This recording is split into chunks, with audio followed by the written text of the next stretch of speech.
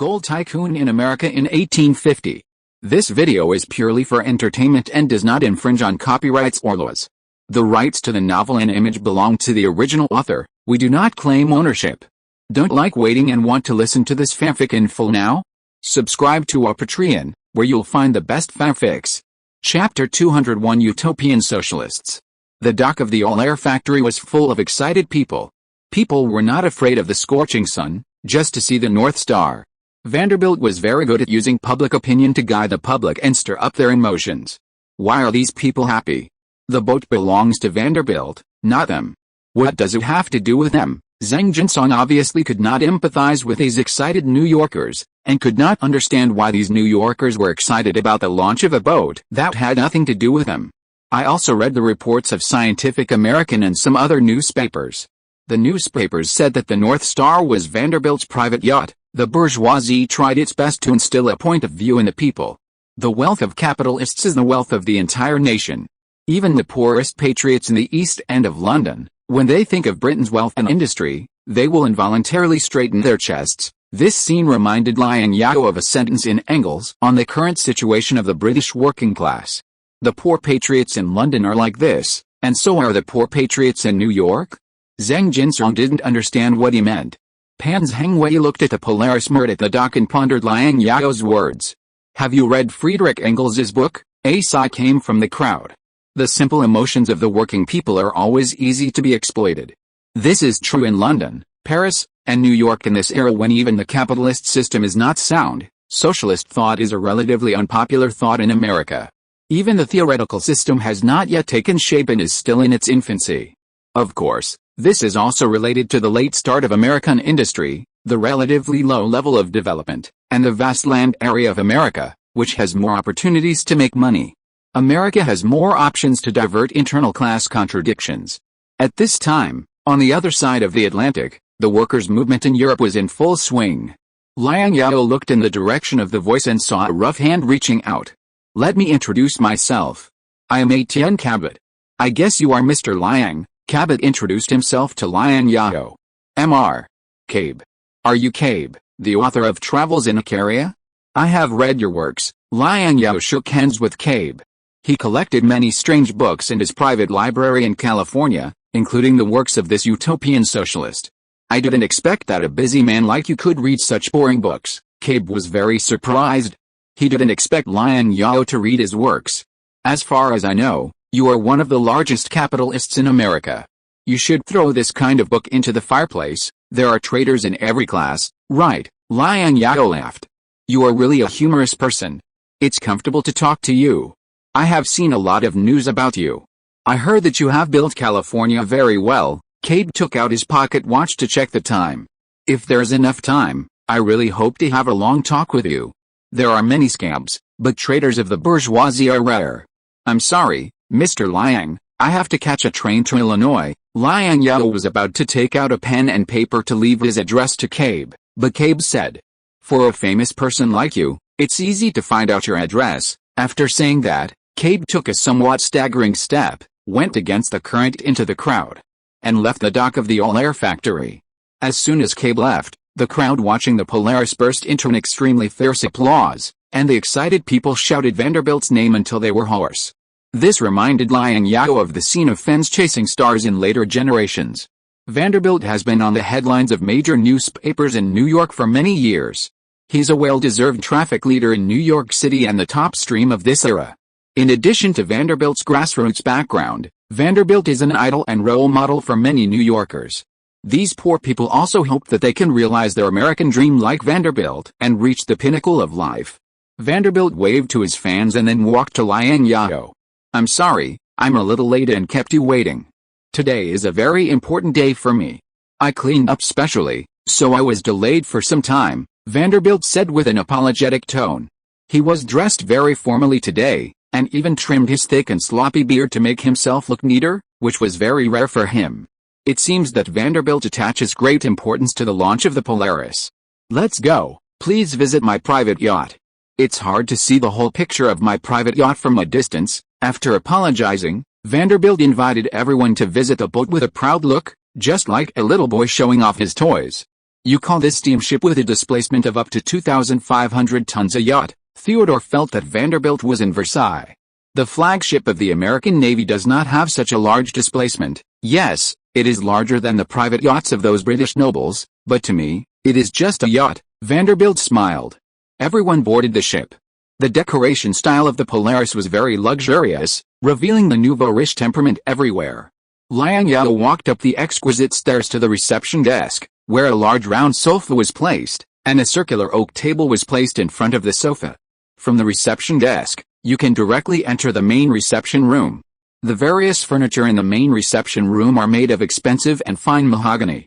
These mahogany furniture are carved with magnificent patterns from the Louis XV period, and the furniture is covered with elegant new velvet with pattern decoration. Connected to the main reception room are 10 first-class cabins, which are used to receive guests. The decoration style of the first-class cabins is also full of luxury. Each room is equipped with large glass doors and lace curtains. Inside is a medieval French armor, painted with shiny white paint on the surface, and the bed is covered with flowing silk curtains. The main colors of each room are different, including green and gold, crimson and gold, orange, etc. Guests can choose the room they want according to their preferences. Further in is the restaurant, where the tabletops are made of smooth marble and Naples granite, and the tables are decorated with exquisite silver and porcelain, inlaid with rubies and gold. The ceiling of the restaurant is painted white, with circular images of Washington, Jefferson, Franklin, Hamilton and others, and decorated with purple, light green and gold cloud patterns. Of course, the most attractive thing is a full-body statue of Vanderbilt. The statue is carved from pure gold. Oh my God, is this a private yacht that costs as much as $500,000? The smell of dollars and gold is everywhere. Vanderbilt exclaimed. Chapter 202 The Power of Industry. $500,000 is just the cost of the ship. The interior decoration is more than $500,000. There are also the crew members on the ship. From the captain to the ordinary crew, the stoker, and the coal carrier, they are all elites carefully selected by me. They are the best steamship crew members in America, Vanderbilt said complacently. My old friend, I remember when the keel of the Polaris was just being laid, you told me that you would take a long vacation when the Polaris was completed, Vanderbilt asked. Are you planning to travel to Europe on the Polaris? Yes, there is such a plan. A large yacht from America, with the American stars and stripes on the ship, and the American crew members and wealthy people on the ship parading in places like the English Channel and the Baltic Sea. It's exciting to think about it. When talking about vacations and travels, Vanderbilt's eyes sparkled, and he was full of expectations for the trip to Europe. It's really exciting, Liang Zhao said. But plans can't keep up with changes. I think you don't have time to go to Europe to show off your wealth before your railway company completes the acquisition and reorganization. As you said, I have postponed my travel plans and temporarily delayed my vacation, Vanderbilt shrugged helplessly. If I didn't want to enter the railway industry, I would have taken the Polaris to London to visit the London World Expo to see the world. I have also heard about the London World Expo. I heard that the British used steel and glass to build a dreamlike crystal palace. This kind of palace only appears in fairy tales.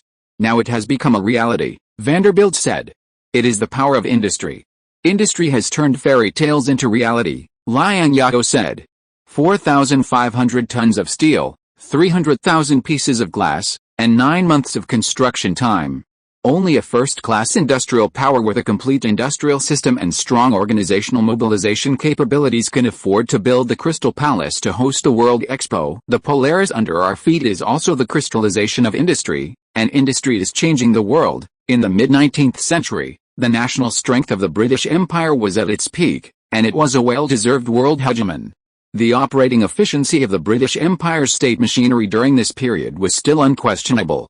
In terms of showing off its muscles and showing national strength to the outside world, not only Britain, but all the rising powers after Britain were very efficient in showing off their national strength. What was the concept of 4,500 tons of steel in the mid-19th century? It was equivalent to the steel production of the United States in half a year in 1850. My old friend, the World Expo has a 23-week exhibition time, and we still have enough time to go to London to participate in the exhibition. The British sent invitations to civilized countries to participate in the World Expo. America also received an invitation from London, which at least shows that the British still recognize that we are a civilized country, Theodore said. It is an indisputable fact that America is a civilized country. It does not need the British to recognize it, Vanderbilt said with his chest puffed out. One day, America will also be able to host the World Expo. Why didn't Britain invite the Qing dynasty to such a grand event? Could it be that the Qing dynasty is still a barbarian country? Zheng Jinsong grumbled in official language with great displeasure and started to complain. The British Empire sent an invitation letter to civilized countries to participate in the World Expo. America received it, but the Qing dynasty did not. In other words, Britain regarded the Qing dynasty as a barbarian country. Zheng Jinsong, who had accepted the idea that the Qing dynasty was the celestial empire and all the four directions were barbarian since he was a child, could never tolerate it. The court avoids dealing with foreigners. Even if Britain sent an invitation letter to the Qing dynasty, would the court be willing to send people? Even if the court was willing to send people, would any ministers be willing to go? Pan Zhengwei threw two questions worth pondering to Zheng Jinsong. Pan Zhengwei was still clear about the concept of 4,500 tons of steel. Steel mills in California work hard every month, but can only produce about 20 tons of steel every month. After seeing how Liang Zhao trained soldiers in California and visiting some factories in New York, Pan Zhengwei's ideas have changed. He no longer believes that the Qing dynasty lost to the British in the war 11 years ago because the man in the Forbidden City sympathized with the people and stopped fighting temporarily, unwilling to continue fighting with the British to avoid wasting money and manpower. This is just a way for the court to save face. The actual situation is that the Qing dynasty really can't beat the British. The 8 banners soldiers that the Qing dynasty is proud of need to be trained from a young age to master the riding and shooting skills and form combat effectiveness. The infantry of the California Infantry Regiment, trained by Liang Zhao in California, only needs a few months to form combat effectiveness. Not to mention the British with a more sound military system. Elvis, who was hired by Liang Zhao, was previously an officer of the British Empire Army. Elvis trained soldiers as efficiently as commodities that can be mass-produced in factories. These cheap infantrymen, if they want to destroy the well-trained 8 banners soldiers, all they need to do is pull the trigger of the rifle and shoot a bullet worth less than 2 cents from the barrel. The range and accuracy of the Qing dynasty's bows and matchlocks are far inferior to the new rifles, and the gap is even greater as for artillery. What's more, the 8 banners soldiers of the Qing dynasty have long been rotten, and the Green Camp is also rotten. The Qing dynasty is no longer a question of whether it is willing to fight with Britain, but that it really can't beat them. They have more steel, stronger ships, sharper guns, more professional officers, and more professional soldiers. What can they use to fight them? If this continues, the Qing dynasty will sooner or later become a fish on the chopping board of the European powers or even the United States. Whether he invites the Qing dynasty or not is different from whether the Qing dynasty is willing to send people, Zheng Jinsong argued. I will write to the senior officials in the court to inform them of what I have seen and heard in the United States. Pan Zhengwei ignored Zheng Jinsong's defense and said unwillingly. It's useless. You can never wake up a person who pretends to be asleep. If the Qing dynasty wanted to wake up, it would have woken up more than 50 years ago, and there was no need to wait until today, Liang Zhao said. He knew very well what kind of character the Qing dynasty was, which was remnant inside and tolerant outside. My old friend, the journey to Europe can only be put on hold for the time being, but we can take a short trip that we can go on at any time, such as from New York to Baltimore. We can also take this opportunity to test the navigation ability of the Polaris and the level of the crew, Jeremiah suggested. This is a good idea. The Polaris had sufficient fuel and supplies, and Vanderbilt readily agreed and ordered the crew to sound the whistle and set off. Liang Zhao walked out of the cabin and came to the deck. The dock was still full of excited people waving at the Polaris, but Liang Zhao was not interested in these. His attention was focused on the power system of the Polaris. Vanderbilt transferred all his shipbuilding technology and shipyard to him. He wanted to know what level of shipbuilding technology Vanderbilt had mastered. The power system of the Polaris is 2 huge walking beam steam engines, whose piston stroke is as long as 3 meters, and there are 4 huge boilers, each of which is 3 meters in diameter. The 2 huge walking beam steam engines provide strong power for the paddle wheels on both sides. In the era when steamships were not yet popular, the Polaris was undoubtedly very advanced, at least in America, and there was no opponent who could compete with the Polaris. But looking at the world, the Polaris can only be said to be one of the best in terms of luxury, and some of the technologies used on the ship are actually not the most advanced. For example, the two huge paddle wheels on the harbor. Compared with paddle steamers, Liang Zhao prefers dark steamers, that is, steamships driven by propellers. History has proved that dark steamers are the direction of future ships, especially large ships. He doesn't want to fight to the death in the direction of paddle steamers and go all the way. Mr. Jeremiah, I heard that you and Vanderbilt designed and built a Polaris together. Vanderbilt was in high spirits, and Liang Zhao didn't want to upset Vanderbilt by mentioning the technical problems of the Polaris in front of him. Jeremiah is one of the top shipbuilding experts in the United States, and he is deeply involved in shipbuilding technology. Every profession has its own expertise. Jeremiah may not be as skilled as Vanderbilt in sailing, but he is more knowledgeable than Vanderbilt in shipbuilding. Asking Jeremiah would be more effective than asking Vanderbilt, who is now a little bit arrogant. Yes, Mr. Liang, do you have any questions? Jeremiah asked, holding a bottle of rum in his hand and taking a sip. How much do you know about propeller ships, that is, dark steamships? Liang Zhao asked Jeremiah. If you're listening to this novel on a channel other than Fanfic World, it means they downloaded and uploaded it without effort. We cordially invite you to visit our channel, Mundo Fanfic Novelis. There you'll find the original version of this story and you can explore many other novels of various genres. We're waiting for you to immerse yourself in a world of incredible novels. Chapter 203 Paddle Steamers and Hidden Steamers.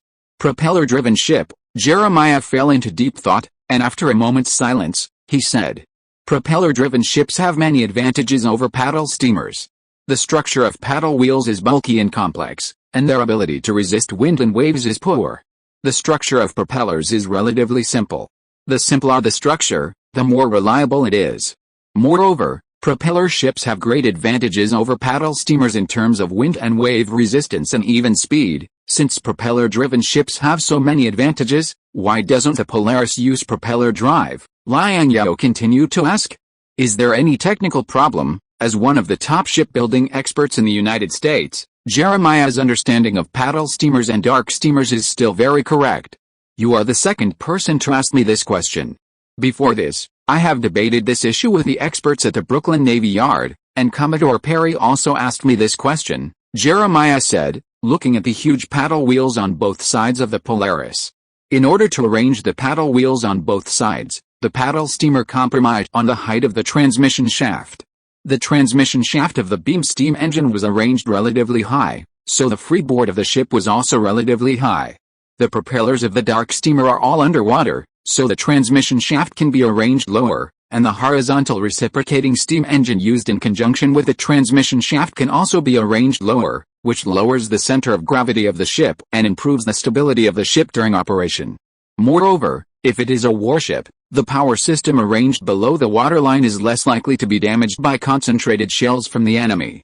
Commodore Perry saw that the freeboard of the dark steamer is lower than that of the paddle wheel, and the propeller hidden underwater is safer than the huge paddle wheel exposed on the water surface. Without the paddle wheels on both sides, a few more guns can be installed to improve the firepower of the warship. Of course, the dark steamer is also more maneuverable and is more suitable for warships than paddle steamers. Liang Zhao, a member of the U.S. Navy, has learned about this in detail. Under the leadership of Perry and the strategically minded officials of the Navy Department, the steamization rate of the U.S. Navy has greatly improved.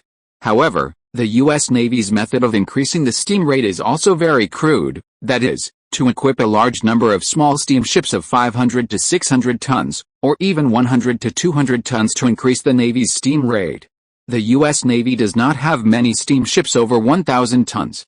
Therefore, although the U.S. Navy's steam rate has increased, the data on paper is very good, but in fact, the U.S.'s ocean-going combat capability has not been greatly improved. Large ships still rely on sailing battleships to support the scene, and even the sails of steamships have not been cancelled. Sail is still retained on steam battleships as a backup plan. In fact, there is nothing to criticize about this. Early steamships were not stable. Even the steam battleships of the British Royal Navy retained sails as an alternative power source to avoid the battleships being unable to move on the water after the power system was damaged and becoming a live target for the enemy. This is true for warships, and even more so for civilian ships. Many steamships that Liang Zhao saw in New York Harbor also retain sails to drive the power mode of steam power and sail power hybrid power. However, Among the merchant ships of various countries traveling in New York Harbor, many of the merchant ships flying the British Union Jack have cancelled their sails and completely adopted steam power to drive the ships, including some hidden steamships. This also indirectly shows that the British steam engine technology and level are quite mature, and they are very confident in their steam engines. Is the problem with the steam engine? Liang Zhao guessed the reason. Yes, Jeremiah nodded and said. I have tried to build a small dark steamship. Although I have made some breakthroughs, there are still many problems that have not been solved. For example, my horizontal reciprocating engine is not powerful enough and can only drive a small boat of 200 or 300 tons.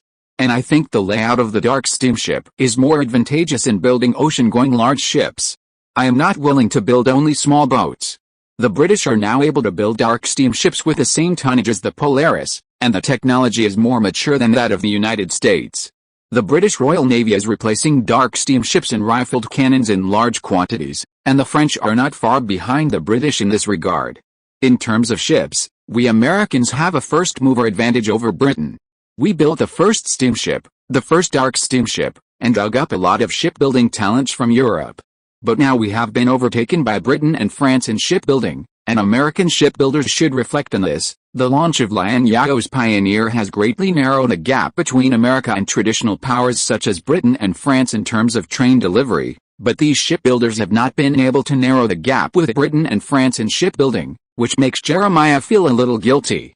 According to my understanding, to build an advanced dark steamship, not only do we need to solve the problem of insufficient steam engine power, but also the production of ship propellers is a technology. For example, the pitch, rotation angle, and materials of the propeller are all very sophisticated issues. Liang Zhao thought for a while and said, It seems that you have done your homework before asking me these questions.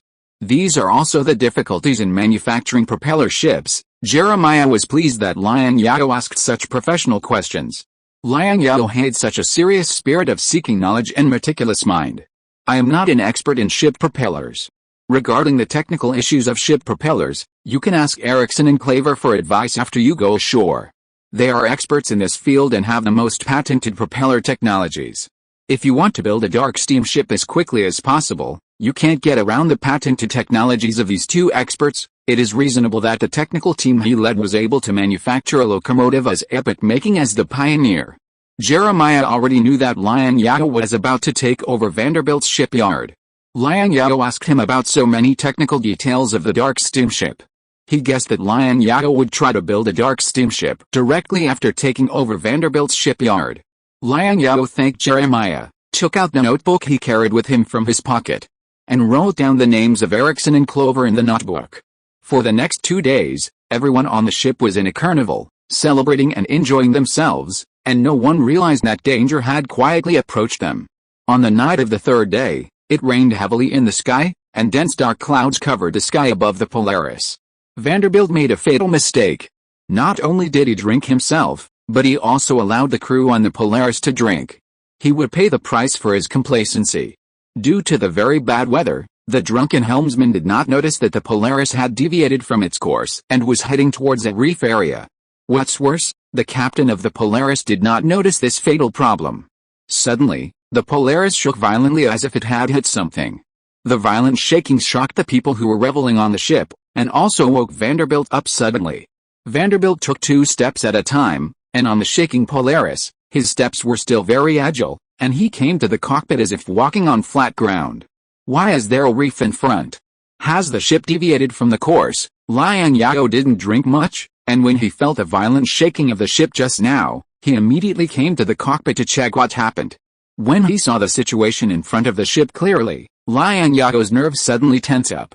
In the waters in front of the Polaris, under the turbulent waves, hideous reefs were exposed. This was just the reefs that could be seen by the naked eye. God knows how many reefs could not be seen under the water.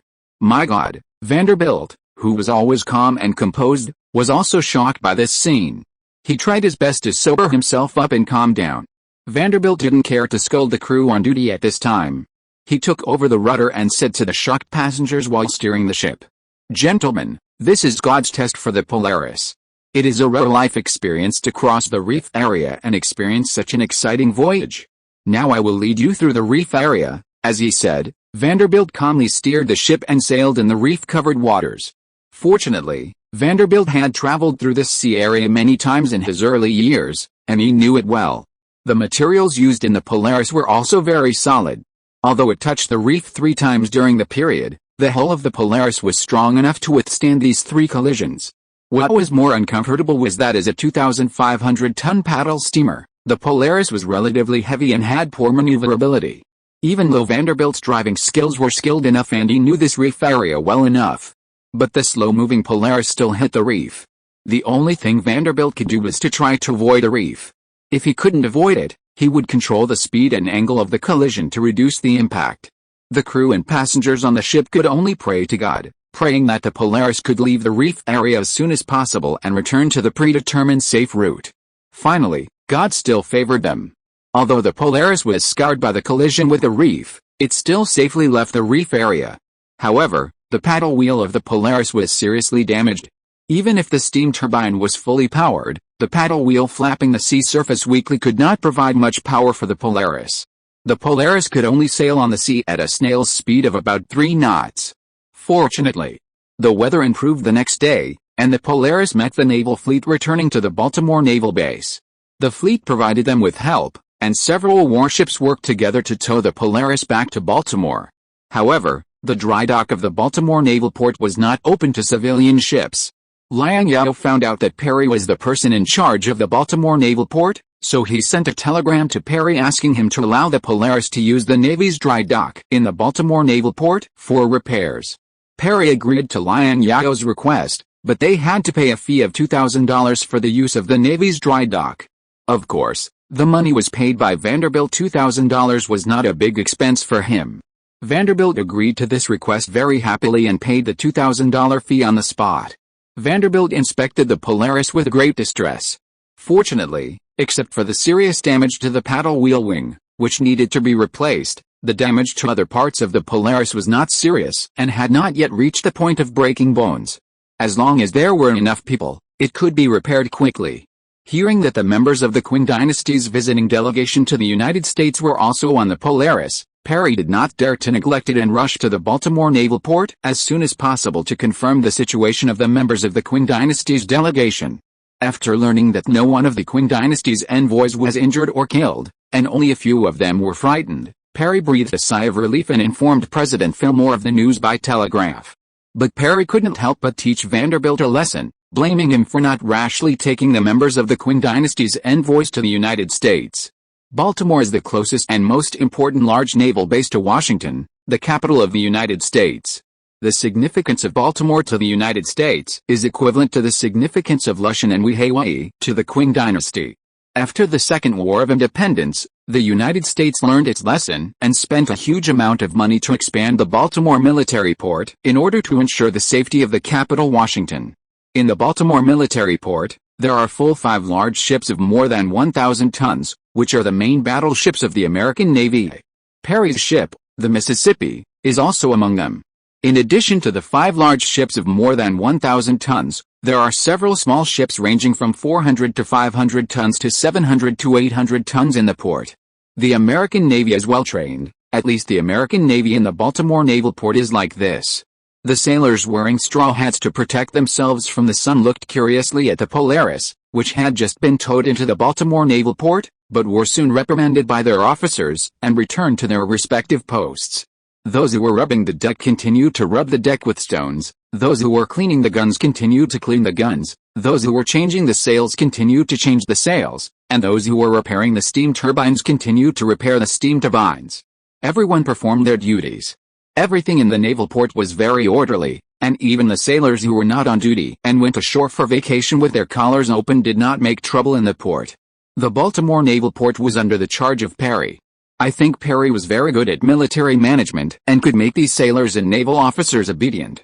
At this time, the American Navy had not yet expanded. Although it was small in scale, it was excellent and all were professional soldiers. These American Navy soldiers and officers in the Baltimore Naval Port must be the essence of the American Navy. Due to the small size and small number of Navy personnel, the uniforms of the American Navy before the Civil War were still very exquisite. Even ordinary soldiers could wear well-made dark blue sailor suits and beautiful dark blue pants, and wear a pair of leather shoes. The uniforms of naval officers above the rank of petty officer were the same as those of ordinary sailors, except that there were golden piping at the seams of the trousers. The thicker the piping, the higher the rank. This was just their casual clothes. Liang Zhao heard that ordinary naval officers all wore expensive tailcoats as their military uniforms. This alone was enough to make his colleagues in the army envious. Chapter 204 Perry and the Early Four. Perry was very interested in Vanderbilt's Polaris. Perry had worked at the Brooklyn Navy Yard in New York in his early years, serving as the director of the shipyard and the factory manager. He designed and built the first steamship of the U.S. Navy, the Fulton.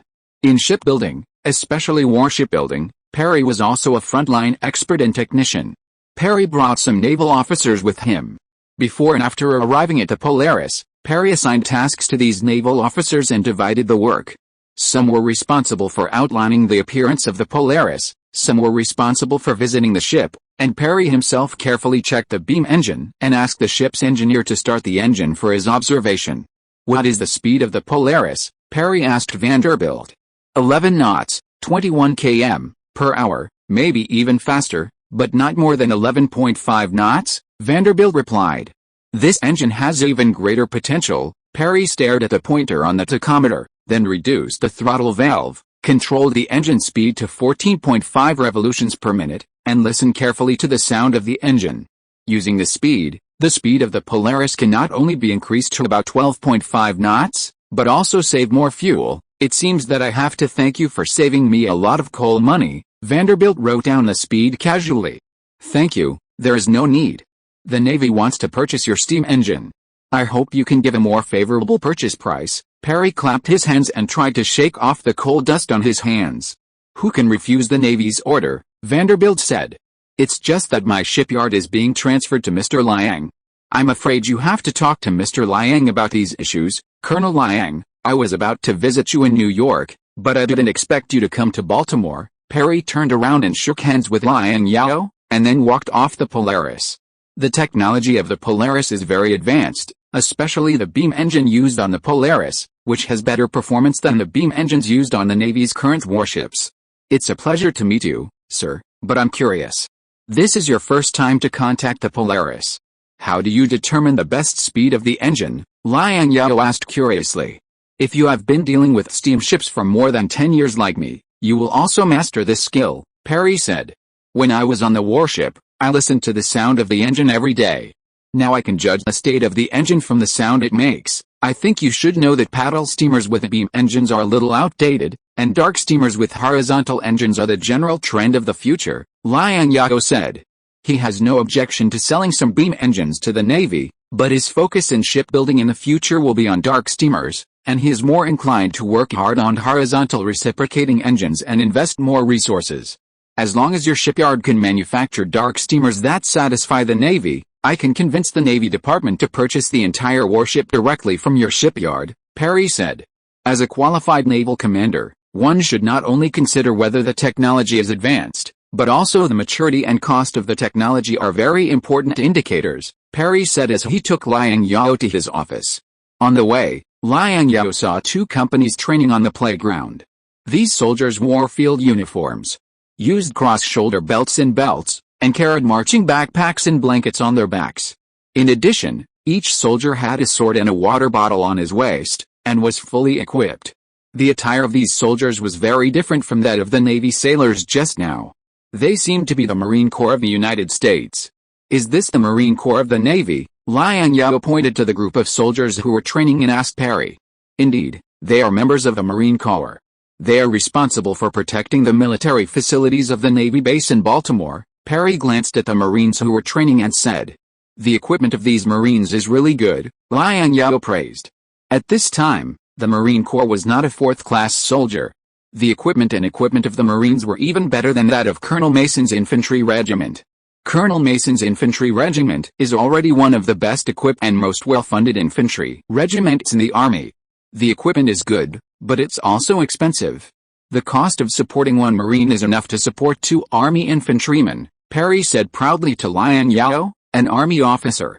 The relationship between the Army and Navy in the United States is not harmonious. The Navy thinks it is superior to the Army, and even a far-sighted Navy general like Perry is not immune to this. It's cheap, Liang Zhao sighed from the bottom of his heart. The salary of an ordinary Army soldier is $8 per month. Counting the loss of equipment, the cost of supporting a Marine will never exceed $20. Compared with the expensive salary of the California Infantry Regiment, the cost of supporting a Marine is already very cheap in Liang Zhao's eyes. He dares to support a brigade of such a good and cheap elite. Not everyone is as rich as you, Perry said with a frown, and Liang Zhao's reaction left him speechless. Arriving at Perry's office, Perry asked his adjutant to leave the office and close the door. Then, Perry showed Liang Zhao his map. Although Liang Zhao's plan for the expedition to Japan had not been completed and had not yet been submitted to Fillmore, he knew that the expedition to Japan was a done deal.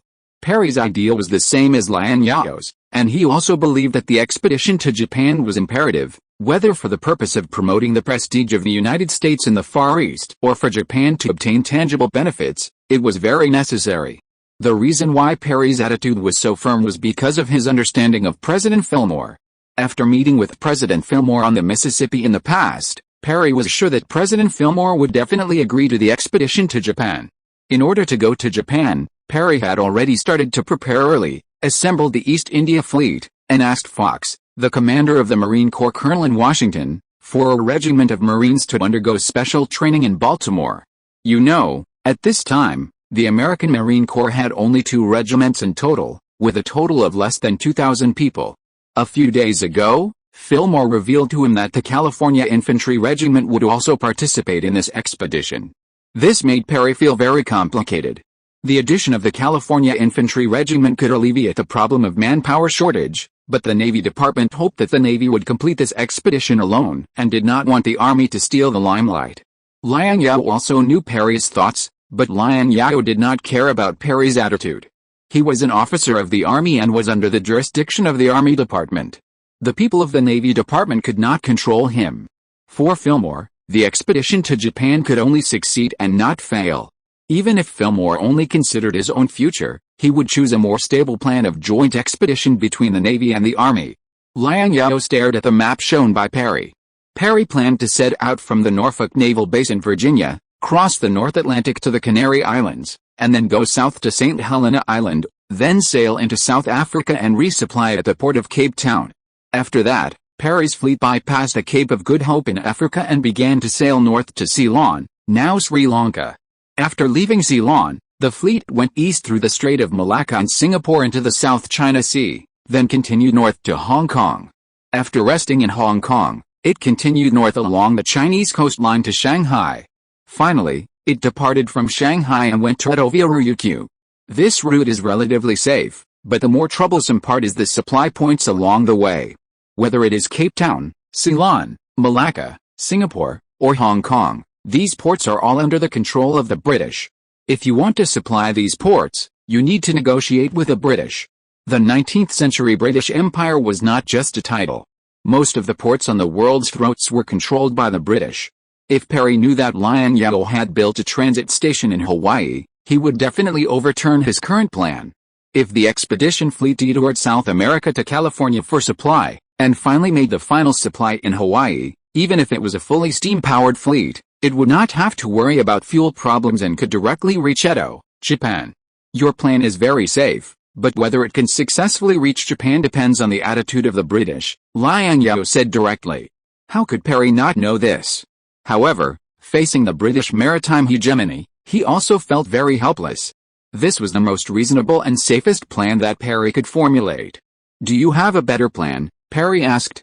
Yes, the port facilities in San Francisco are already very complete. Our fleet can be repaired and resupplied in San Francisco, and then cross the Pacific Ocean to Edo, Japan, Liang Zhao said in a resounding voice. Cross the Pacific Ocean? Perry shook his head, thinking that Liang Zhao was still an outsider and didn't know much about the Navy. The carrying capacity of warships is very limited. Supplies and ammunition have already occupied a large part of the space. Finally, the space available for storing coal is very limited. This coal is not enough for our fleet to cross the Pacific Ocean. What if we refill the coal in Hawaii? Liang Zhao stared at Perry and said. Perry's eyes lit up, and then he measured the distance from Hawaii to Edo, and came to a conclusion after a simple calculation. If we can replenish coal in Hawaii, it will be more than enough to reach Edo. Have you built a supply station in Hawaii? Yes, the port of Hawaii can now be used by the U.S. Navy, and the global shipping company will also send cargo ships to serve as supply ships for the naval fleet, providing special logistical support for the naval fleet. The fleet of the global shipping company often travels across the Pacific Ocean to the Far East, and can provide navigation assistance for the Navy's expeditionary fleet. The port and warehouse that Liang Zhao spent a lot of effort to repair in Hawaii are finally put to use. The reason why he was able to enter Hawaii is thanks to the French Navy's invasion of Hawaii last year. If it weren't for the French high-level officials' impatience in sending the Navy to rashly invade Hawaii, causing dissatisfaction among the British, he would hardly have the opportunity to get involved in Hawaii. Great, Perry clapped his hands and exclaimed, if we have Hawaii as a transit point to provide supplies, our expedition will not have to rely on the British at all, and the voyage will be shorter. But how do we get back? After all, America has no ports or supply points to replenish coal in the Far East. As long as we force the Japanese to sign a treaty, there will be a supply port. As for coal, I will have people purchase enough coal from Hong Kong in advance and ship it to Japan, Liang Zhao said. Liang Zhao was not worried about the coal problem on the return trip. The ships used by Global Shipping Company were also steamships, which also burned coal. He had a special coal warehouse in Guangzhou port, storing coal purchased from Hong Kong for Global Shipping Company. Even if the British did not sell him coal, he would not panic, because there was a ready-made coal mine in the Baiyun area of Guangzhou. Now I finally understand why the president said that you would be my best partner for the expedition to Japan. You consider things more carefully than I do, Perry sighed. Now he has completely changed his original attitude and believes that Liang Zhao is an indispensable member of the military operation to the expedition to Japan. It will take some time for the fleet to go around South America and reach California. I hope your fleet can set off for California in advance to save more time. The port of San Francisco is large enough and has enough docks for the Navy's warships to dock, Liang Zhao said to Perry. I will get the approval of the Navy Department as soon as possible, Perry nodded and said. In the New York telegraph office, amid the noisy noise of the telegraph room, Charlie was concentrating on sending and receiving telegrams. Charlie was serious and meticulous in his work, and he was conscientious, no different from ordinary telegraph operators in the telegraph room. No one would have thought that this small clerk in the telegraph office was the Wall Street robber that the entire New York citizens were looking for. It is rumored that the Wall Street robber who harvested nearly $2 million in Wall Street in 1 year. Just a year ago, Charlie had another name, Little Brannan. That is, the younger brother of Sam Brannan, the first millionaire in the West. After coming to New York, due to the crimes committed by his brother in California, Little Brannan had to take his nephew to hide his identity, changed his name to Charlie, and settled in New York. Charlie did not choose to squander the property left by his brother, but looked for opportunities to make a comeback in New York. Charlie's business sense was no worse than his brother Brannan's, and soon Charlie found new business opportunities in New York. Telegraph. Before the advent of the telegraph, the New York Stock Exchange used a very traditional way to convey market information to the outside world. If traders on Wall Street wanted to convey trading information to Philadelphia, the fastest way was for traders to use flags to convey trading information to the other side of the Hudson River. The staff responsible for receiving information on the other side quickly added the information conveyed by the traders and rode non-stop to Philadelphia 100 miles away. The fastest Philadelphia received trading information from Wall Street was the next day. But in the financial market, the price of stocks changes rapidly. Not to mention a day, even an hour, even a minute, or a second, the price difference is enough to cause stockholders to suffer huge losses. Therefore, before the advent of the telegraph, riders with many fast horses were very popular on Wall Street. These riders shuttled between New York and surrounding major cities, racing against time while also racing against wealth. It was not until the advent of the telegraph that these riders responsible for delivering transaction information finally became unemployed and were replaced by telegraph operators in the telegraph room. Chapter 205 Golden Storm. Information. Reliable information is the most valuable thing on Wall Street. That's why Charlie chose to be a telegraph operator at the telegraph office with a monthly salary of only $12. Charlie went to work not for the meager salary of $12, but to obtain first-hand valuable information. Over the past year, Charlie worked during the day and carefully recorded the Daily Telegraph information. Charlie was not idle at night, but carefully analyzed the information collected during the day under the oil lamp, and used it as a basis to judge the trend of Wall Street stocks and futures.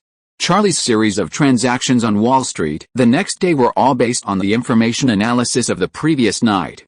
Of course, Charlie hid his identity very well, and the whole of New York knew about his existence, but so far, no one has guessed his true identity. In the inherent impression of the general public, most of the millionaires in New York live a luxurious life of luxury and dissipation, and would never associate an ordinary telegraph operator with the identity of a millionaire and a Wall Street robber.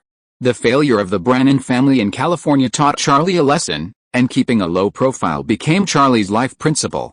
Charlie did not forget his brother's hatred, but he knew very well that with his current strength, he could not shake the powerful opponent at all.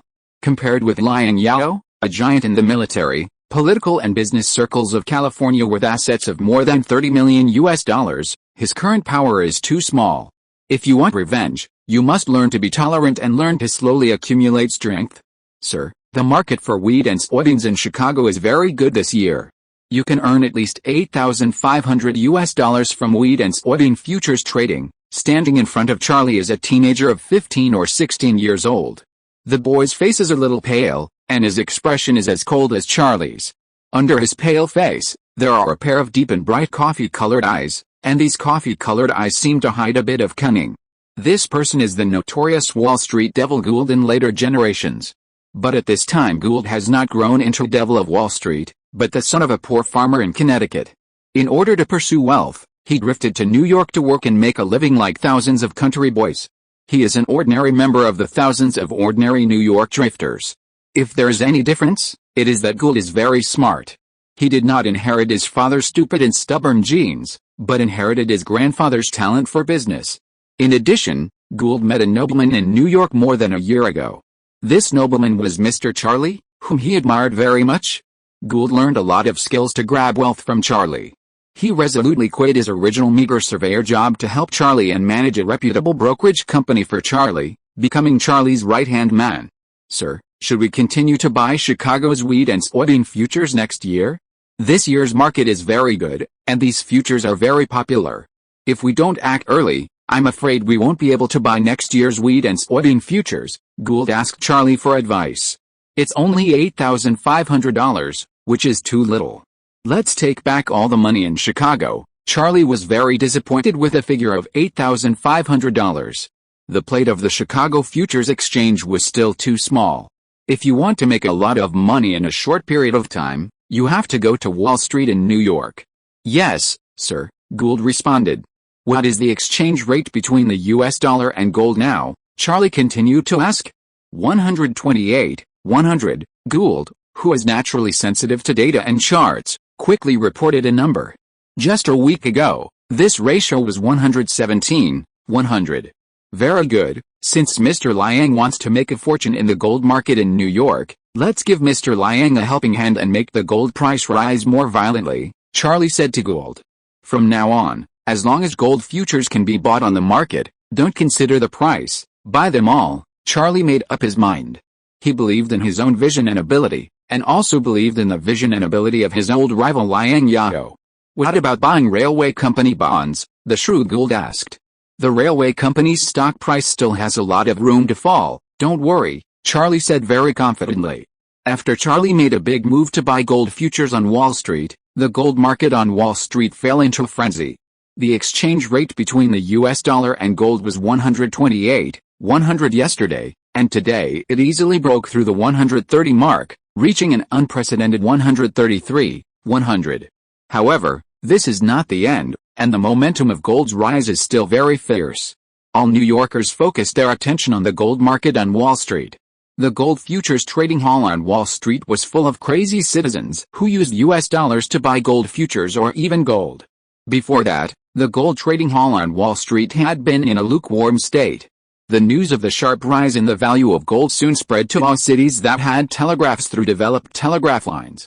People in all cities that received the news, including New York, Philadelphia, Boston, Washington, and even Chicago, were frantically buying gold futures and gold, eager to spend the rapidly depreciating US dollars in their hands. The fluctuations in the exchange rate between the US dollar and gold soon alarmed Cowen. In fact, when the exchange rate between the US dollar and gold broke through 125.100, Cowen felt something was wrong and began to pay attention to the gold market in New York. However, the cabinet was busy following the president and the Qing dynasty's visiting delegation to the United States, and Cowen believed that the exchange rate of 125.100 was within the normal market fluctuation range, so Cowen did not pay much attention. Now the latest exchange rate between the US dollar and gold has reached an astonishing 138.100, and the momentum of gold's rising value is still very strong. It is estimated that it will break the 140.100 mark in a short time. Obviously, someone is manipulating the gold market in New York behind the scenes.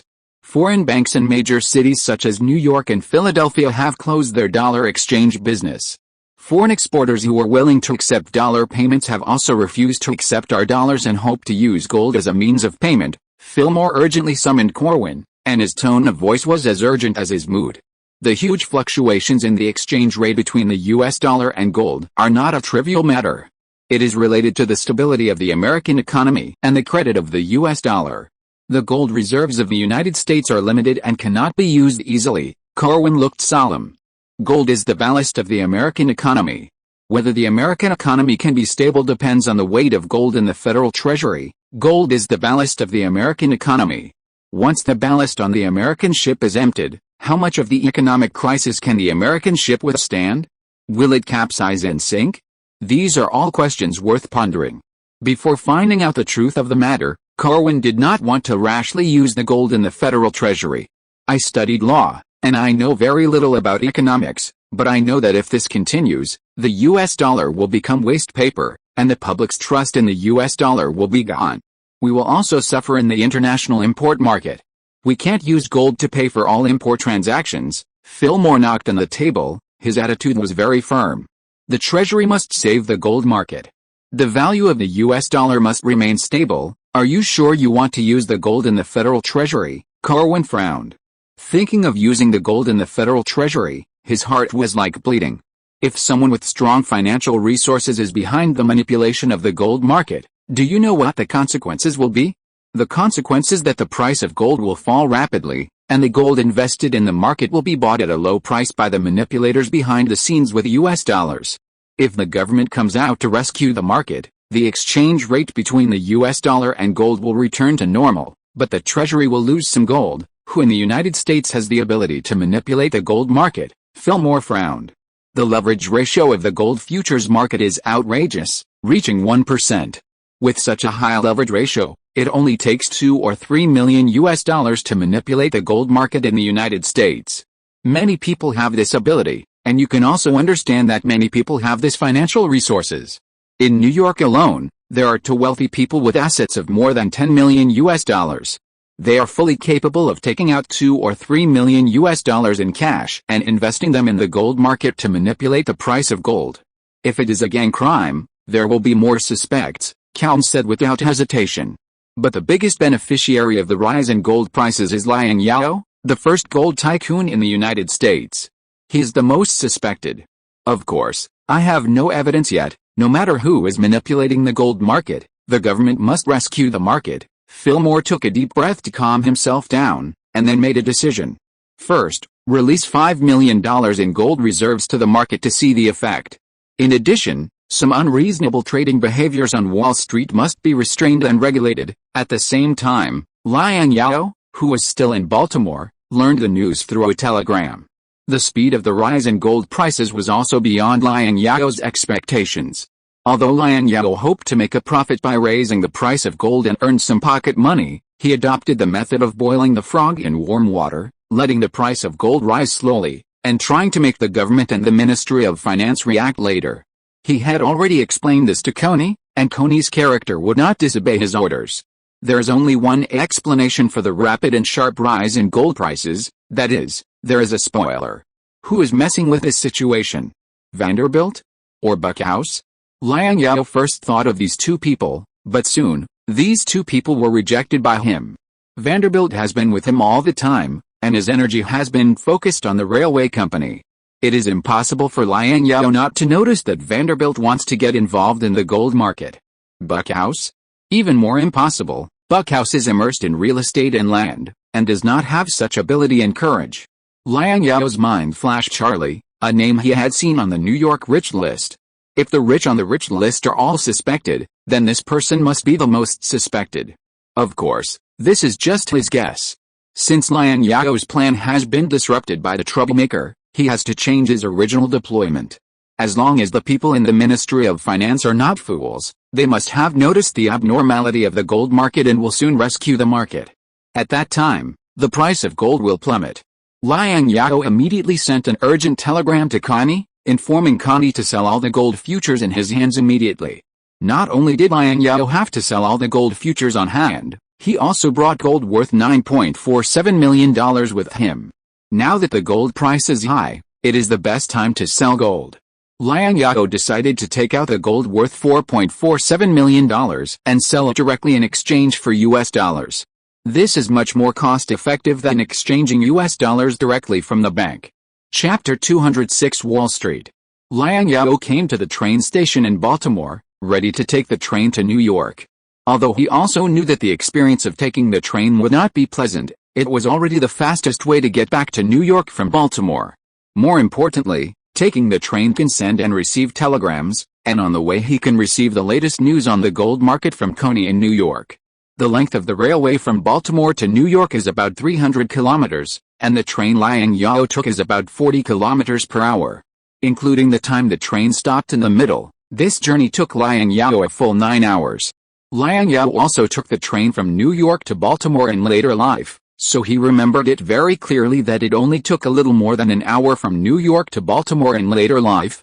Liang Zhao felt that it took 9 hours to travel 300 kilometers very slowly, but Pan Zhangwei, Wu Yuanhe and others already felt it was very fast.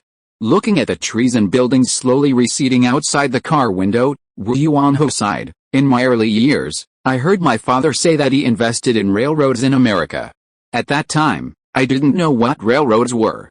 After I arrived in America, I really knew what railroads were." Pan Zhangwei also sighed, "It's like leaving in the morning and arriving in the evening.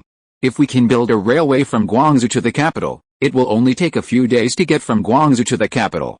It will be of great benefit to the country, the people, the military and business." Wu Yuanhe thought this idea was impractical. Where does the Qin dynasty get so much money and iron to build railways?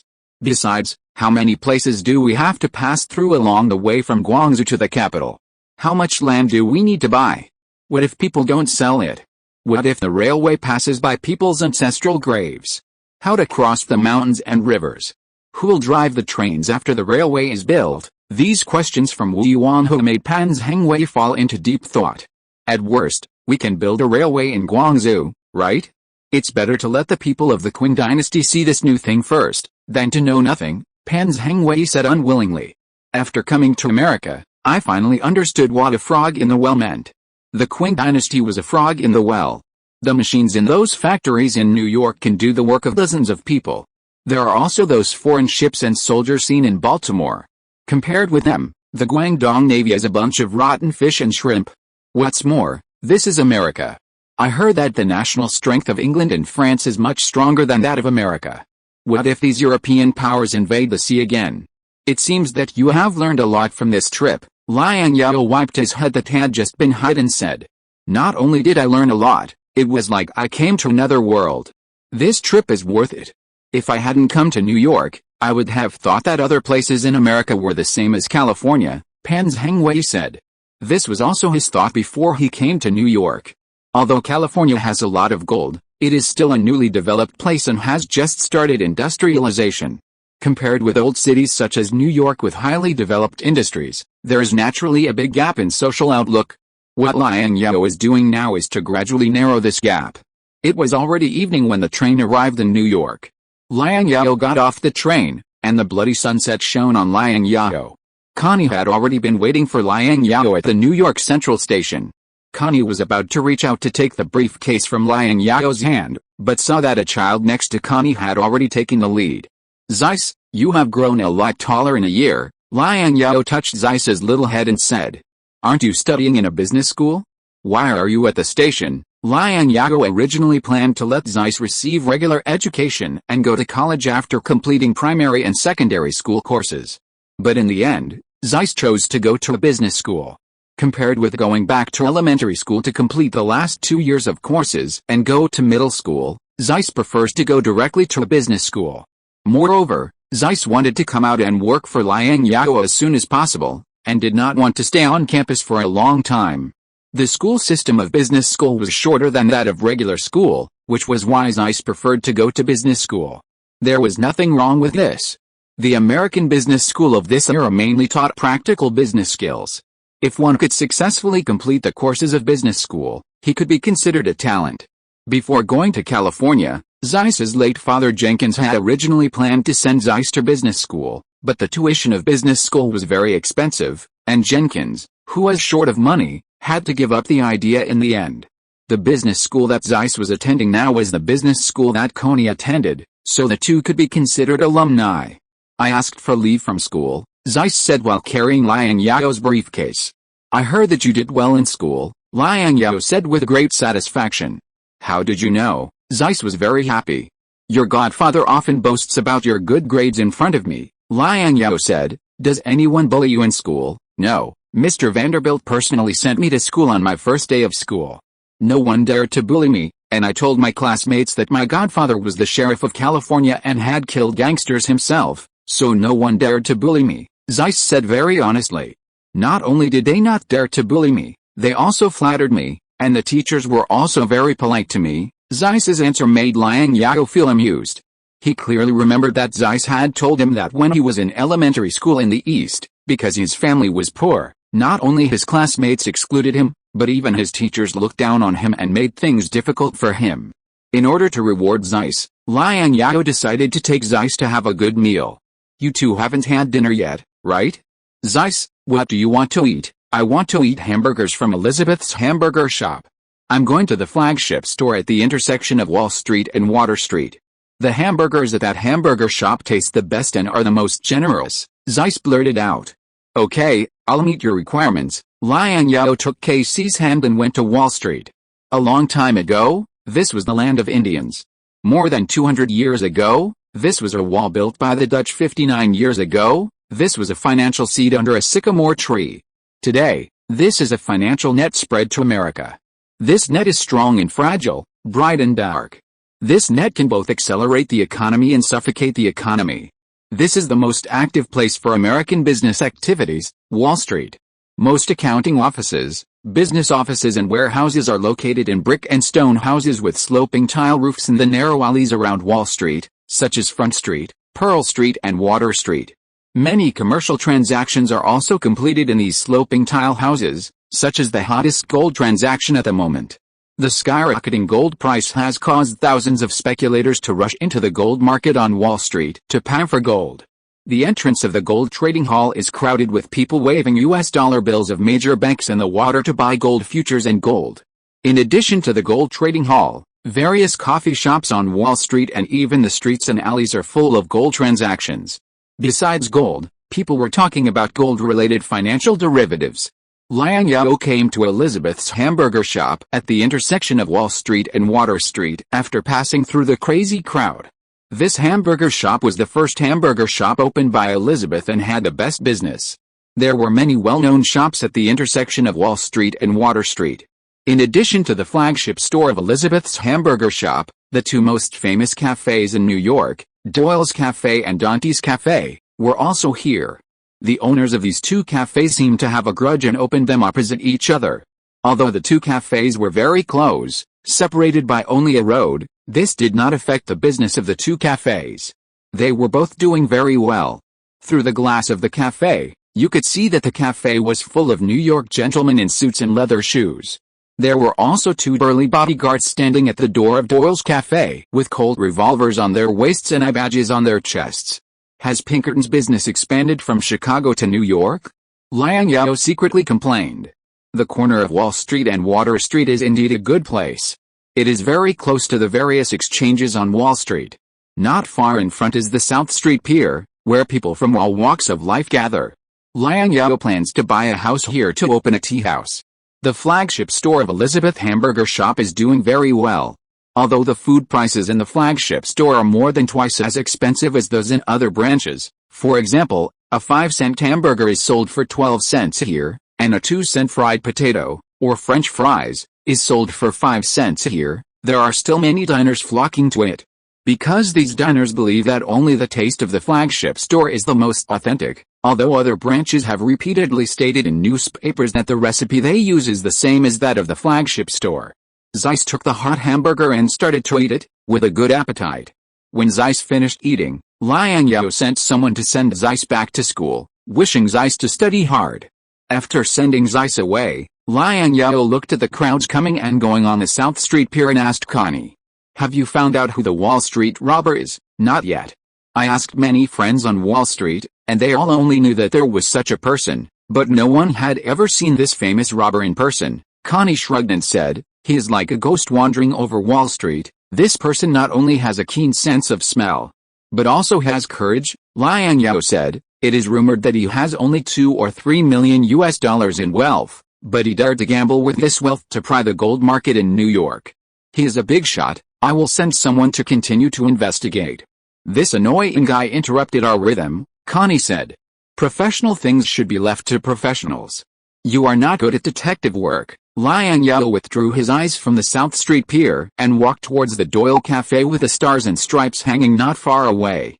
"Are you talking about the two detectives?" Connie asked. "Not them. They are just minions, not qualified for this task.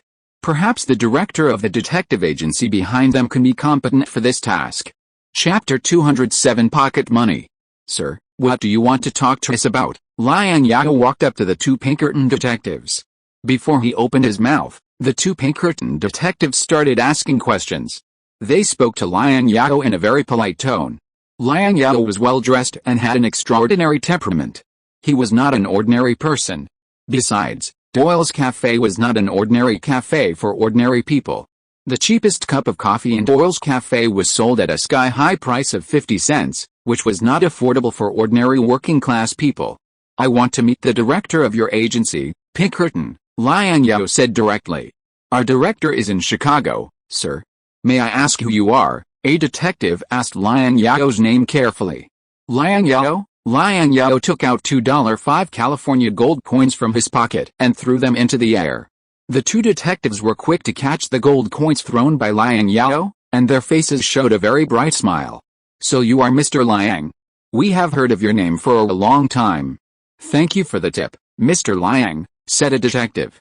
"It is an honor for the Pinkerton Detective Agency to serve such a distinguished person as Mr. Liang.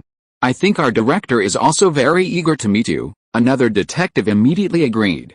"Very good, I will meet Pinkerton within a week," Liang Zhao said.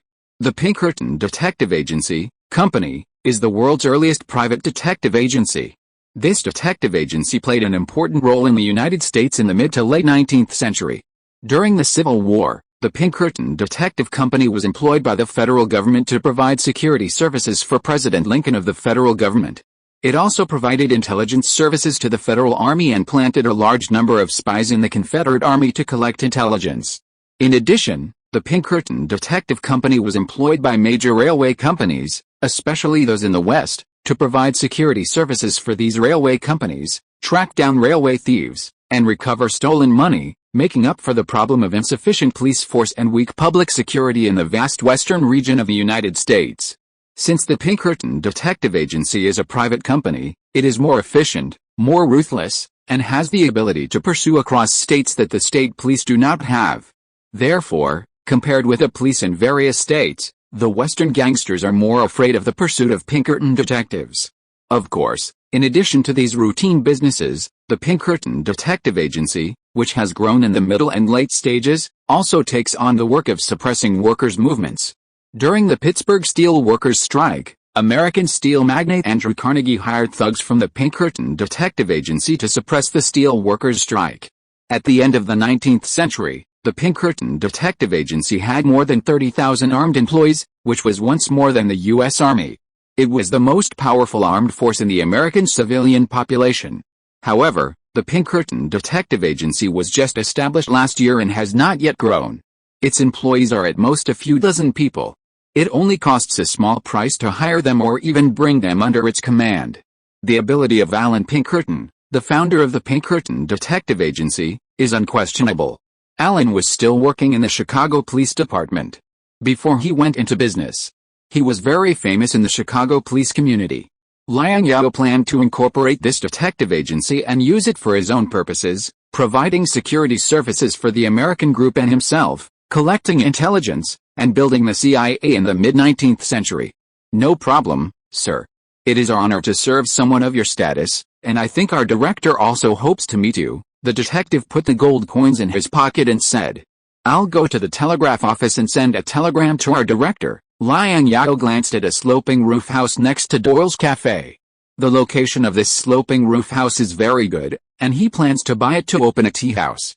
Liang Zhao pointed to the sloping roof house next to it and asked the detective who is still on duty, "Who is the owner of this house?" "The owner of this house is Mr. Doyle, the owner of Doyle's cafe," the detective replied.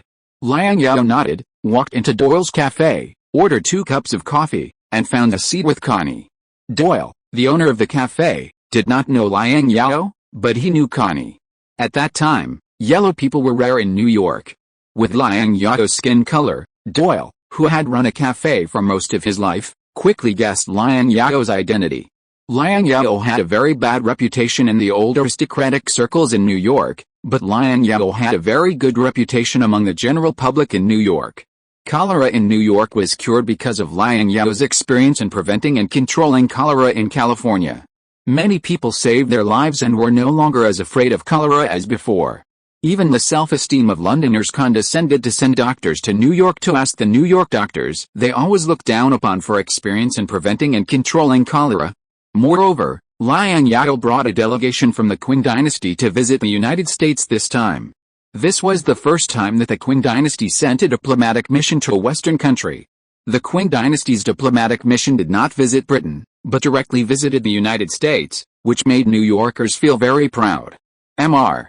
Liang, here are your coffee and sugar cubes. Doyle personally served Liang Zhao a cup of coffee and asked Liang Zhao, "Mr. Liang, you are an expert in gold. I want to hear your opinion on the hot gold trading market on Wall Street. I come from a stinky mining background. How can I be an expert?" Liang Zhao threw the sugar cubes into the hot coffee and picked up a small silver spoon to stir the coffee.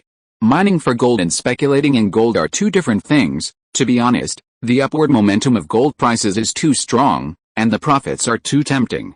I have also bought a lot of gold futures in the past few days, but I always feel uneasy in my heart. Doyle told the truth. "That's right, I feel uneasy." Liang Zhao smiled. "Have you ever played with soap bubbles? My father made a bubble-blowing toy for me when I was a child." Doyle didn't understand what he meant, but what is the relationship between gold trading and soap bubbles? Of course there is a relationship.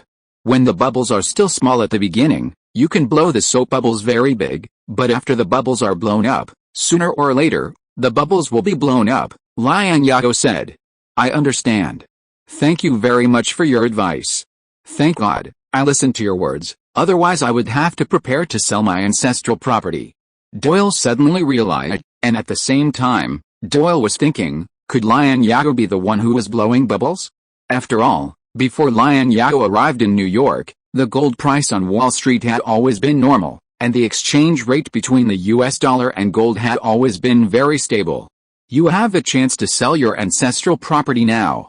I want to buy the house next to Doyle's cafe," Liang Zhao said. "You want to buy my house? If you want to buy that house, I will sell it to you for $1,500. You should know that the location here is very good. Houses on Wall Street are all priced but not sold. You may not be able to buy them even if you have money." Doyle thought about it and gave a price.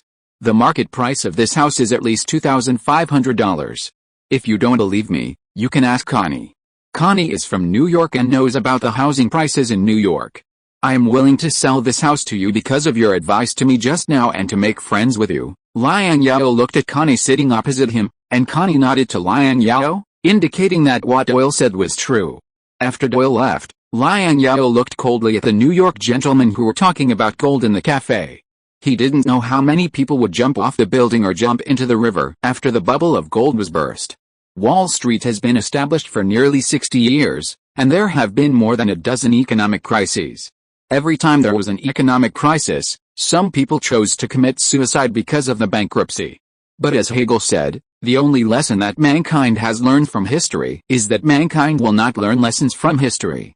When the next new explosion point comes, there will still be a steady stream of speculators who will invest all their wealth in the gambling game on Wall Street.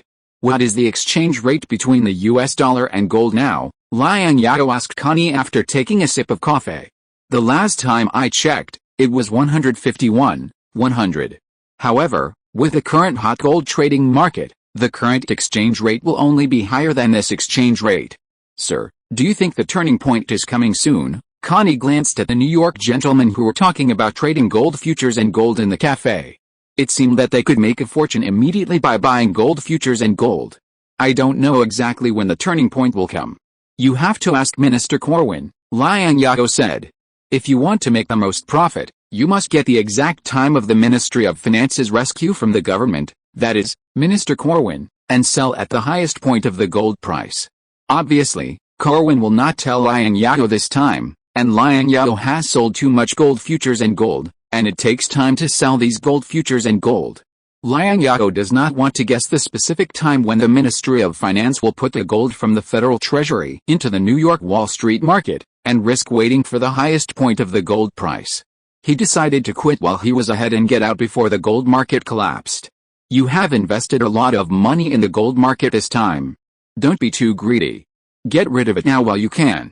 The Ministry of Finance will not sit idly by and watch the large-scale compilation of the US dollar. My trading follows your pace, Connie said with a relaxed look.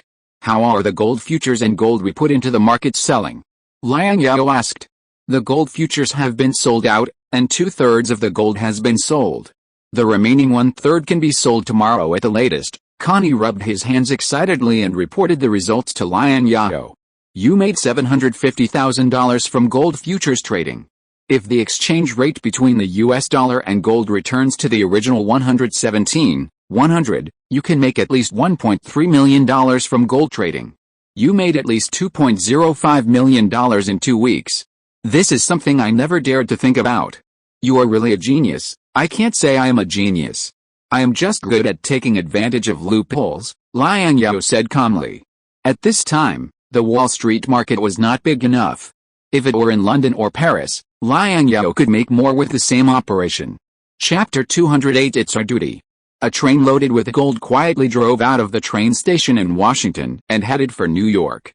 This special train not only had officials from the Treasury Department, but also half a regiment of Marines. Fillmore attached great importance to this batch of gold.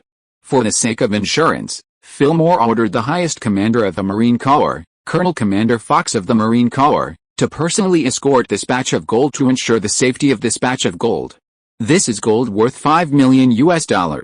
This is still calculated based on the exchange rate of 117.100. According to the current exchange rate, the actual value of this gold has exceeded $6.5 million.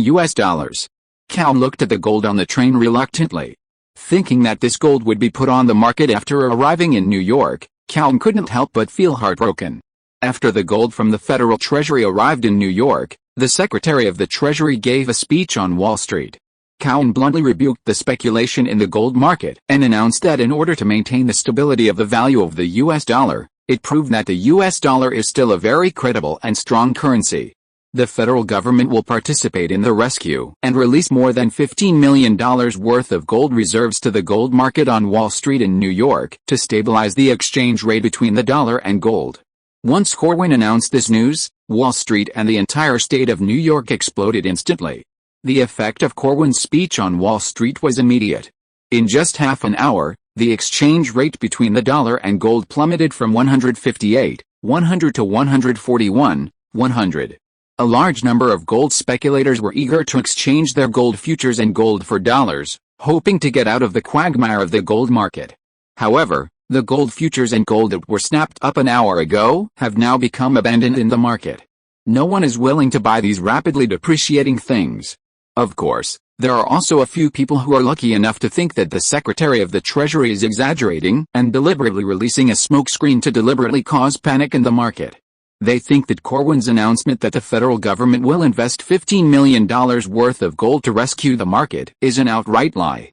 After all, so far, no one has seen the gold released by the government into the market. Soon, these speculators regretted their decision, because the Marines from Washington were fully armed and escorted carts of gold through the city and entered the gold exchange on Wall Street in New York. Along with the gold, officials from the Ministry of Finance also entered the gold exchange. Speculators flocked to the trading hall of the gold exchange to trade. Looking at this scene, Corwin, who seemed calm on the surface, was actually panicking inside, because the gold invested by the government to rescue the market was only worth $5 million, not the $15 million he promised in his speech. If this gold is not enough, the Ministry of Finance will continue to move gold from the federal vault to rescue the market. Mr. Corwin. Liang Zhao walked to Corwin with a smile and said to Corwin, "In order to ease the government's rescue pressure, Bank of America will take out gold worth $1 million to participate in the government's rescue activities.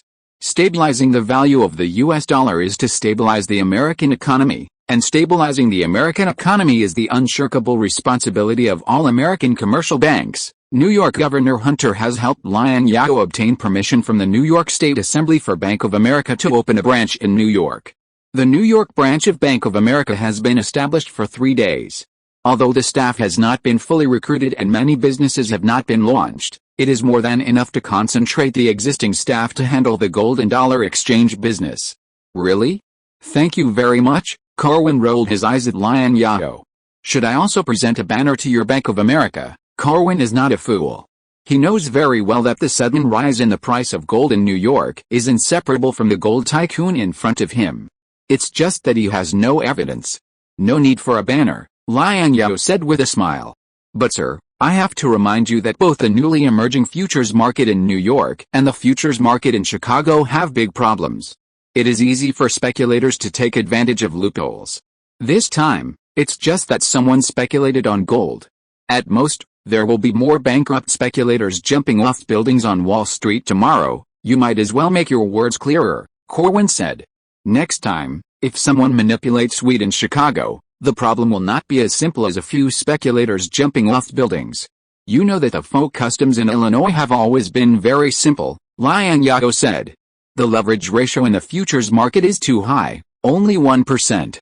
The threshold for speculation is very low, so it is inevitable that some speculators are willing to take risks. Liang Zhao wanted to say that they were illegal speculators, but then he thought that there were no laws and regulations in the United States to regulate the new thing of futures. The malicious speculation in futures could not be said to be illegal, but at most it was immoral. And the restraint of morality on people is far less than that of law. The leverage ratio in the futures market does need to be controlled, but too low a leverage ratio will also reduce the utilization rate of funds and make the futures market lose its vitality, Calvin asked Liang Zhao after thinking carefully. What do you think is the appropriate leverage ratio? You are the Secretary of the Treasury. I think you are better at this than me. Liang Zhao thought for a while and said, if it is the futures trading market in California, I would suggest that the state legislature legislate to control the maximum leverage ratio to more than 5%. Cal nodded thoughtfully, then sent away the secretary beside him, spread his palm, and asked Liang Zhao in a low voice.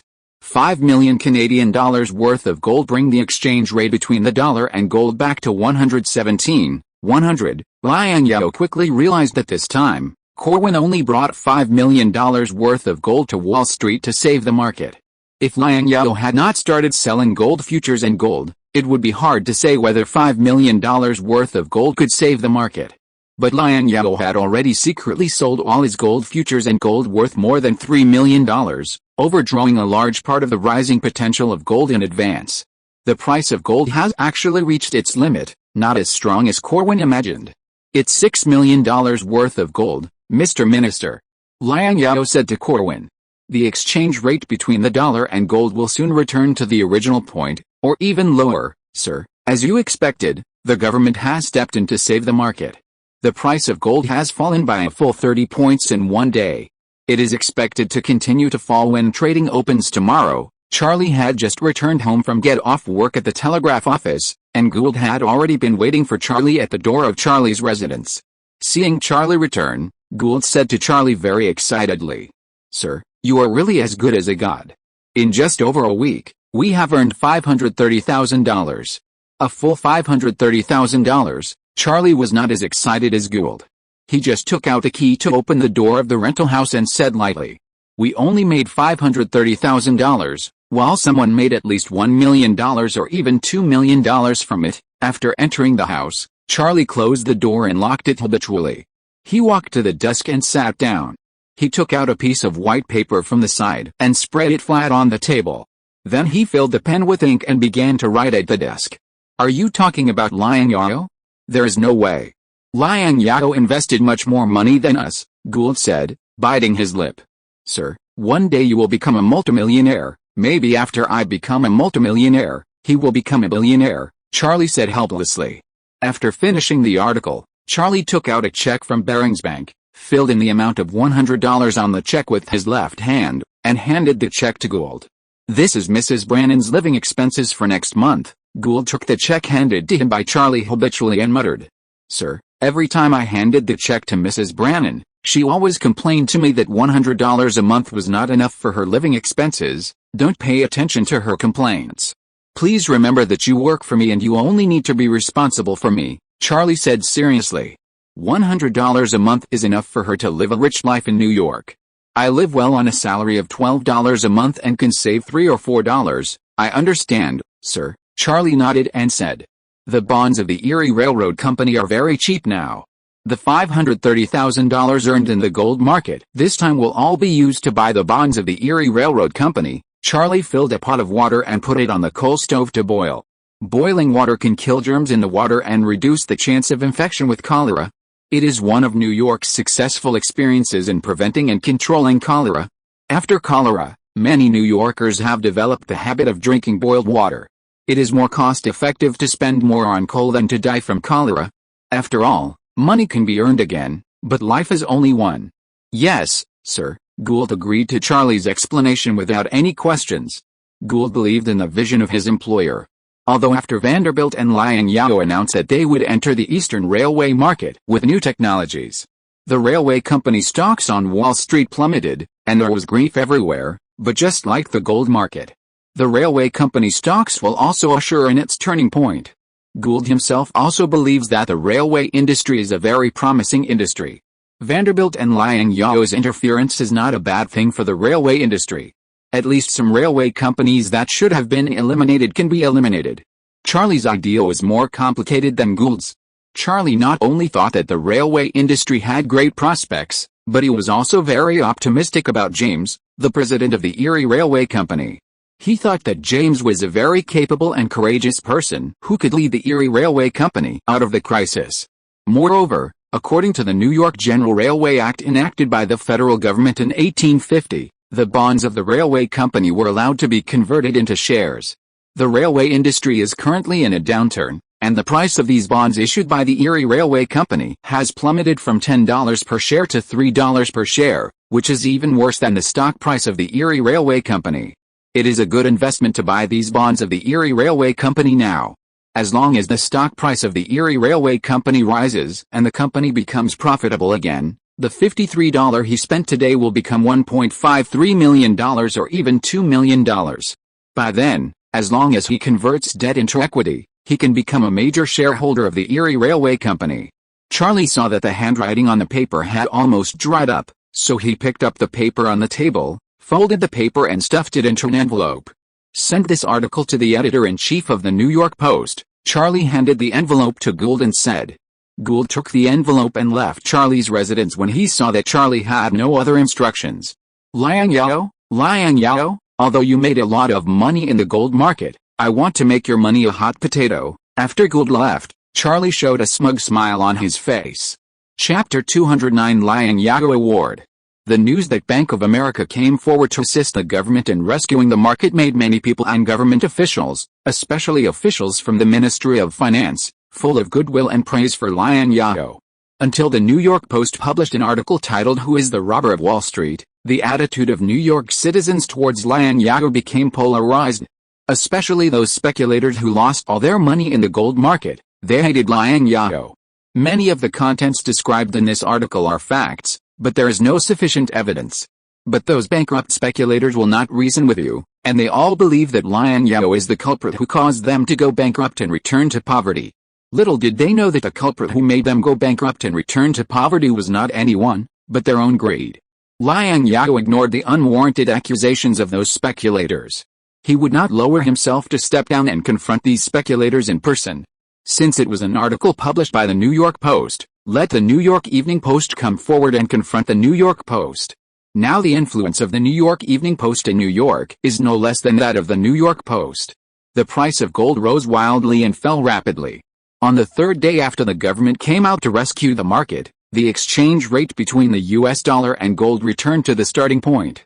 The success of the rescue made Cowan and Fillmore breathe a sigh of relief, and they were glad that the credit of the US dollar and the American economy were preserved. In Vanderbilt's manner, the sound of abuse from the outside could be heard from time to time. I didn't expect you to become a person who would be so polarized in New York after me. Vanderbilt frowned as he listened to the abuse from outside the manor. I asked someone to drive them away. The unsuccessful maiden voyage of the Polaris made Vanderbilt return to New York early. He was a relatively optimistic person. He was very glad that this accident did not happen on the journey to Europe and make a fool of himself in front of the European countries. No need, just a group of gamblers who can't afford to lose. Liang Zhao didn't care. After polishing the plan for the expedition to Japan, Liang Zhao asked Coney to hand the plan to Fillmore. Fillmore and his cabinet were still negotiating with the so-called Qing dynasty delegation to the United States about the Qing-U.S. Free Immigration Treaty, and there would be results soon. Speculators are really annoying. If you are lucky, speculation can make individuals rich, but it is of no benefit to the country. Vanderbilt was also very disgusted with these speculators who put all their hopes of getting rich on the speculative market. After polishing the Japanese expedition plan, Liang Zhao then polished another article. Liang Zhao planned to establish an award in his own name to reward outstanding inventors around the world. Of course, an award alone is useless. For most people, benefits are far more attractive than false reputation. He planned to set up a foundation with $1 million and use the annual income of this foundation as a bonus to reward the winner of the Liang Zhao Award. The winning inventor can not only get a medal made of pure gold and a bonus, but also have priority in obtaining Liang Zhao's funding and the opportunity to set up a laboratory in California to specialize in research and invention. It's just that in the mid-19th century, various disciplines were still imperfect, and Liang Zhao did not plan to subdivide the Liang Zhao Award into multiple awards for the time being. He just set up an invention award in a very general way. All inventions can participate in the selection of the Liang Zhao Award, and there are 3 winners each year. In addition to receiving corresponding bonuses, the winners of the Liang Zhao Award will also have priority in receiving funding from the American group, which will provide the best research environment for these outstanding inventors. Although the national strength and influence of the United States at this time are far inferior to those of the European continent, compared with the European continent, the United States also has its advantages. That is, the United States has a more relaxed and active social atmosphere, a relatively complete patent system, and is more friendly to inventors who engage in inventions and creations. There are even people in the United States who make a living by selling patents. Liang Zhao wants to bring these people to California to contribute to the construction of California. California is now short of people, and it is not only short of labor, but also talents, such as inventors, engineers, and industrial workers. I agree with your point of view. After finishing the article, Liang Zhao put down the pen in his hand and asked Vanderbilt, I heard that you have purchased some shares of the New York Central Railroad and the Lakeshore and Michigan Railroad. Yes, it cost me a full $2.2 million, Vanderbilt muttered. Spending $2.2 million to become the president and controlling shareholder of these 2 railroads, you are still not satisfied? Counting the Stonington Railroad and the New York and Harlem Railroad, you are now the president of 4 railroads, Liang Zhao said. Vanderbilt is a typical example of taking advantage of others. In the past, if you want to complete the control of these 2 railroads, it would cost at least $7 or $8 million. I plan to merge these 4 railroads for easier management, Vanderbilt expressed his thoughts. Only by merging these 4 railway companies can I have the strength to compete with the Erie Railway Company and your railway company. How is the progress of your acquisition of the Baltimore, Ohio Railway Company? So far, I have not heard any news about your acquisition of the Baltimore, Ohio Railway Company's shares. The Baltimore, Ohio Railway Company is in a serious financial crisis. It is more cost-effective to acquire their bonds than to buy stocks directly, Liang Zhao said lightly. With the current status of the Baltimore, Ohio Railway Company, he only needs to convert some bonds to complete the control of the railway company. His plan is also to merge the Delaware Hudson Railway Company with the Baltimore, Ohio Railway Company to establish the Atlantic Railway Company to specialize in operating the railways in the East. Of course, his development focus is still California, and he will not invest too many resources in the railway industry in the East. After all, California is his base camp. The main purpose of his establishment of a railway company in the East is to build the Pacific Railway across the North American continent in the future. If you want to be rich, you must first build roads to connect California with the economically developed Eastern region and the Great Lakes industrial area rich in mineral resources, so that California's economy can take off further. The next day, the New York Evening Post and the New York Herald published news about the Liang Zhao Award. It is unprecedented in the United States to set up a foundation with $1 million and use the annual income of the foundation as the prize money for the winners. Even the government has not given such a generous reward to inventors. This is a $1 million foundation. $1 million can at least earn $30,000 to $50,000 a year. In an era where financial freedom can be achieved with $1,000 or $2,000, this bonus is undoubtedly an astronomical figure. Once this news was announced, those who slandered Liang Zhao completely disappeared. Before this, the rich in the United States were notoriously stingy, and no rich man was willing to give out even $10,000 to reward inventors. Inventors were even more eager to make a move, hoping that their inventions would be favored by Liang Zhao and win awards. For a time, a large number of letters poured into Liang Zhao's office and were placed on Liang Zhao's desk. There is no doubt that these are all letters sent by inventors to Liang Zhao, hoping that their inventions will be selected by Liang Zhao and win the award. Of course, there are also some ambitious inventors who hope to get Liang Zhao's sponsorship and support to solve their worries so that they can devote themselves to invention.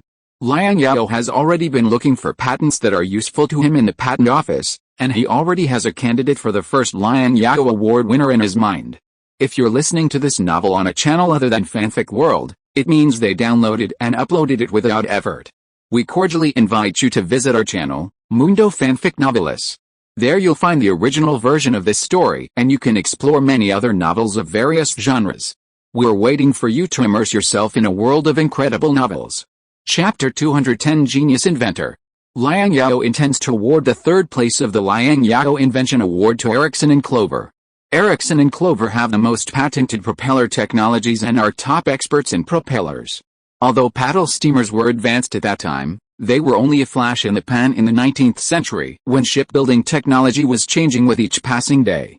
The bulky paddle wheels not only took up a lot of space, but also affected the maneuverability of the ship, and would soon be eliminated.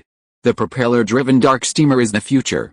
Liang Zhao's subsequent shipbuilding will also focus on dark steamers, and he will hire Ericsson and Clover as experts at the California shipyard. Liang Zhao intends to award the second place to the engineering team headed by Ward of the California Railway Company. Under his guidance, these outstanding engineers invented the Pioneer locomotive and the supporting railway tracks that made Americans proud. Ward's engineering team deserves this honor and reward. Liang Zhao intends to award the first place to Walter. As for what Walter should be awarded for inventing, Liang Zhao was puzzled for a while. Because this guy has so many inventions, no matter how many, each of his inventions is very meaningful and commercially valuable in Liang Zhao's eyes. For example, hemp spinning machine, knife sharpening machine, nail making machine, writing desk lamp, self-sealing ink bottle, safety pin, thread twisting machine, lock single needle sewing machine, small icebreaker, street sweeper, universal wheel, spherical coal stove, etc. Even the nib of the fountain pen in Liang Zhao's pocket uses Walter's patented technology for improving the fountain pen nib. Liang Zhao went to the patent office to check Walter's patented technologies filed in the patent office. This guy has more than 200 registered patents in the patent office. In addition to patents in the civilian field, Walter also has patents in the military field, such as lever-action rifles and lever-action revolvers, which have allowed more reliable continuous-fire firearms to enter the stage of history. Such a genius is simply a big treasure, and Liang Zhao cannot let it go. Unfortunately, although Walter is an inventive genius, he has hundreds of patents. But he was a pure inventor, good at inventing and creating, but not good at realizing his inventions. This great genius inventor still lives a relatively poor life in New York. Little did he know that if any of his patents were successfully realized, he could achieve financial freedom and easily become a millionaire or even a multimillionaire. For example, a company that obtained the patent technology of spherical coal stoves could make millions of dollars in profit from the spherical coal stoves sold in New York every year. William Grace bought out Walter's safety paperclip patent for $400 in 1849. Now, at the age of 22, Grace has made more than $2 million through safety paperclips and founded Grace Chemical Company. This chemical company is still an industry giant in the 21st century. Don't underestimate the small paperclip. Before the zipper was invented, both Americans and Europeans used pins to close pockets and fix accessories on clothes. It is an indispensable necessity in life. In addition, paperclips can also be used to fix baby clothes and diapers. Since babies grow very fast, parents often sew and buy clothes that are too big for their babies to save money, and use paperclips to fix the loose parts of the clothes, so that they can save a lot of money on sewing and buying clothes. Ironically, Liang Zhao only spent $68,550 to buy all of Walter's patented technology and drawings from the patent office. More than $60,000 is undoubtedly a huge sum of money, but it is too cheap for the invention of this genius inventor. After thinking about it, Liang Zhao finally decided to award Walter the first prize of the Liang Zhao Award in the name of the inventor of the Loctite single-needle sewing machine and the main improver of the sewing machine. In the sewing machine battle in 1850, it was not Walter who made the greatest contribution to the improvement of the sewing machine, but Elias Howe and Isaac Singer, two businessmen, who rose to fame. Elias Howe and Isaac Singer not only profited from it, but also competed for the honorary title of main inventor of the sewing machine. At this time, Walter was deeply involved in a lawsuit with Elias Howe and Isaac Singer over the patent technology of the sewing machine. Liang Zhao publicly awarded the first prize to Walter, which was not only a material support for Walter, but also a public platform for Walter. Liang Zhao was led by Connie to Walter's residence on Washington Street. Walter's residence is here. Connie pointed to the four-story sloping tile house in front of him after seeing the house number clearly. Connie was about to knock on the door, but Liang Zhao signaled Connie to step down first, and he personally went forward to knock on Walter's door. The person who opened the door for Liang Zhao was a middle-aged woman holding a child in her arms. Behind the middle-aged woman were two 3- or 4-year-old children grabbing her skirt and playing. The middle-aged woman saw that Liang Zhao was well-dressed and looked like a very respectable person, so she asked politely, "Excuse me, who are you?" While being polite, the middle-aged woman looked at Liang Zhao with a little vigilance, worried that Liang Zhao was here to collect debts. "I am Liang Zhao. Is this Mr. Walter's home?" Liang Zhao asked with a smile. "Ah, you are Mr. Liang. Please come in, please come in. This is our home. I am Walter's wife." Mrs. Walter was very enthusiastic about Liang Zhao, who had recently purchased all of Walter's patents at the patent office. Walter received a very considerable amount of patent fees, and his living conditions have improved greatly. At least Walter can now afford to hire draftsmen to draw for him. To apply for a patent and file it at the patent office, a detailed patent drawing and specification are required. Walter's knowledge level is only that of an elementary school dropout, and his drawing and writing skills are limited. He needs to hire draftsmen to help him draw and write patent specifications, which is a huge expense. Since arriving in New York, Walter often cannot afford to pay the draftsman's salary and is chased by the draftsman for debt. Of course, this is only part of the cost of applying for a patent. In addition to the draftsman's salary, Walter also needs to pay the patent office application fees, registration fees, filing fees and other miscellaneous fees. Because the federal government's patent office now supports hundreds of people, and the federal government's funding for the patent office is limited, the patent office has to find a way to support itself. By the way, the patent office and trademark office in the mid-19th century were not in New York, but in Pennsylvania next door. If Walter wanted to apply for a patent, he had to go to Pennsylvania, and the round-trip fare was also a considerable expense. Liang Zhao walked into Walter's home. Walter's home was not small, but considering that Walter had 12 children and as many grandchildren as his children, Walter's home seemed quite crowded. Liang Zhao finally understood why Walter had so many patent technologies but still lived in such poverty. It felt like he raised a bunch of four-legged money-eating beasts in New York. There was no birth subsidy in America at that time. The pressure of raising more than 20 children and grandchildren in the city with the highest prices in America can be imagined. "Hello, Mr. Liang, I heard that you bought all my patents." "Thank you very much." A tall middle-aged man with a height of about 195 centimeters and scars on both hands put down his work and stretched out his calloused hands to Liang Zhao. "Hello, Mr. Walter." Liang Zhao shook Walter's rough hand. Walter's rough image makes it easier for people to associate him with the image of a farmer rather than an inventor. In fact, Walter was indeed born into a poor peasant family, and a poor life accompanied Walter throughout his life. "I have taken the Pioneer you invented, which is very comfortable. Unfortunately, I have no money, otherwise I would definitely spend $5 to buy a first-class ticket to experience it," Walter said with regret. "The Pioneer and those carriages are very remarkable inventions, and the ore washing trough you invented is also a very simple and practical invention." Liang Zhao also has several technologies in the patent office, but Liang Zhao is more famous than Walter in the invention world. This is not because Liang Zhao has a lot of inventions in the invention world. It is because Liang Zhao has the bonus of being the richest man in the United States and the Speaker of the California State Assembly. Of course, it is an indisputable fact that Liang Zhao is one of the very few politicians who has his own patented technology. "I designed those carriages, and I invented the ore washing trough. As for the Pioneer locomotive, I didn't invent it. I just gave my engineering team some trivial suggestions," Liang Zhao said very calmly. "You are such a humble person. You bought all my patented technologies, and I got $27,400. In the future, I don't have to worry about my livelihood anymore, and I can concentrate on my inventions," Walter said very happily.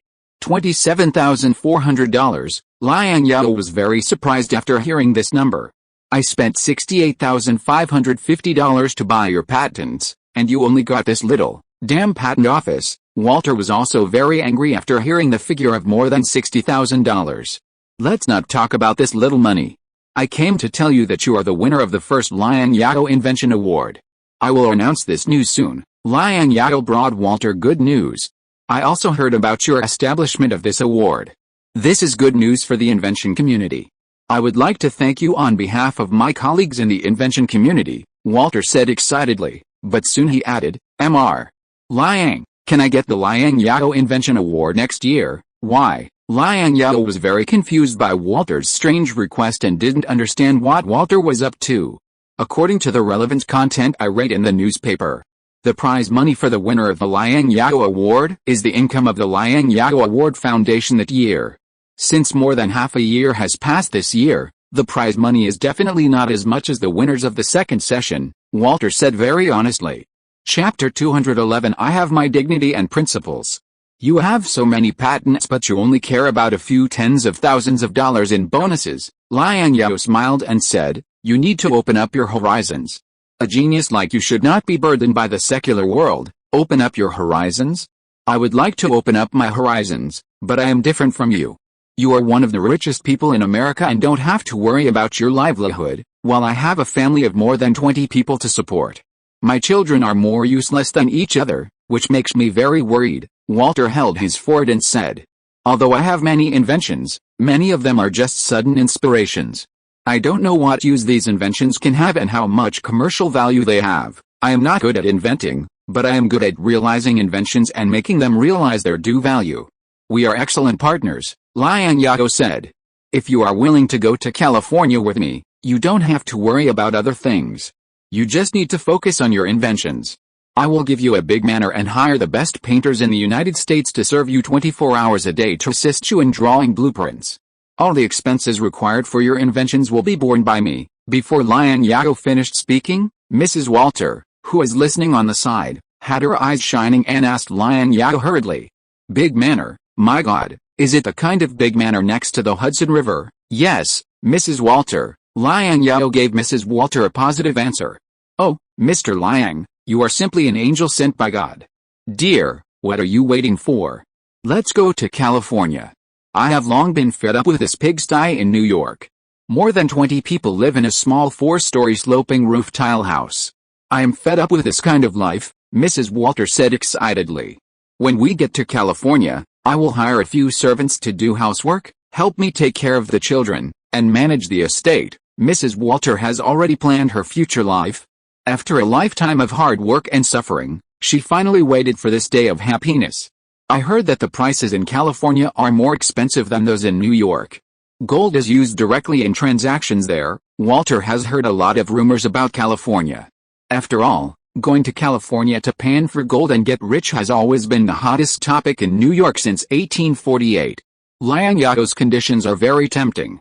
It has always been Walter's ideal to not worry about making a living and devote all his energy to invention and creation.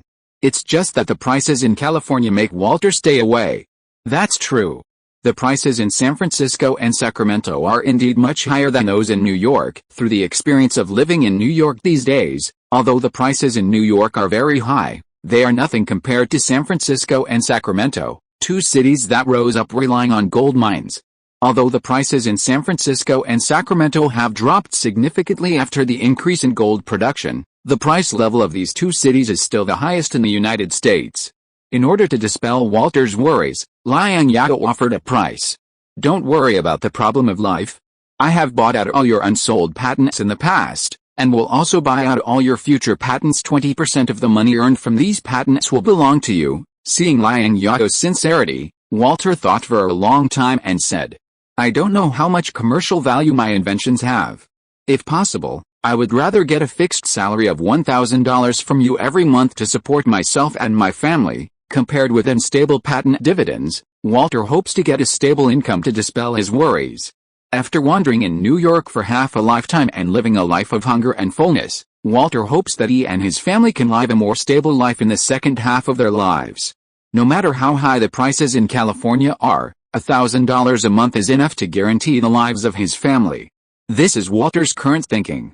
Liang Zhao was shocked by Walter's request to throw away watermelons to pick up sesame seeds, and wondered if there was something wrong with his ears.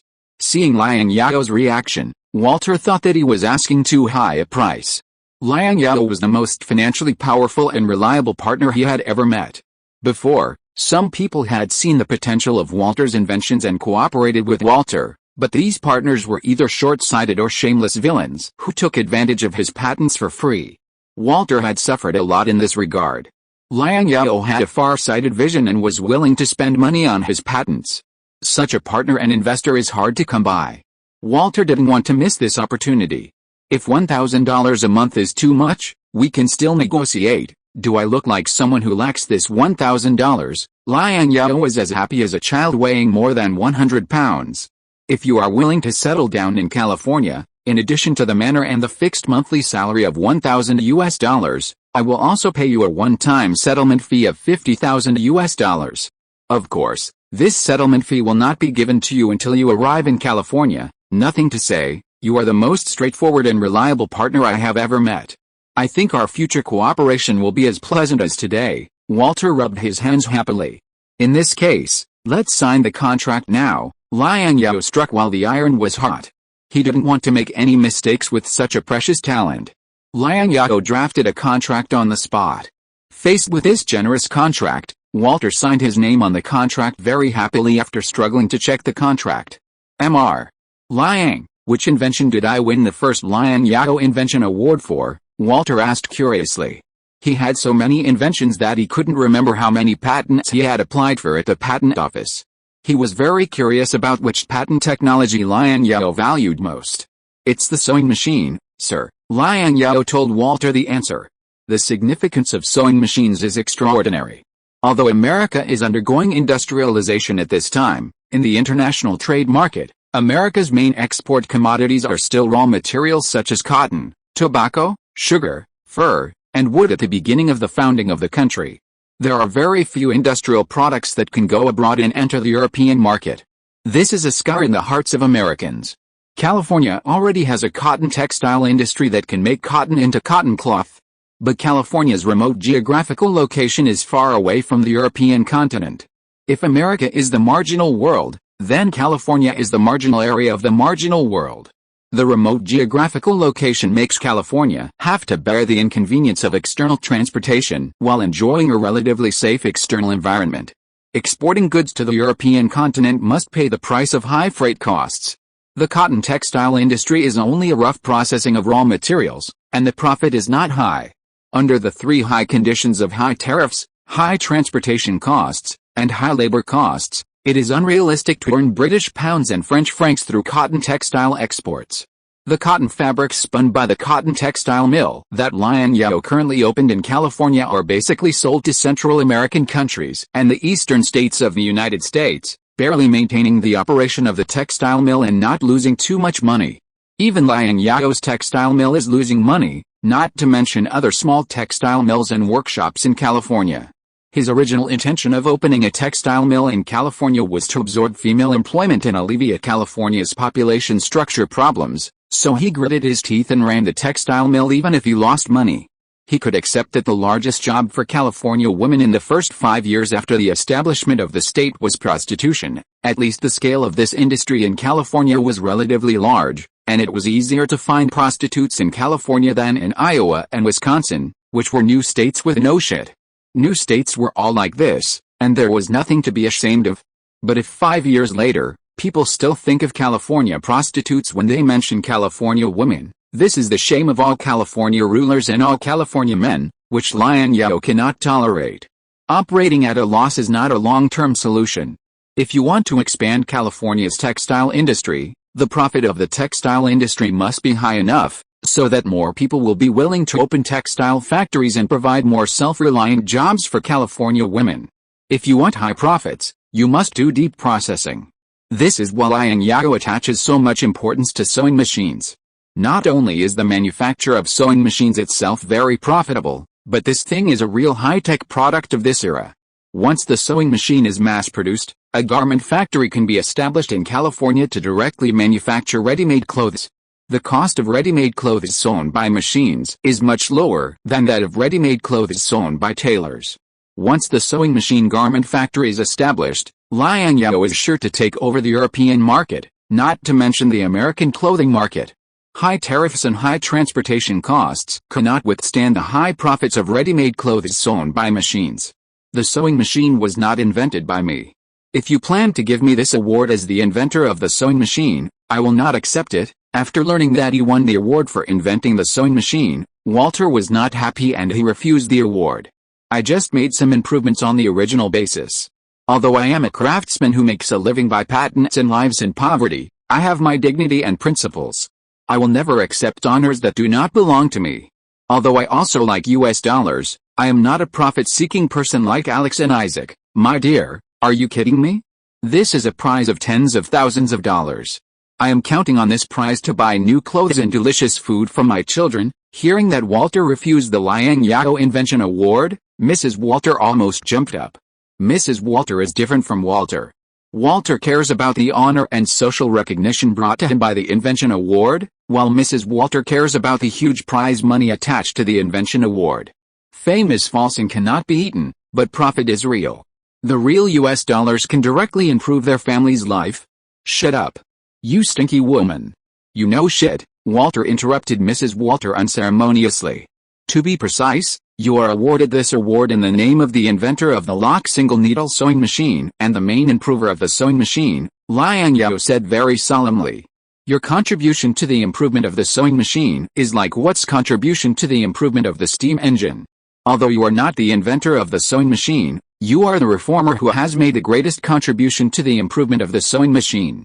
Only you deserve this award. There are many different opinions on who exactly invented the sewing machine. Some say that Thomas Santer, a British carpenter, invented the sewing machine to sew leather shoes, while others say that the sewing machine invented by French tailor Tamanier is the sewing machine that is truly used for sewing clothes. Of course, there are also later claims that it was Walter or even Alex. In Liang Zhao's view, these skilled craftsmen are all the inventors of the sewing machine. The sewing machine technology has been increasingly improved over the past half-century, and it can barely be put into mass production until now. All of these outstanding inventors have contributed their wisdom to the sewing machine. Chapter 212 Sewing Machine. Walter's tense expression gradually relaxed after hearing this, and his impression of Liang Zhao became better and better. The fact that Liang Zhao could accurately say that he invented a lock-type single-needle sewing machine showed that Liang Zhao had carefully read his drawings. Walter was gratified and touched that Liang Zhao, a wealthy and political figure who was busy with all kinds of things, could carefully check his patent drawings. There are still people in this world who know what is good. If I accept this award in the name of an improver, I will be happy to accept it. At this point, Walter was a little sad. But you should know that the sewing machine patent is not in my hands, although I had improved the sewing machine before 1834, made a prototype and completed the drawings and instructions. But at that time, I was worried that the emergence of the sewing machine would make a large number of tailors lose their livelihoods, so I did not submit the patent to the patent office immediately. The patent you got was submitted to the patent office by me in 1849. Ericsson and Isaac submitted patents related to sewing machines earlier than me. In other words, my ownership of the sewing machine patent is controversial. Liang Zhao certainly knew this. The 5-year sewing machine patent dispute from 1849 to 1854 was one of the famous patent disputes in American history. This patent dispute directly promoted the amendment of the American patent law. The 3 important roles in the sewing machine patent dispute were Walter, Ericsson and Isaac. The first of the 3 to be eliminated was Walter. Although Walter had made a prototype of the improved sewing machine as early as 1834, because Walter did not register the patent with the patent office, the patent office did not recognize Hunter's patent for sewing machine technology. After several unsuccessful appeals, the exhausted Walter gave up the appeal in 1854. Ericsson and Isaac had made a small fortune by opening a factory to manufacture sewing machines, and they could afford to hire a special patent lawyer in New York. In particular, Isaac's patent lawyer Edward was a famous patent dispute in New York. Walter had difficulty even supporting his family, so he naturally couldn't afford to hire a special patent lawyer to help him with a lawsuit, so he could only reluctantly give up the sewing machine patent. The last 2 players in the sewing machine patent battle continued to fight for the sewing machine patent. Eric sued Isaac for infringing his lock-stitch patent. Since Walter had given up the patent for the sewing machine, the court believed that the lock-stitch patent belonged to Eric's. In the end, Isaac was found guilty of infringement and Isaac compensated Eric $15,000. Eric's didn't have the last laugh. Under Edward's guidance, Isaac modified the sewing machine patent technology. The sewing machine produced by Isaac's Singer Company was still the most powerful competitor of Eric's Bridgeport Machinery Company. The 2 sides continued to sue over the matter, and the court did not make a clear judgment until the patent expired in 1869. Liang Zhao also saw Eric's sewing machine patent at the patent office. Eric's sewing machine patent was applied for and approved in 1846. The patent technology is almost exactly the same as Walter's patent. If the 2 inventors were not in sync, there is only one explanation, that is, Eric plagiarized Walter's patent. Of course, Eric himself would definitely not admit his plagiarism. Is the sewing machine prototype you made still there? Liang Zhao asked Walter. Yes, I'll take you to see it now. Walter nodded and took Liang Zhao to the attic on the top floor. Walter's home was very messy. A 4-story building with more than 20 people living in it was already crowded.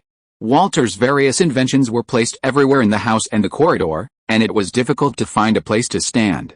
Walter himself was very familiar with all the things he invented. He took Liang Zhao to the top floor and soon found the sewing machine covered with rags among a pile of messy equipment.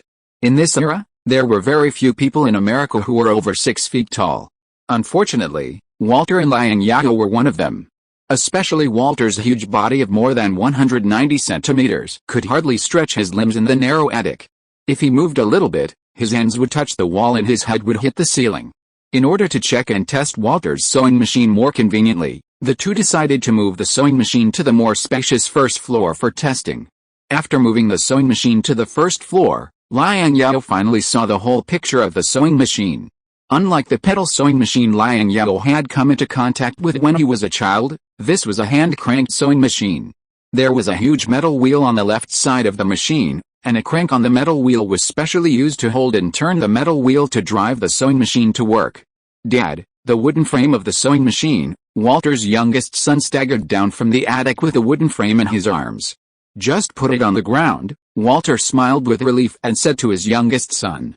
Is this sewing machine still working? Liang Zhao held the crank on the wheel and tried to turn the sewing machine. Perhaps because it had not been used for many years, the mechanical gears had rusted, and the wheel got stuck and could not turn before it turned a circle. It has not been used for too long, and the mechanical parts inside may have rusted. Please wait. Walter turned around and took a bottle of whale oil from the bottles and jars on the shelf behind him. He disassembled the sewing machine skillfully, lubricated it carefully, and then installed the wooden frame and fixed it on the wooden frame. Liang Zhao opened the cover on the pocket watch. From disassembling, oiling and installing, to fixing the sewing machine on the special wooden frame, Walter only took 35 minutes in total, which was amazingly fast. Now try again, Walter said to Liang Zhao. Liang Zhao tried to turn the handle again, and it was indeed much smoother. How many stitches can this sewing machine sew in 1 minute? How many times more than hand sewing? This is the question Liang Zhao is most concerned about. If I remember correctly, it can sew about 300 stitches in 1 minute, which is about 5 times more efficient than hand sewing. This is only compared with very skilled old tailors. If it is a new tailor, one sewing machine can do at least the work of 8 or 9 new tailors. At the beginning, I was also scared by the sewing efficiency of the sewing machine. I was worried that the appearance of this thing would make those poor tailors unemployed, so I put it aside. It has only seen the light of day today. As he said this, Walter looked around the sewing machine, as if he was looking for something, and muttered, "Damn it, the needle is gone." Walter couldn't find the needle, so he had to make a needle on the spot, and after it was made, he installed it on the sewing machine and threaded it. After the preparations were completed, Walter reached out and pulled the diaper off his grandson's crotch. Walter pressed the diaper on the sewing machine and said to Liang Zhao, "Sir, please keep the time." Liang Zhao nodded and looked at the time on the pocket watch. A minute later, Liang Zhao shouted, "Time is up." Walter stopped his work and handed over the diaper. Liang Zhao said to Connie, "Connie, count how many stitches are sewn on the diaper." Connie had no choice but to take the diaper and carefully count the stitches on the diaper. 307 stitches, sir. It seems that my memory is not bad. Walter moved his sore arms. This sewing machine can be faster. More labor-saving, Liang Zhao said.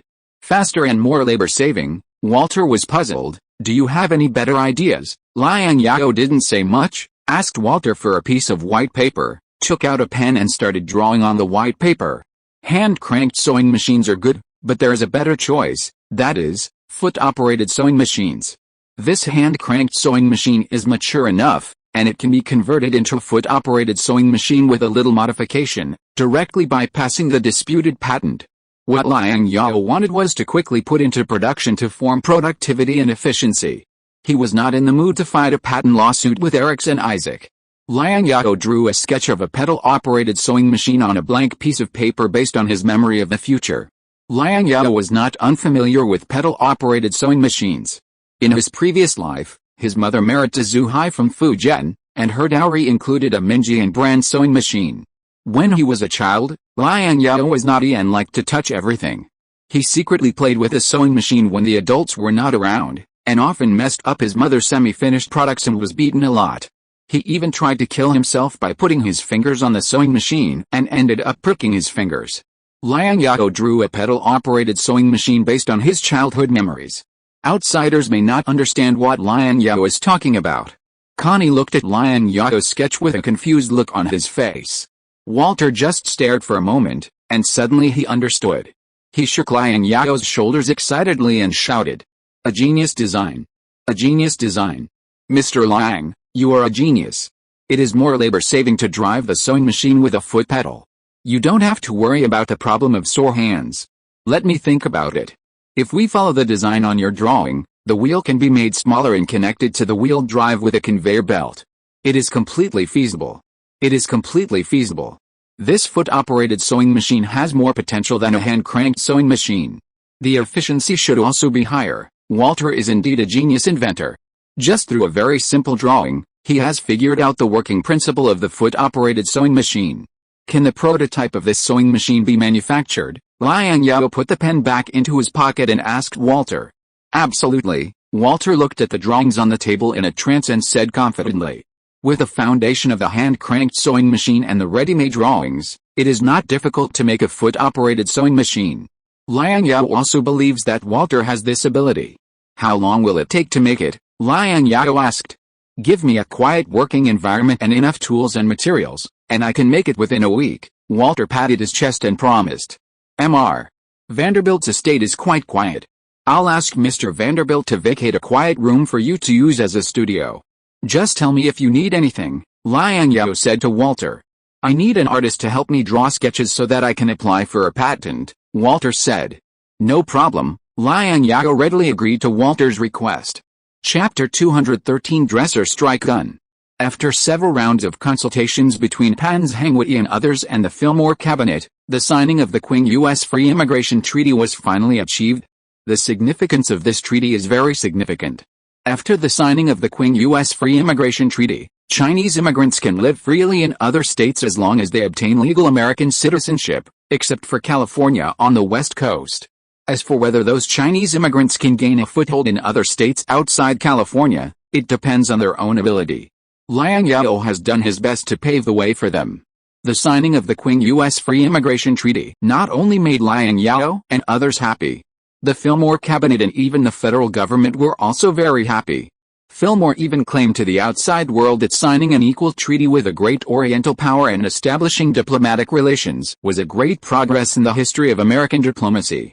Moreover, a large number of Chinese immigrants are also conducive to the development of the vast western region.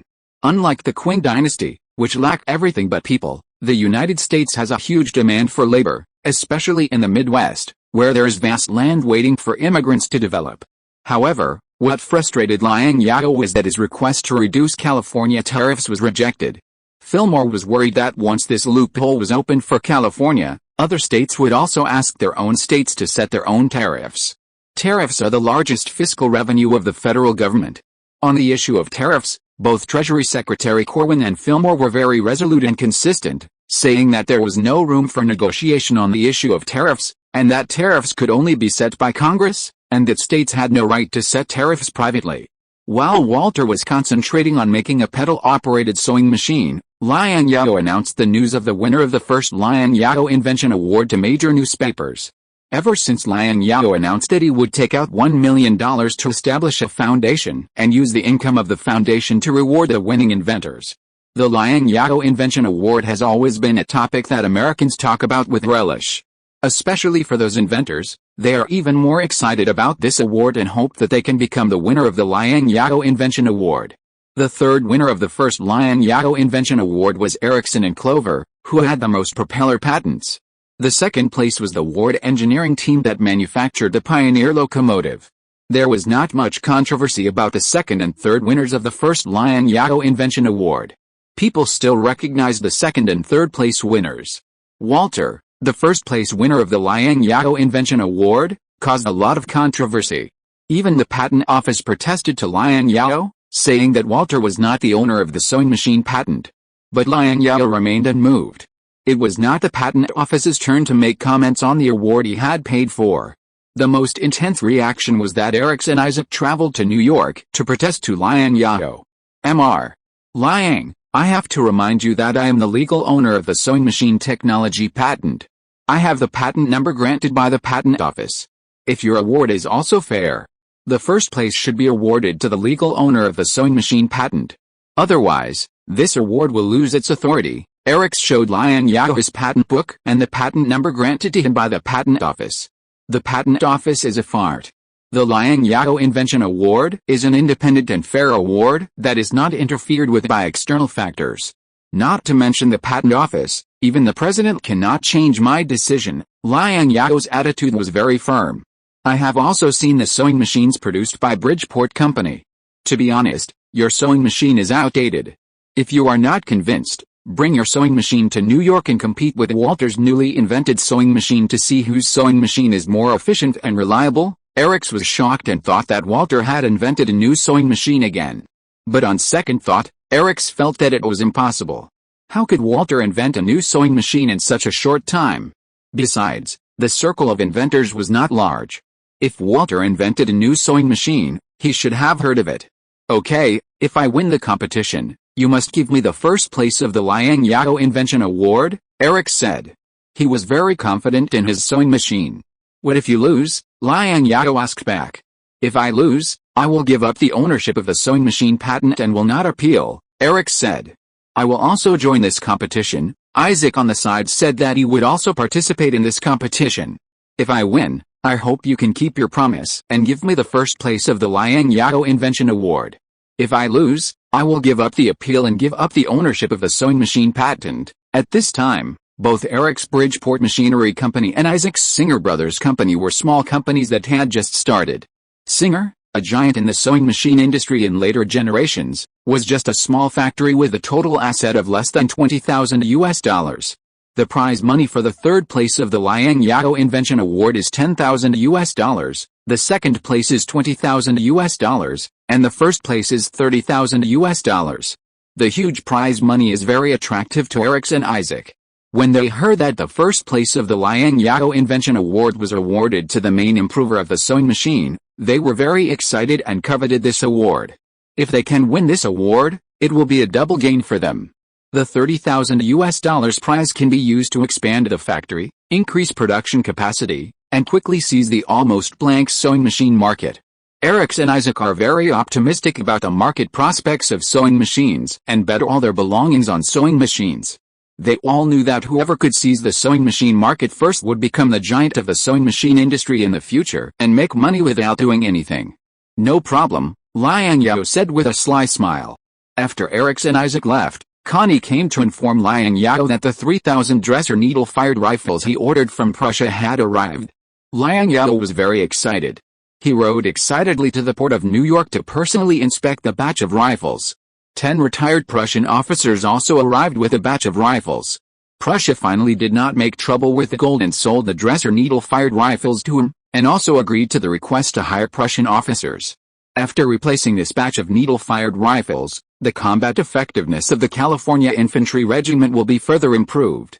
William Hans von Kluge, retired major of the 18th Infantry Regiment of the 3rd Army of the Prussian Kingdom Army, is honored to serve you. Kluge, wearing a dark blue-waisted military uniform, saluted Liang Zhao in the Prussian style. Compared with the complicated numbers of other European countries, the Prussian army's numbers are much simpler. They are basically numbers. Liang Zhao glanced at the red epaulet on Kruger's shoulder with the number 18 embroidered on it, representing the 18th Infantry Regiment before he retired. The Prussian salute was still more comfortable to look at, and Liang Zhao returned a salute to Kruger. Liang Zhao's standard of the Prussian salute surprised Kruger. Kruger introduced the other 9 Prussian officers to Liang Zhao one by one. Except for Kruger, who is a colonel, the rest were lieutenants, and 2 were non-commissioned officers. Using retired British Army officers was just a stopgap measure. After all, Liang Zhao could only hire retired British Army officers and American Army officers to help him train his troops in his situation at the time. Compared with the British Army, the Prussian Army is a more worthy object of study. Sir, where are these guns stored? Connie asked, pointing to the wooden boxes that were being unloaded at the dock. Take 1 box to the manor, and store the rest in the warehouse at the dock. Liang Zhao bought a warehouse at the New York harbor to store his gold and Chinese local products brought from California. The warehouse is guarded by 3 companies of the California Infantry Regiment in shifts 24 hours a day. It is not a big problem to store the guns in this warehouse. These guns will also be transported to California later, and it is more convenient to store them in the warehouse at the dock. Back in the manor, Liang Zhao took a Dreiser striker gun and played with it carefully in his hand. This batch of Dreiser striker guns was specially customized for Liang Zhao, and the bolt was printed with a unique dragon head pattern. The whole Dreiser striker gun weighs 4.7 kilograms, and it will be heavier if it is equipped with a bayonet. The length is 142 centimeters, 54 inches, of which the barrel length is 91 centimeters, 36 inches, the caliber is 15.4 millimeters, and the bullet used is an acorn-shaped lead bullet, which is wrapped in a paper shell. With a rotating bolt, breech loading, rifled, and complete bullets, it can be said that the Dresser M1841 striker gun is a collection of the most advanced firearms technology of this era. You know, this year the British Army began to gradually replace the old Brown Bess muzzle-loading smoothbore gun with a muzzle-loading rifled gun. And the Prussians have already pulled the big bolt. Of course, there are also disadvantages of the striker gun. For example, the spring that pushes the striker is very fragile and easy to damage. The striker is prone to misfire when it is not cleaned. When the barrel expands when heated and gunpowder residue is attached to the barrel, it is very laborious to pull the bolt, and the junction between the barrel and the barrel is prone to air. After continuous shooting, the air tightness of the barrel decreases, and the leaked gunpowder gas can easily burn the shooter. But in any case, this is already the most advanced rifle in service in this era. Liang Zhao is not only satisfied with using the Dresser Striker gun. Based on the Dresser Striker gun, he developed a bolt-action rifle that uses metal shell bullets, even single shots. As for the valve gun, who would still use a valve gun when there is a bolt gun? The bolt mechanism of the valve gun is too complicated and the operation is cumbersome. It is okay to play with it yourself, but it is more suitable to equip the army with bolt-action rifles in batches. Liang Zhao planned to make a lever-action rifle. Liang Zhao bought out all of Walter's patents, one of which was the lever-action rifle. Originally, Colt was also very interested in Walter's lever-action rifle, but because the lever structure was too complicated and expensive, Colt did not buy the patent in the end.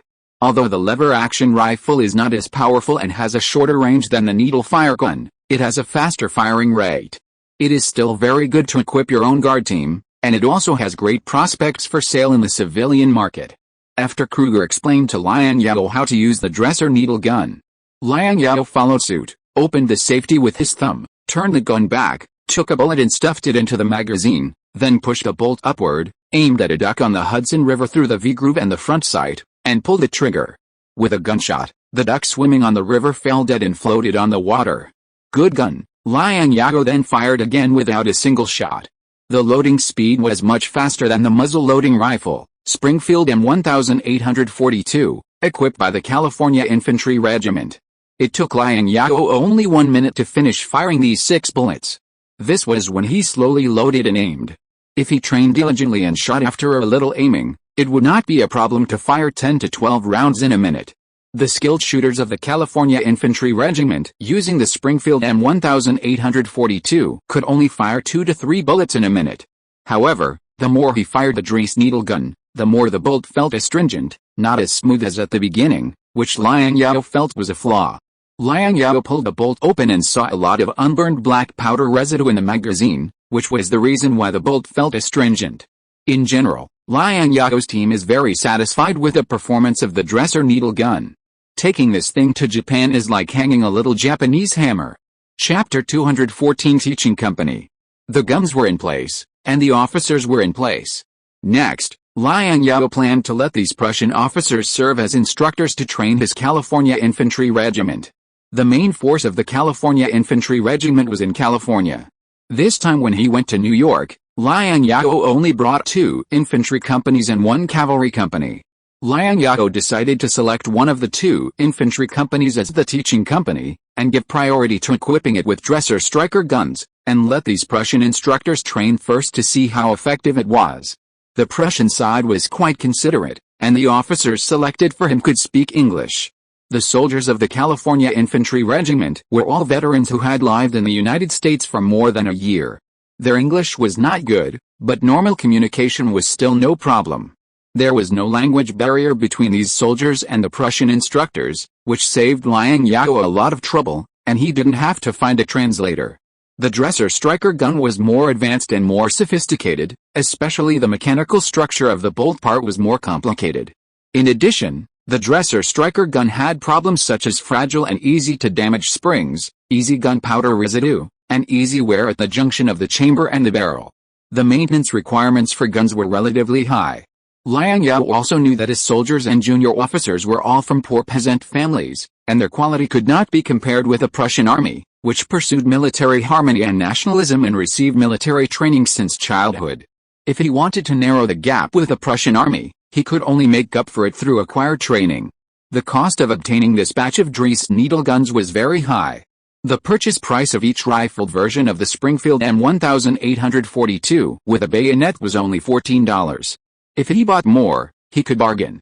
After all, he was also an old customer of the Springfield Armory, so he would still give him this discount. The smooth-bore version of the M1842 was even cheaper, and a brand new one only cost $11. Even at this bargain price, many colonels in the army still thought it was too expensive. Liang Zhao purchased these Dresser needle guns from Prussia in the form of gold payment. Excluding shipping costs, the purchase price per unit was $50 when converted into US dollars.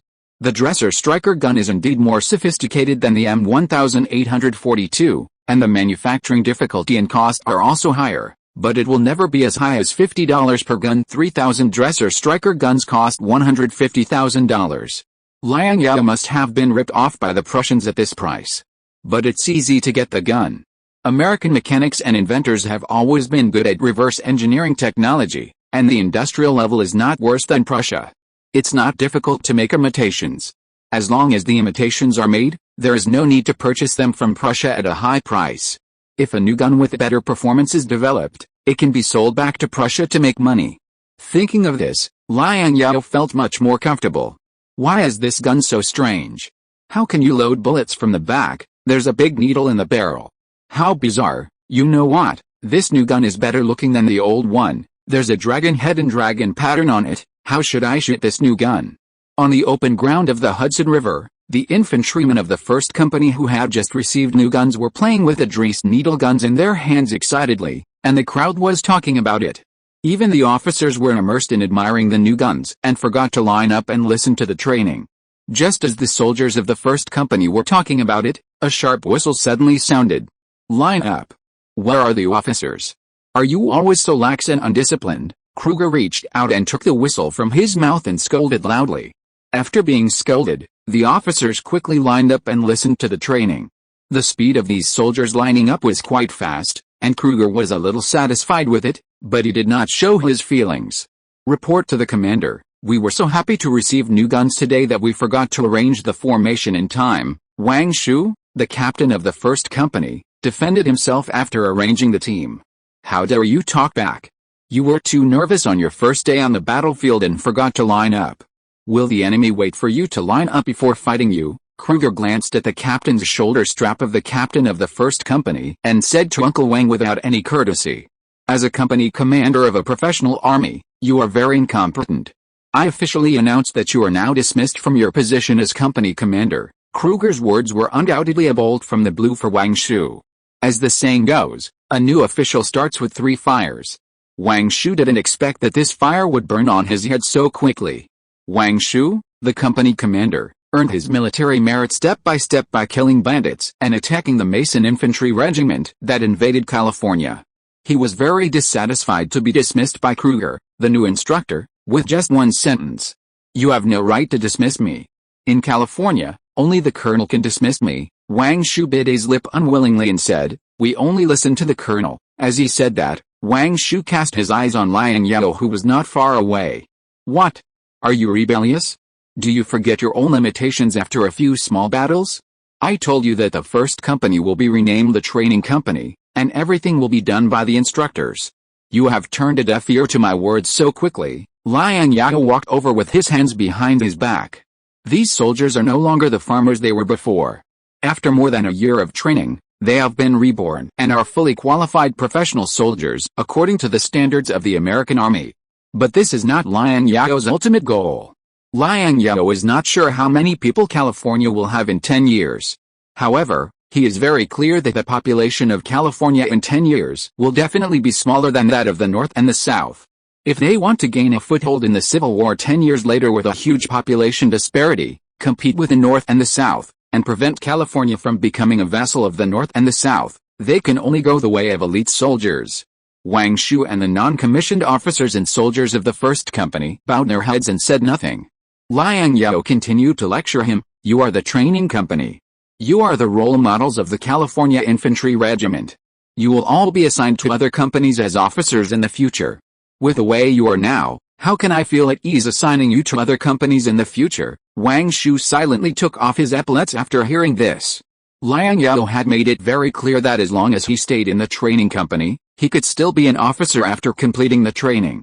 Being dismissed was a foregone conclusion. Wang Shu now only wanted to continue to stay in the training company. As long as he stayed in the training company, there was still hope. He saluted Kruger and said, I obey the instructor's arrangement.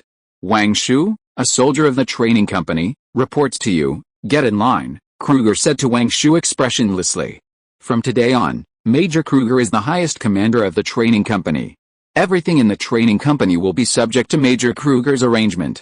Do you understand? Liang Zhao shouted. Yes, Colonel, the officers and soldiers of the training company said in unison. Liang Zhao reached out to take the gun that Connie handed over, and said to the officers and soldiers of the training company with a gun in his hand. This gun is worth 5 of the broken guns you used before. It is very precious and delicate. From now on, you must cherish your guns like you cherish your own wives. The instructor will teach you how to maintain your guns. We are all soldiers. Guns are our livelihood. If anyone's gun is damaged due to improper maintenance, get out of the training company. Yes, Colonel, the officers and soldiers of the training company answered. After the lecture, Liang Zhao handed the gun to Connie. Kruger was not polite at all. He directly made the soldiers of the training company stand in the scorching sun without any shelter as a punishment for their failure to form a team in time. In Kruger's view, he was already very magnanimous. This was just a very mild punishment in the Prussian army. Colonel, thank you for your support. I will definitely train these soldiers into the best soldiers in America. Kruger was very grateful to Liang Zhao for giving him such great power.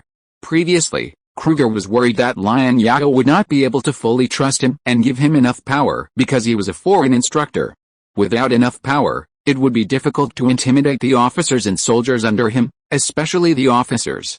Now it seems that he was overthinking. This employer is very determined and courageous.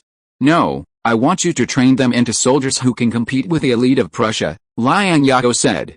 Yes, sir, Kruger replied to Liang Zhao with a straight posture. After leaving the temporary barracks, Liang Zhao came to Walter with a patent drawing of a dresser needle gun and a lever gun.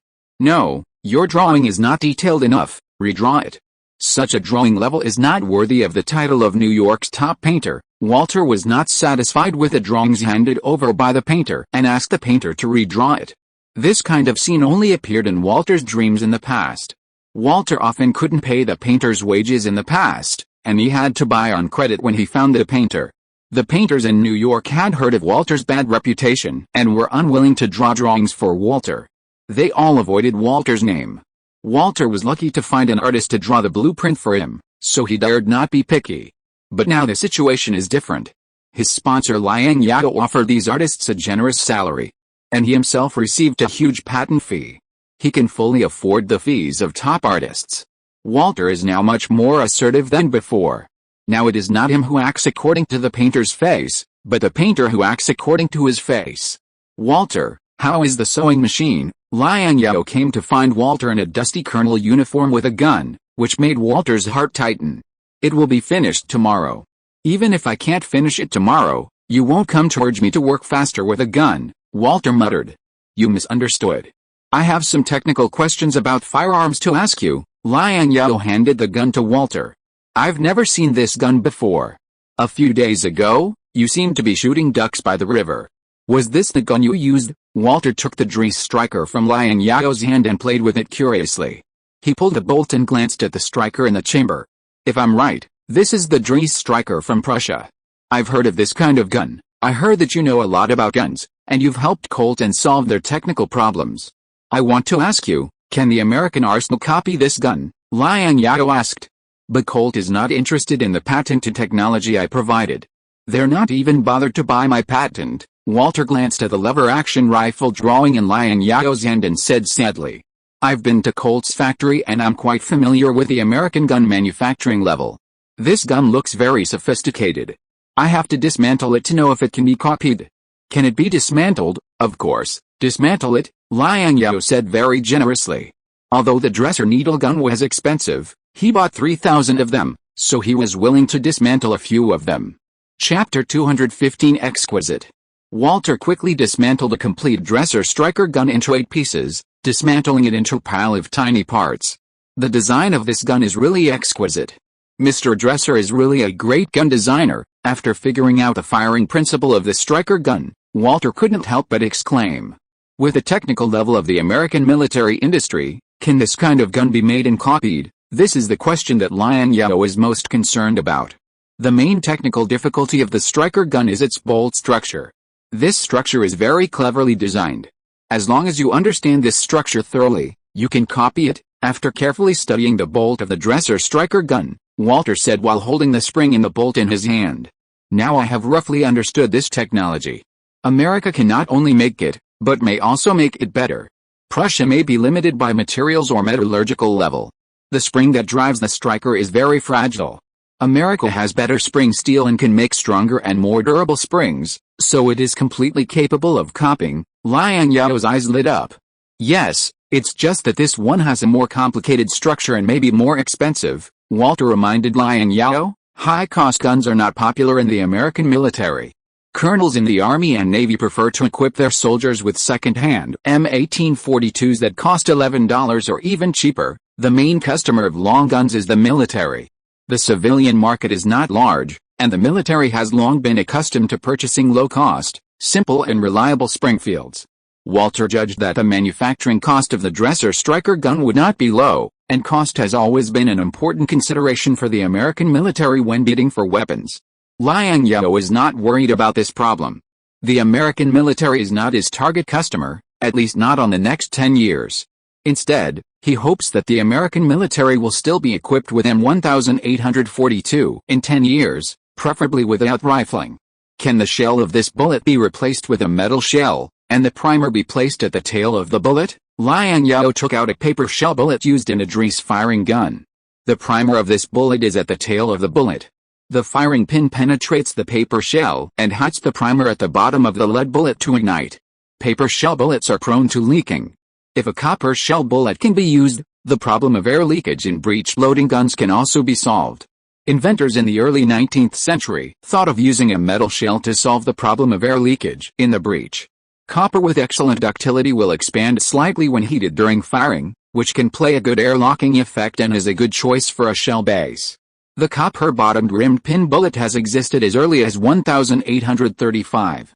By the middle of the 19th century, this type of ammunition had been widely used in the civilian field.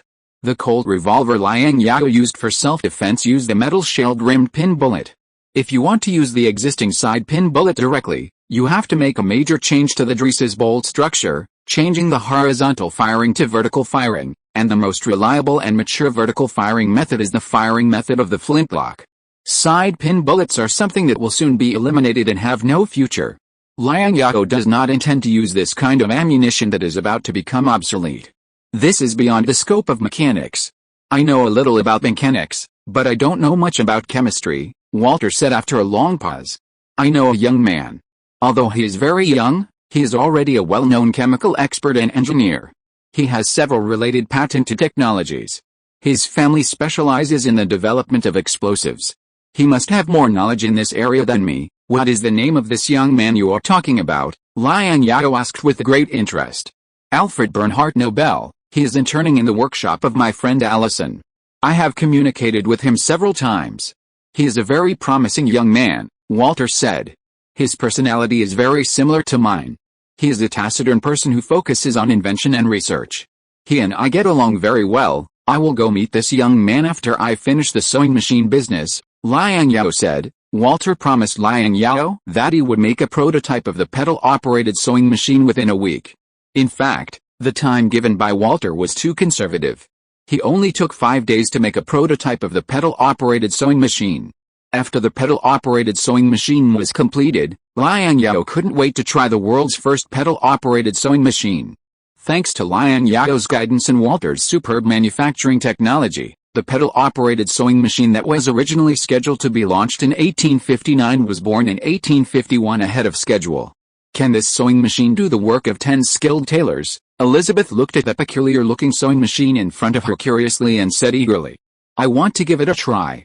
Can you teach me how to use this machine? I'd love to. Liang Zhao threaded the needle of the sewing machine, then asked for a piece of cloth and asked Elizabeth to sit in front of the sewing machine. Elizabeth had bought and used the hand-cranked sewing machine made by Singer Brothers. She subconsciously reached out to turn the round wheel on the sewing machine. Why is this round wheel so small? There is no crank. Because this sewing machine is not cranked by hand, it needs to be stepped on by foot. Liang Zhao pointed to the pedal under the sewing machine and said. Elizabeth was very smart. She put her foot on the pedal and tried to step on it a few times before she understood how to use this sewing machine. The design of this sewing machine is very exquisite and very comfortable to use. It is also more efficient than a hand-cranked sewing machine. After getting started, Elizabeth quickly fell in love with this sewing machine and said happily while stepping on the sewing machine. Liang Zhao asked Elizabeth to try sewing for a minute, then threw the cloth to Connie, who had experience in counting stitches, and asked Connie to count the stitches on it. Soon, Connie rubbed his sore eyes and gave the answer, 615 stitches. In other words, the sewing efficiency of a pedal sewing machine is twice that of a hand-cranked sewing machine. Liang Zhao's statement that a pedal sewing machine is equivalent to 10 old tailors is not an exaggeration. Congratulations, Mr. Walter, you succeeded. Liang Zhao congratulated Walter. Walter felt unworthy and said to Liang Zhao with a guilty look, Mr. Liang, although I made the pedal sewing machine, the idea and drawings were provided by you. I am unworthy of this award. Can you accept this award with me? Will Liang Zhao give Liang Zhao the Liang Zhao Invention Award to Liang Zhao himself? Liang Zhao shook his head and rejected Walter's proposal. His original intention of setting up the Liang Zhao Invention Award was to recruit outstanding inventors and engineers in the East, not to award himself. Then I will write your name on the patent book. After all, we developed the foot-operated sewing machine together. Walter thought for a while and said, if you don't accept this proposal, I won't accept your award either. That's fine. Liang Zhao nodded.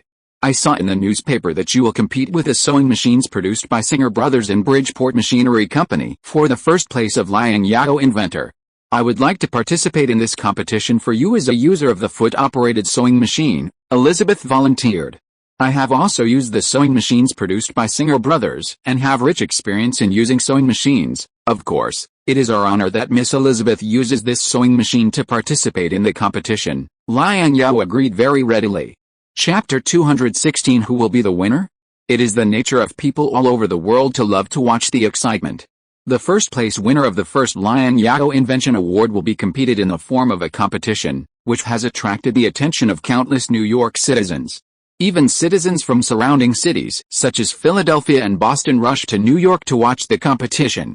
America is a young and vibrant country. People have great enthusiasm for new things, especially new things that can liberate productivity. Sewing machines are such new things. The open and fair way of determining the winner of the Liang Zhao Invention Award, in the form of a competition, has won the support of citizens. Of course, in order to ensure the fairness of the competition, a fair referee must be selected. Liang Zhao invited Fish, the president of the New York Chamber of Commerce, a representative of the Whig Party, and the former governor of New York, to serve as the referee of this competition.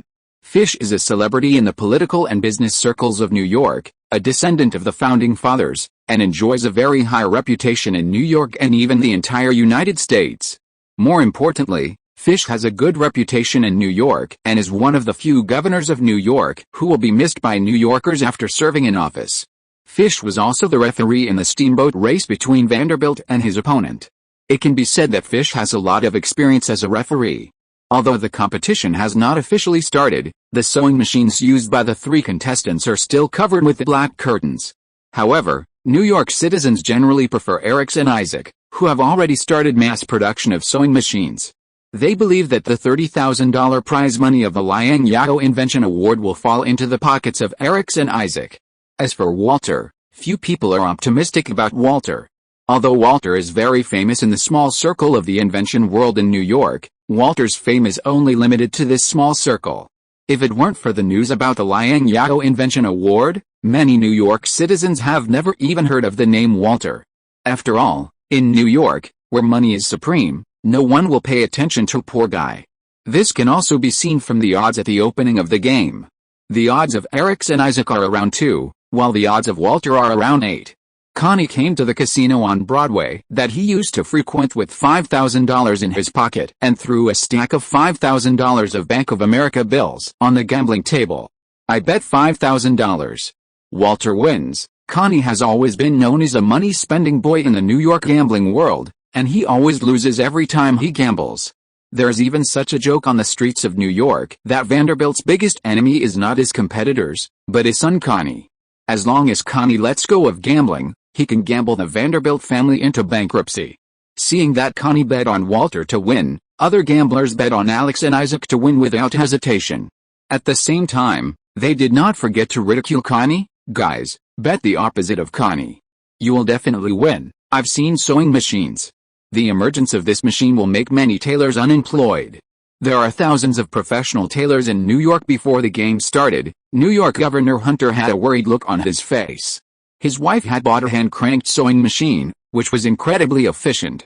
He was worried that this machine would take away the jobs of New York tailors, and these unemployed tailors would take to the streets to protest. Not well, but they have already taken to the streets to protest.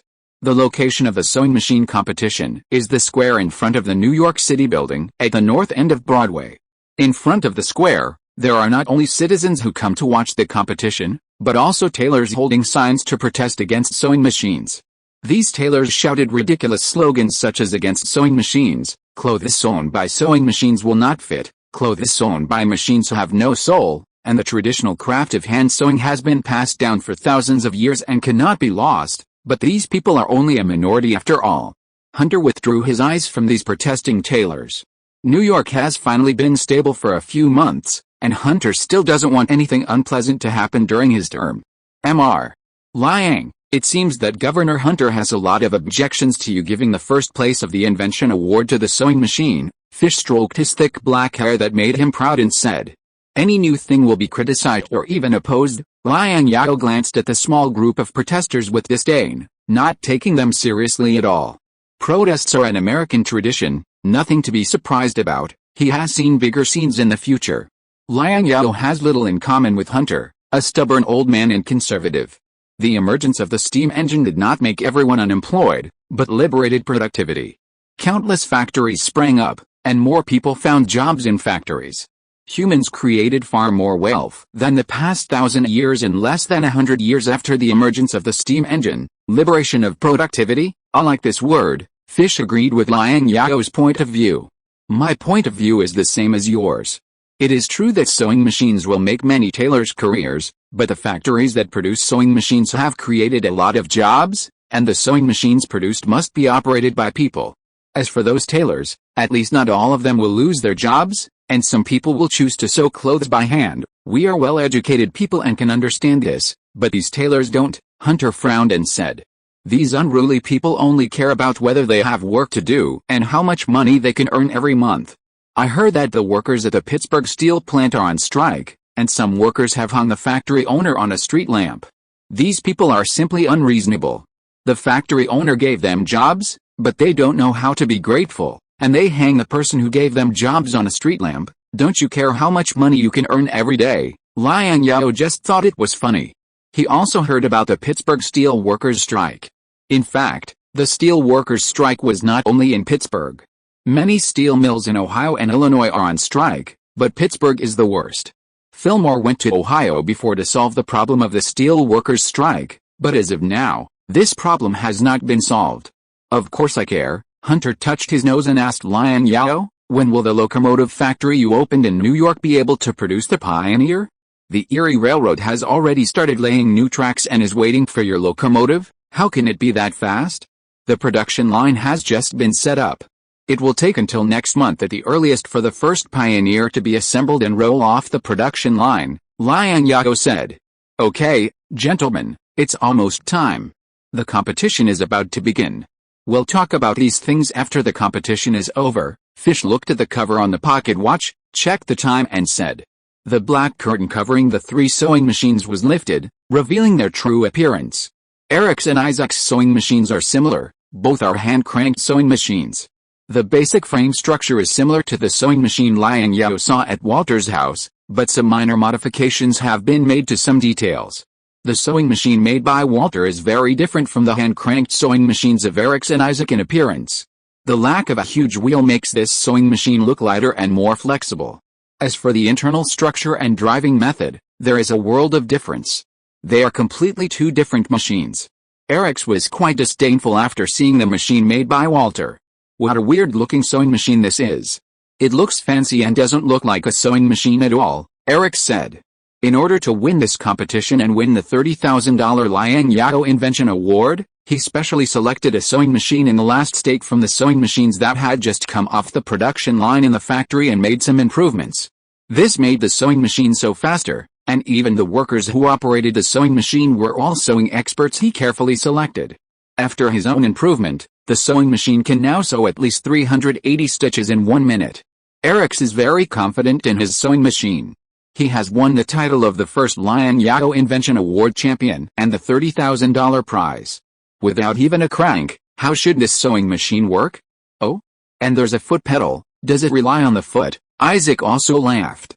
How fresh. This is the first time I've seen people sew with their feet. Isaac's attitude towards this sewing machine was similar to that of Erupts. He didn't believe that Walter could make a new type of sewing machine in just 1 week. You know, in order to make a more reliable sewing machine, he bought Erupts' sewing machine and studied it for several months, so that the needle of the sewing machine did not move in a circular motion, but moved directly vertically, and could sew continuously.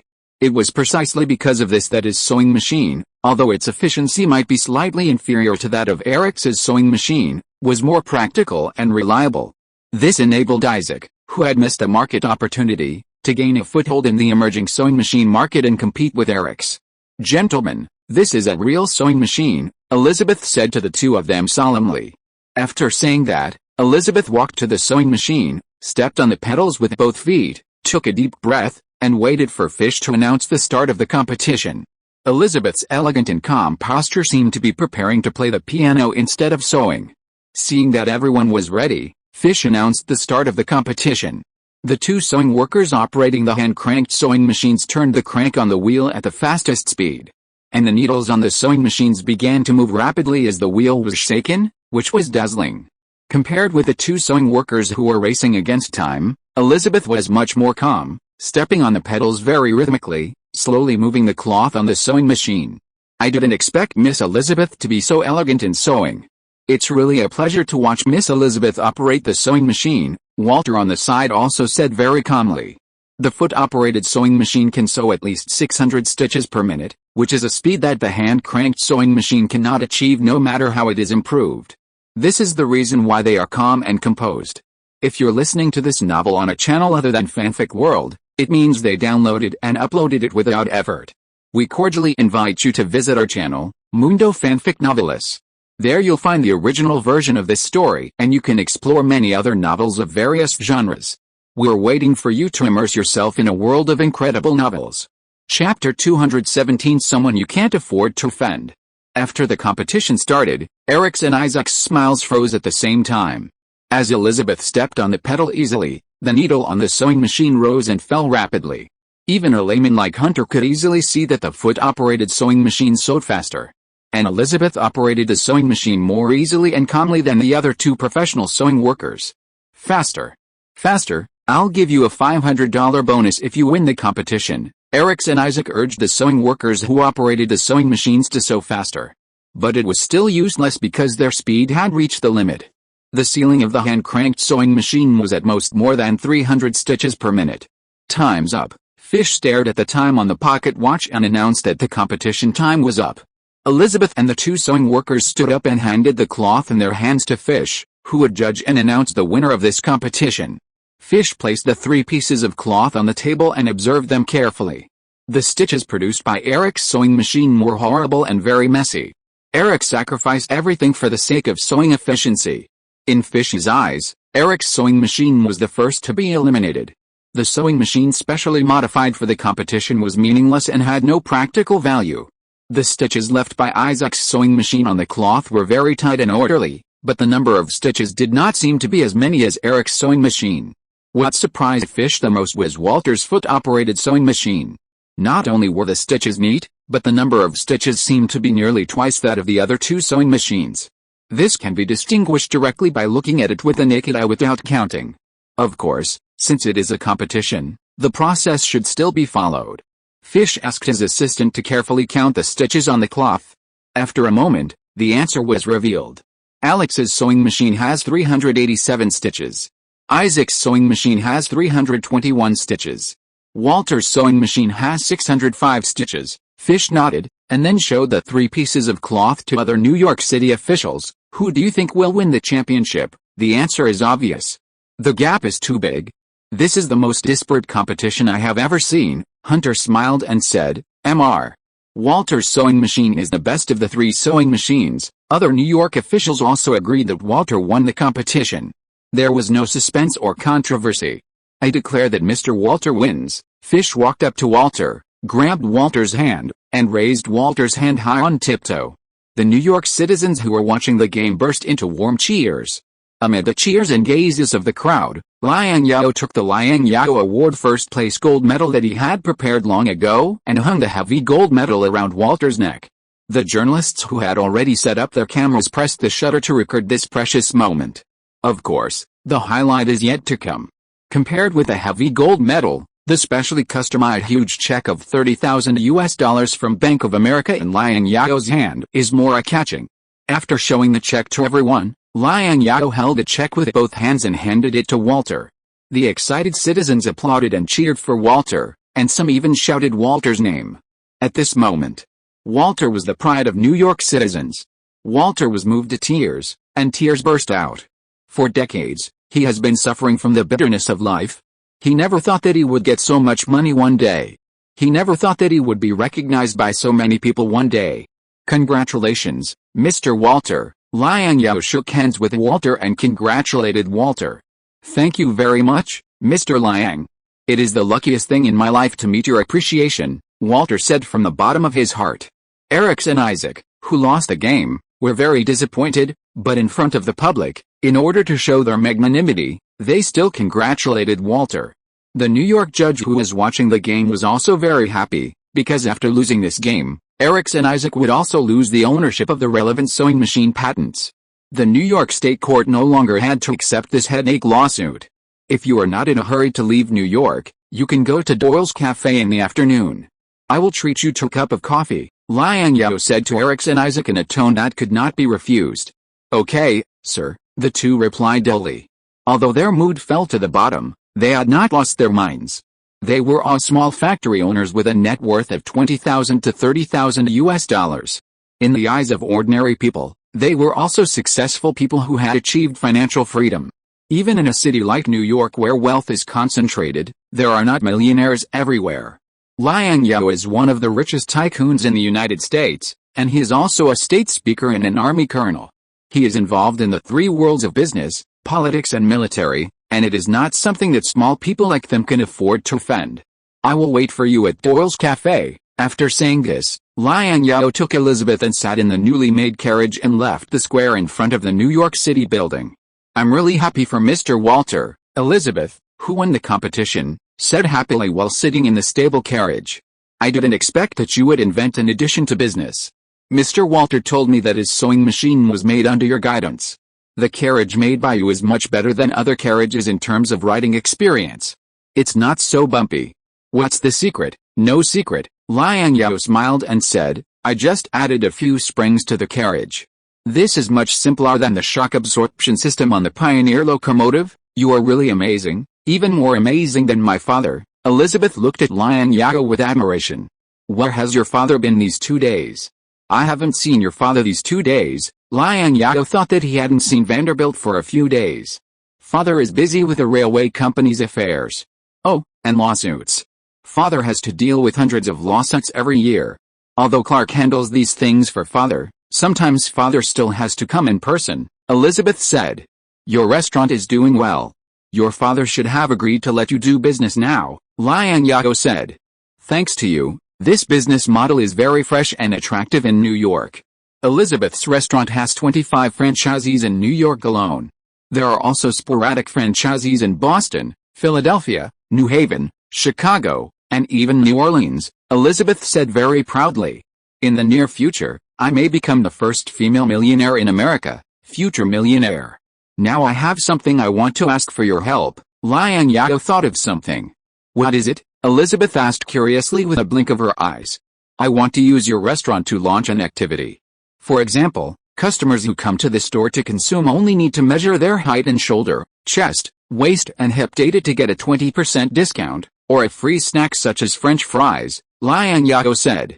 "Since ready-made clothes are to be made in the future, collecting the body data of Americans is an indispensable link. The immigrants in the eastern United States are mainly European immigrants. The body data of both sides are similar. The collected data can also be used directly in the future European market without the need to collect additional body data of Europeans." "It's a piece of cake," Elizabeth agreed very happily. Have you thought of a new way to make money? Is it related to making clothes?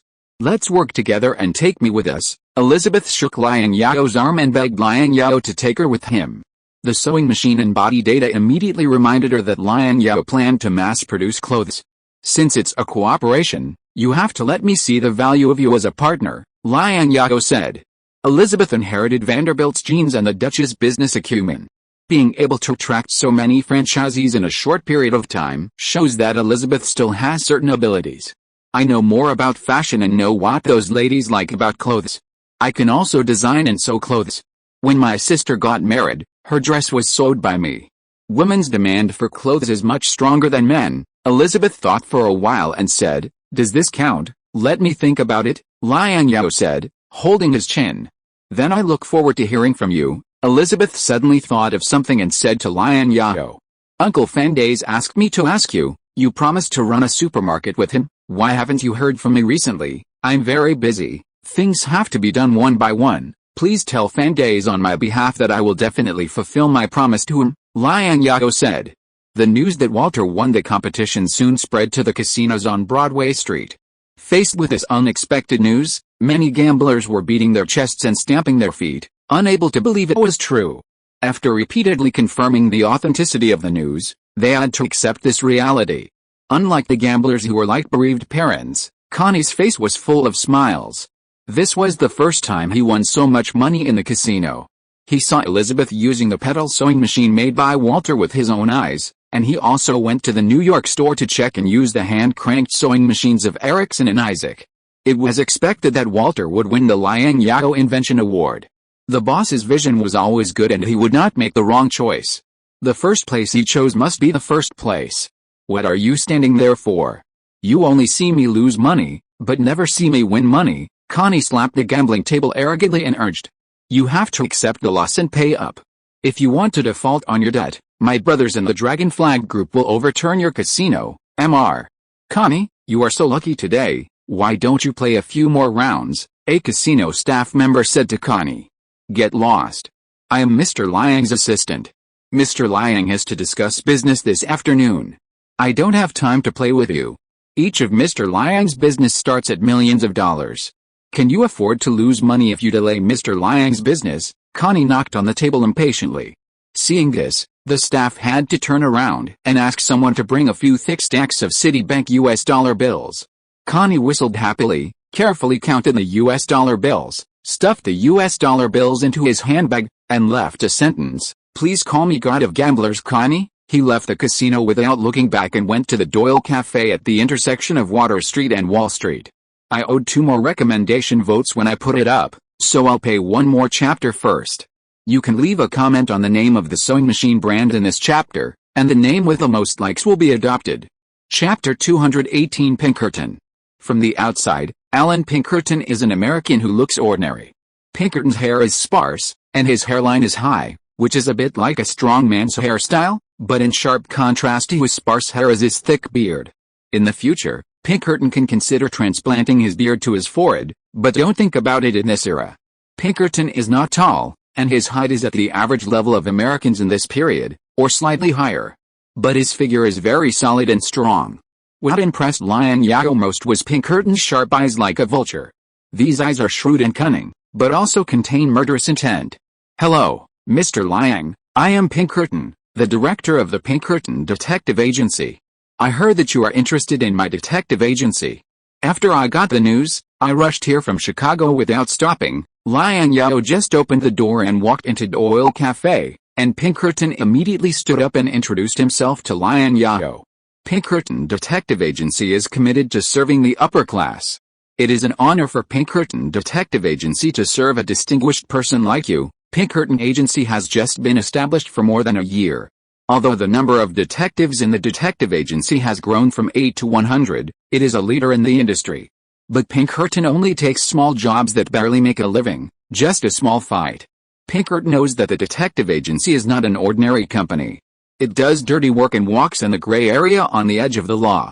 It is inevitable to offend people and violate the law. If his detective agency wants to survive, it must rely on the powerful and serve the powerful to have a living space. Liang Zhao is the first powerful who took the initiative to find him. Pinkerton cherishes this opportunity very much. I heard that you used to be a Chicago detective, and you did a good job as a detective. Liang Zhao sat down and took the coffee handed to him by Doyle. In this era, criminology and detective technology are still blank, and Pinkerton is the one who fills this blank. Pinkerton was not the first private detective in the world, but he was the first to professionalize and industrialize detectives and to promote this industry.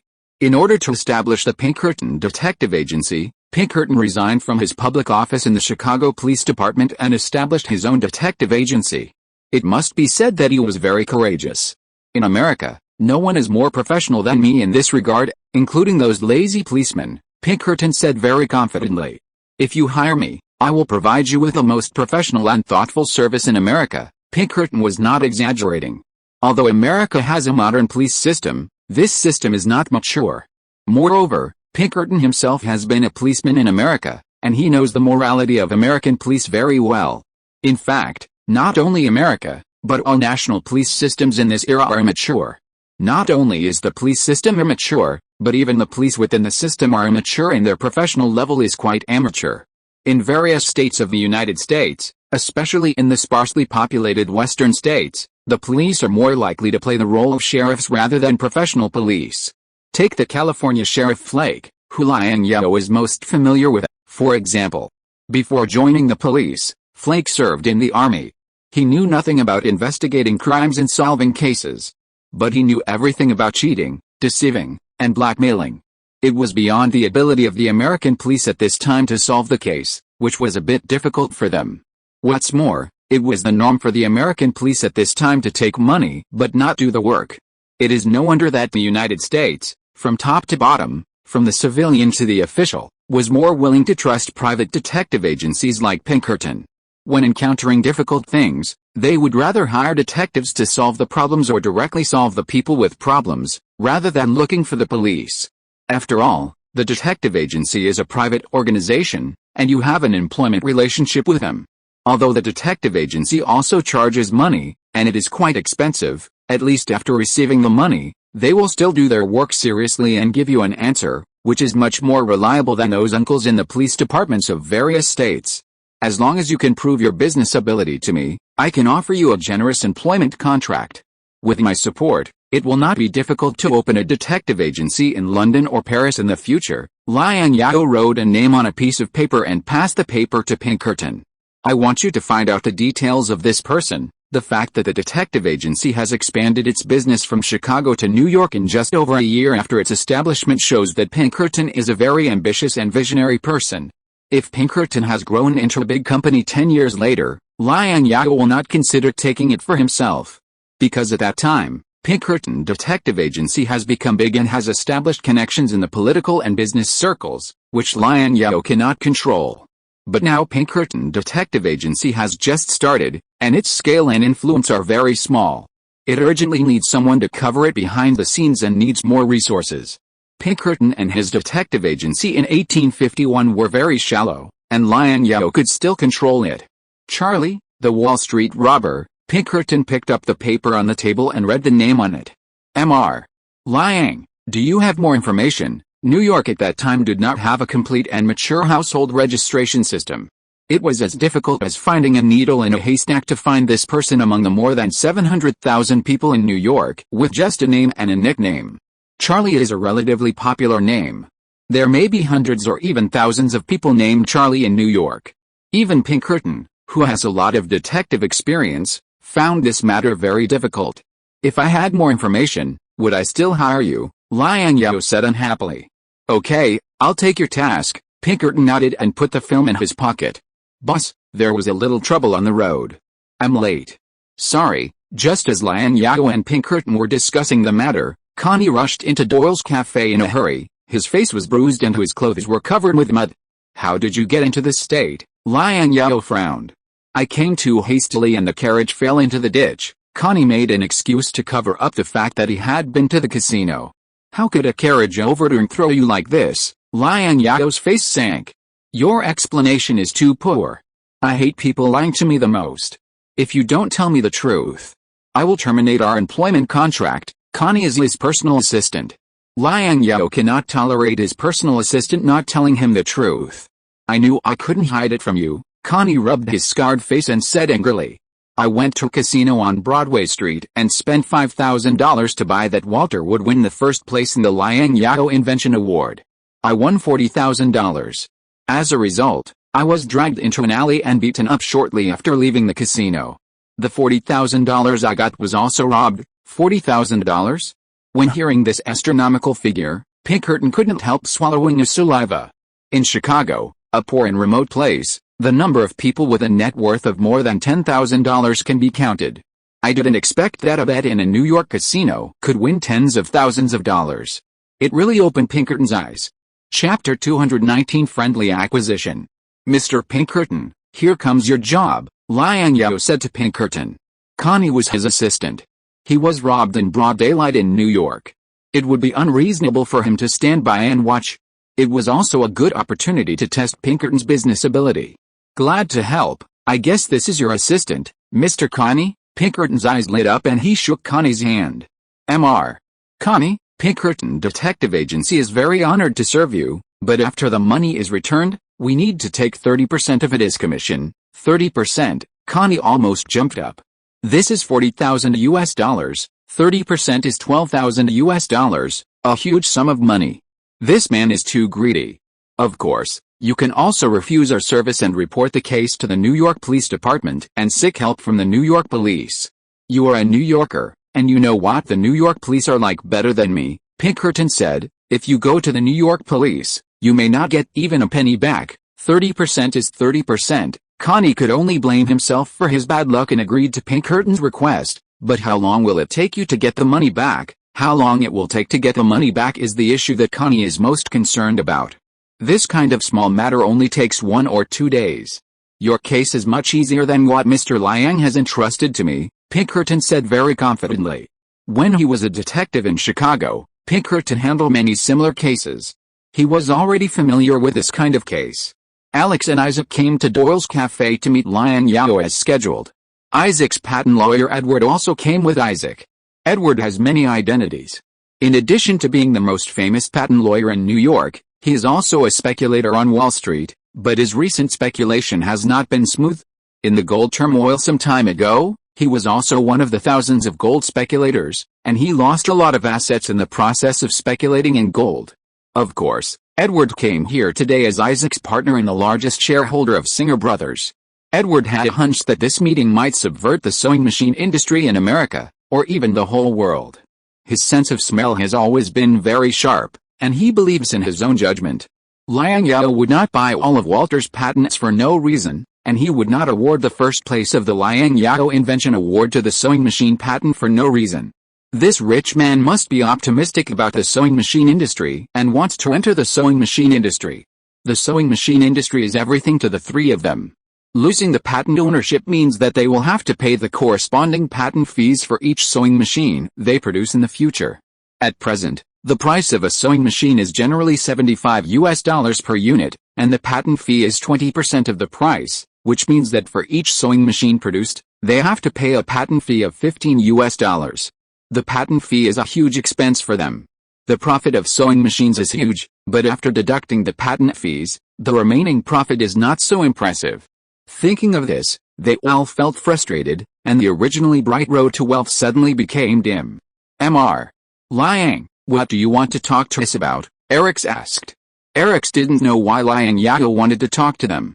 The relevant patents of sewing machines have been completely transferred to Walter, and all of Walter's patents have been bought out by Liang Zhao. Liang Zhao is a person of status, so there is no need to entangle with them over the sewing machine patent. If you are given a choice, would you choose to continue to be a shareholder of a small factory owner, or choose to be a giant in the sewing machine industry and become a shareholder of the largest sewing machine manufacturer in the United States? Liang Zhao said lightly. Eric's, Isaac, and Edward are not ordinary people, and they have good vision and ability. If it weren't for Liang Zhao's sudden appearance, according to the trajectory of history, Isaac would continue to make Singer Brothers bigger and stronger and become a global sewing machine giant. Even in the 21st century, the sewing machines produced by Singer are still the best in the industry. The sewing machine industry has created 3 multimillionaires in the United States, and they are now sitting respectfully in front of Liang Zhao. When Isaac died in 1875, He had accumulated a fortune of $15 million US, ranking on the list of the top 100 richest people in the United States. Eric's was slightly inferior, but his assets also reached the level of tens of millions of dollars. As for the remaining one, it was Isaac's patent lawyer and the largest shareholder of Singer Brothers, Edward Clark. When Clark died in 1882, his assets reached an astonishing $40 million US, which was more than the sum of Isaac and Eric's. You want to enter the sewing machine industry? Isaac was a little surprised. The sewing machine industry is still an unknown emerging field. How big is this market? Even the largest sewing machine manufacturers themselves have no idea. You were born in Oswego, New York. You left home at the age of 12 and became a failed actor. You ended up working in a factory in Pittsburgh to repair machines. Fortunately, you were very talented in this area and saved a lot of money in Pittsburgh. Liang Zhao stared into Isaac's eyes and said, then you designed a new printing press and were optimistic about the future prospects of printing presses. You opened a factory in New York to produce printing presses. Unfortunately, the factory's boiler exploded, destroying your entire factory and killing more than a dozen workers. At the age of 39, you became penniless again, until one day you came into contact with a sewing machine patent in an ignominious way and saw business opportunities again. Liang Zhao's words were heart-wrenching and touched Isaac's pain point. Isaac's body trembled uncontrollably. How do you know this? Isaac asked, holding the coffee cup with trembling hands and taking a sip of coffee. It doesn't matter how I know this. What matters is that you are very lucky to have met me. I am willing to give you a chance. I am going to acquire your factory now, merge your factory and inject capital to become the world's largest sewing machine manufacturer. Liang Zhao called them to Doyle's Cafe for the purpose of acquiring their factory. Singer Brothers and Bridgeport Machinery Company are the only two companies in the United States that have experience in mass production of sewing machines.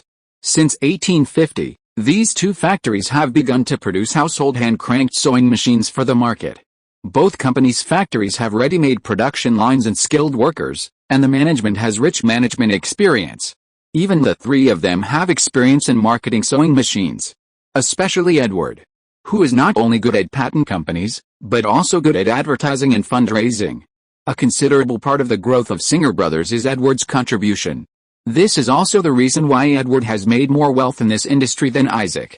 Liang Zhao can also choose to build his own production line to produce and sell sewing machines. However, there is no more convenient and hassle-free than directly acquiring Singer Brothers and Bridgeport Machinery Company. The problems of factories and production lines are easy to solve, but managers and marketers are a headache. After all, sewing machines are new and expensive, and it is not easy to sell them. If these people can be used for their own benefit, these problems will be solved. After all, they have proven their ability in history. Of course, you can also choose to reject my goodwill acquisition, but I have to remind you that the patents of sewing machines are in my hands. If you want to continue to make money in the entire industry, the sewing machines you produce are definitely not my opponents. There is only one result waiting for you, that is bankruptcy. Liang Zhao glanced at the three people, and the three had different reactions.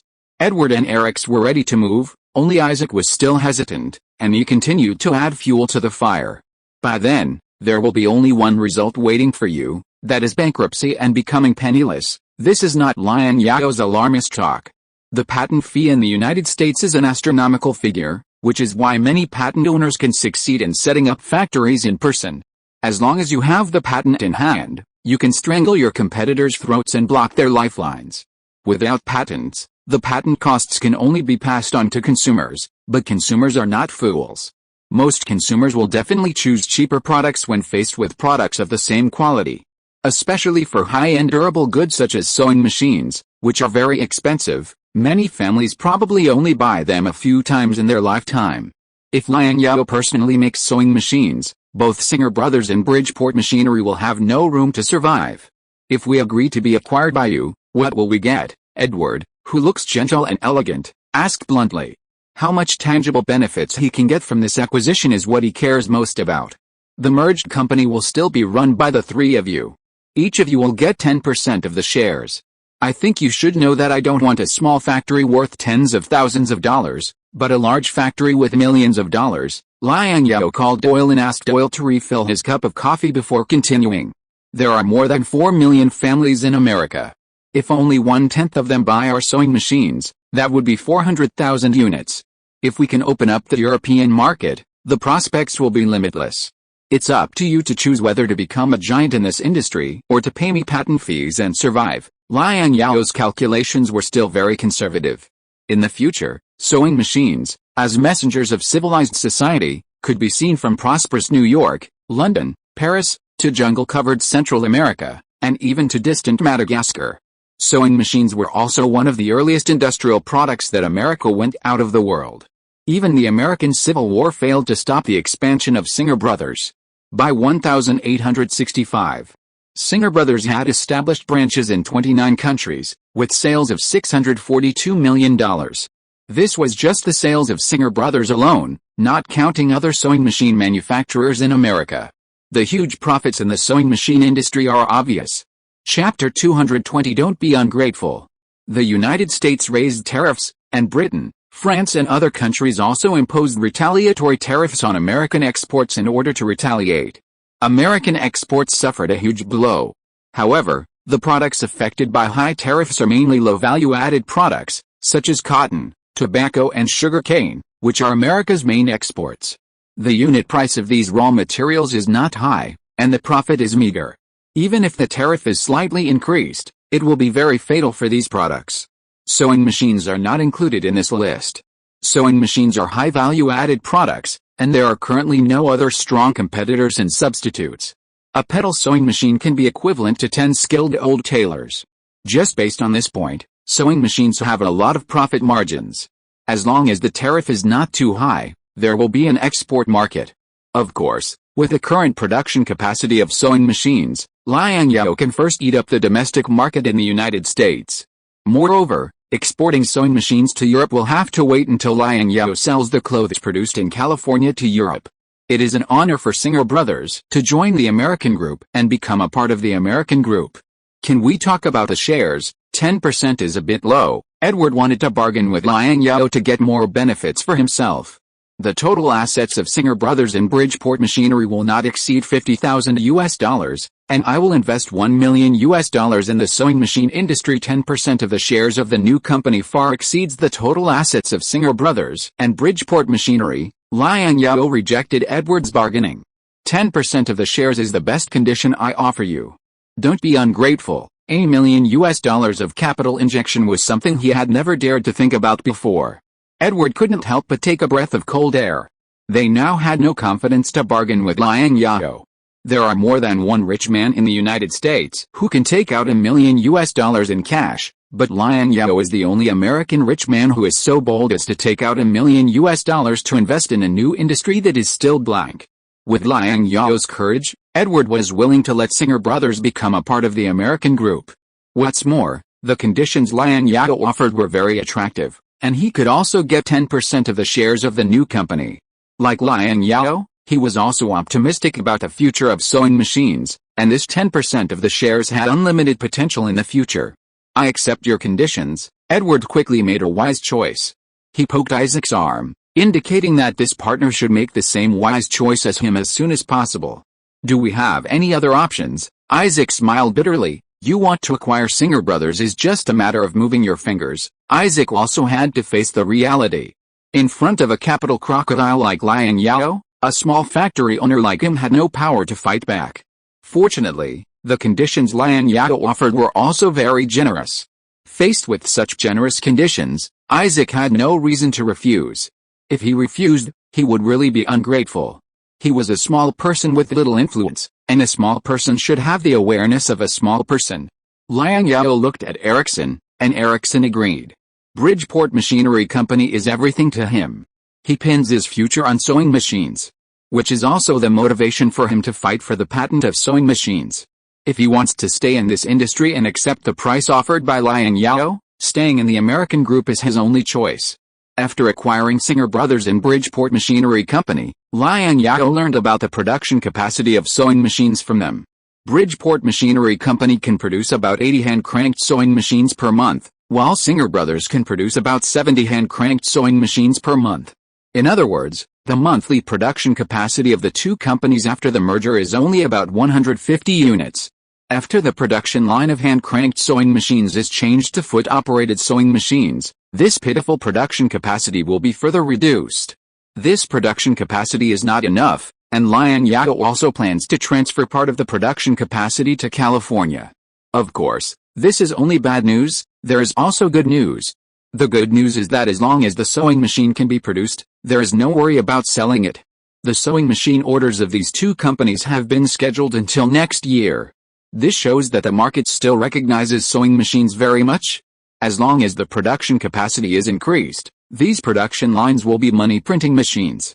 Pinkerton, go do your thing. If your performance satisfies me, I will not treat you unfairly. After Isaac, Edward, and Eric's left, Liang Zhao said to Pinkerton, who was stunned. $1 million.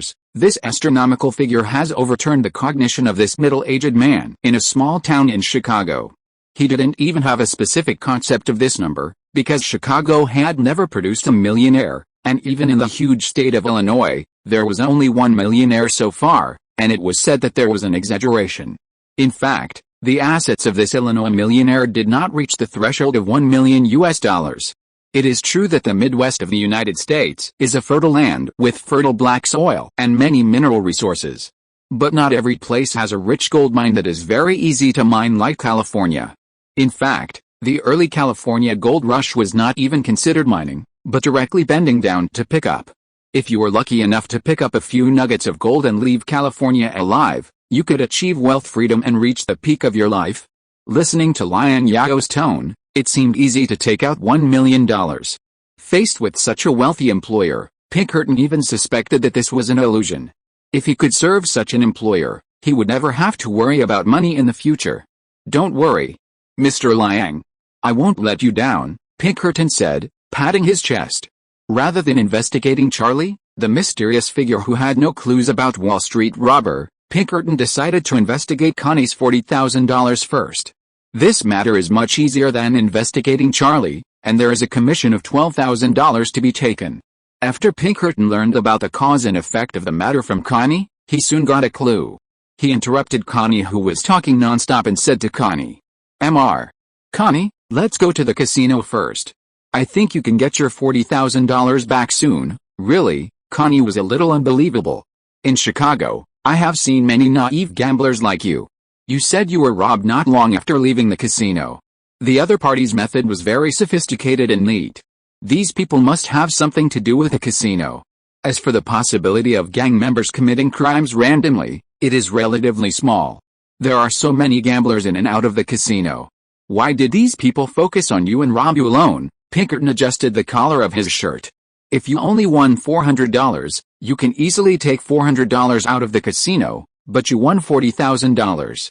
The casino will not let you take the money away easily. The recommendation votes have been paid back, and the average subscription and monthly votes will be paid back slowly.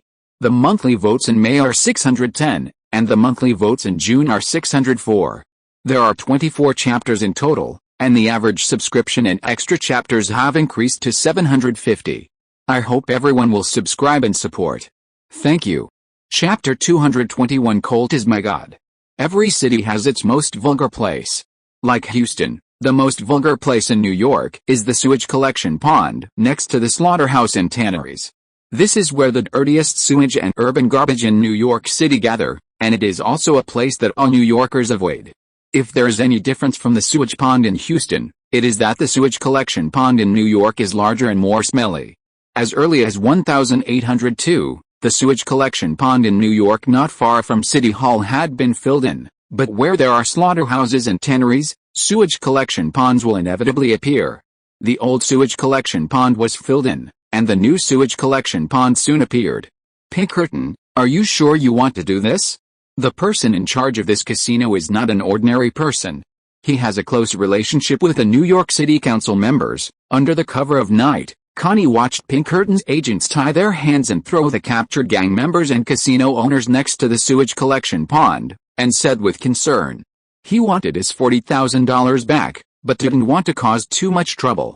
If you were an ordinary person, this matter would probably be difficult to resolve properly," Pinkerton said to Connie, with his hands on his waist and chewing tobacco leaves. "He is not an ordinary person, and neither are you. Don't worry. I used to be a police officer and I know where the bottom line of American law is. I also know these people very well. When I was a police officer in Chicago, I also dealt with various gambling dens. I know these people very well. If you want to recover the $40,000 that was robbed, this is the fastest way. I'll believe you for once. Connie pouted and said. Just watch me. Pinkerton spit the shredded tobacco leaves in his mouth into the sewage collection pool. He walked to Hester, the head of the casino, and patted the cold revolver on his waist. Man, you should know why I invited you here. Be smart and take out Mr. Connie's $50,000 as soon as possible. Where's the $50,000? It's only $40,000. Did you remember it wrong? Hester, who was bruised and swollen, hurriedly corrected. Oh? So you admit that you stole Mr. Connie's $50,000? Pinkerton stared at Hester with some amusement. No. After Mr. Connie won the bet, we readily gave him the $40,000 that Mr. Connie won on the spot. Hester's eyes moved quickly, and he said the words he had already thought of on the way. Sir, I see that you are a foreigner. I have to remind you that my brother-in-law is a New York City councilman. If you let me go, I will pretend that nothing happened tonight. I promise to God. 1, 2, 3, 4, 5, 6. If God exists, he will not accept the promise of people like you. Pinkerton took out a revolver from the holster on his waist, opened the cylinder, and counted the bullets in the cylinder. Fuck God, the Colt in my hand is my God. Sir, what are you doing? Talking about things is one thing. There is no need to use guns. Oh my God, you damn country savages only know how to solve problems with guns. Hester felt a chill on his forehead, and Pinkerton had already pointed the muzzle of the gun at his forehead. With his heart in his throat, Hester cursed Pinkerton, the damn country savage. Of course not, I was just joking with you, Mr. Hester. Pinkerton put away the gun in his hand, smiled at Hester very kindly, pointed to the pigs that were gnawing fish, animal organs, and various garbage beside the sewage collection pool, and said to Hester, we will also use knives to solve the problem. Do you see these hungry pigs? These pigs eat everything. If I cut you into pieces with a knife and throw you into this sewage pool, it must be a rare delicacy for these hungry pigs. They will eat all the blood and flesh on your body cleanly without leaving any trace. Pigs are the best scavengers. They eat everything. Moreover, they are very smart, smarter than dogs, and can go home by themselves. Pigs also have a good habit for murderers, which is to stuff rotten garbage into the ditch. These pigs next to the sewage collection pool are all raised by the surrounding residents. Hester glanced at the pigs. One of them was chewing an intestine of an unknown animal with relish in its mouth. The pig's eyes seemed to be staring at him, and Hester was trembling with fear. Pinkerton spoke in a very calm tone, as if he was telling a very ordinary thing. Hearst lowered his head and glanced at the sturdy Western man with the corner of his eye. He thought that this guy must have done something like this, otherwise he would not have said it so clearly. I swear to God, Mr. Connie's $40,000 is really none of my business. It must be the work of gang members. I hope you can find out clearly and don't misunderstand the good people. Hearst still said stubbornly that his life was important, but $40,000 was not a small amount. It seems that you will not cry until you see the coffin. Pinkerton pulled off Hearst's clothes, pulled out a sharp Illinois hunting knife, and gently scraped Hearst's hairy chest, and scraped off a bunch of chest hair. Pinkerton gently blew the chest hair remaining on the blade onto Hearst's face. Life or dollars, Pinkerton said impatiently. I am not a particularly patient person. Life? Life. Hearst made a choice quickly. Liang Zhao, accompanied by Walter, went to Allison's factory to visit Allison and Nobel, who was interning with Allison. Nobel was a very talented person. In 1850, when he was only 17 years old, Nobel obtained the qualification of an engineer and went to the United States to study and continue to learn chemistry. As soon as he arrived at the gate of Allison's factory, he saw 3 policemen standing at the door of the factory and shrinking. Sir, what happened here? Liang Zhao asked the police standing at the door. We received complaints from nearby residents that this factory is conducting dangerous explosion experiments. It seems that this is not the first time you have received such complaints, Liang Zhao said to these shrinking policemen. Yes, we are also in a difficult situation. A policeman showed a very helpless expression. Mr. Allison, the owner of the factory, has legal procedures, and the residents around have their own reasonable demands. The superiors also put pressure on me and demanded that I must give an explanation to the residents. It is indeed very difficult, Liang Zhao had just finished speaking when a huge explosion was heard in the factory. Liang Zhao subconsciously covered his ears. California also used gunpowder to blast mountains and mines to open roads for railways, but the power of black gunpowder at this time was not satisfactory. Although Liang Zhao did not know much about explosives, the explosions coming from the factory were obviously different from the explosions he had heard in California before. Walter, let them stop the experiment first. Feeling the vibration caused by the explosion, Liang Zhao was also very guilty. He knew that the Nobel family was all studying explosives. As for Nobel's current mentor Allison, he was also a very famous explosives expert in the United States and had more than a dozen patents related to chemistry. Allison was famous not only in America, but also in Europe, otherwise Nobel would not have crossed the Atlantic Ocean to America to study with Allison. Chapter 222 Nobel. After the experiment was stopped, Allison asked his apprentices to continue to do other work. Walter stopped Nobel, who was about to leave. "Nobel, Mr. Liang wants to see you." "Me?" Nobel was very surprised. He didn't understand why a big man like Liang Zhao would ask to see him, an unknown 18-year-old Swedish youth, by name. He thought Liang Zhao came to see his teacher Allison, because Allison was a chemistry expert and engineer with many related patents in his hands. According to the rumors he learned, this American tycoon had a strong interest in inventions and patents. "Yes, you are lucky," Walter patted Nobel on the shoulder and said. "Mr. Walter, you told me last time that you were leaving New York to go to California. Is that true?" Nobel asked curiously. "It's true. Mr. Liang set up a Walter laboratory in California specifically for me. He also equipped me with staff and the treatment is very good. There I can focus on my inventions without distraction." Speaking of the Walter laboratory, Walter's face was filled with a happy and satisfied smile. He is a pure inventor. He has his own laboratory and sufficient experimental funds. His biggest dream is to devote himself to invention. As long as he arrives in California, he can realize this dream.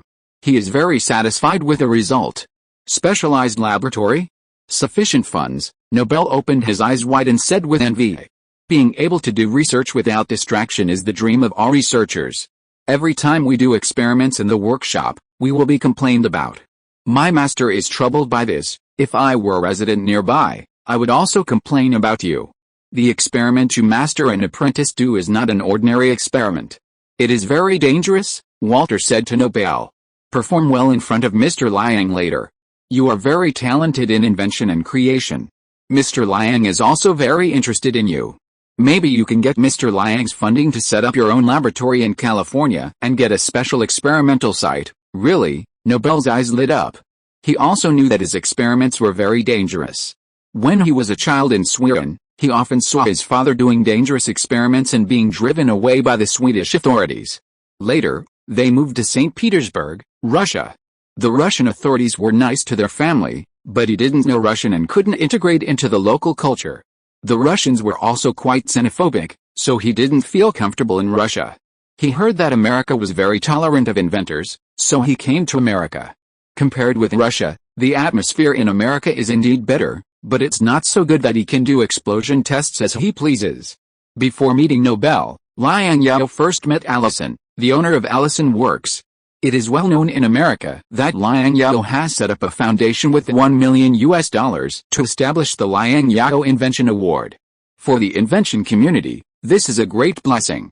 Even if you only get the third place in the Invention Award, you will get a huge prize of $10,000, and you can also get funding from Liang Zhao.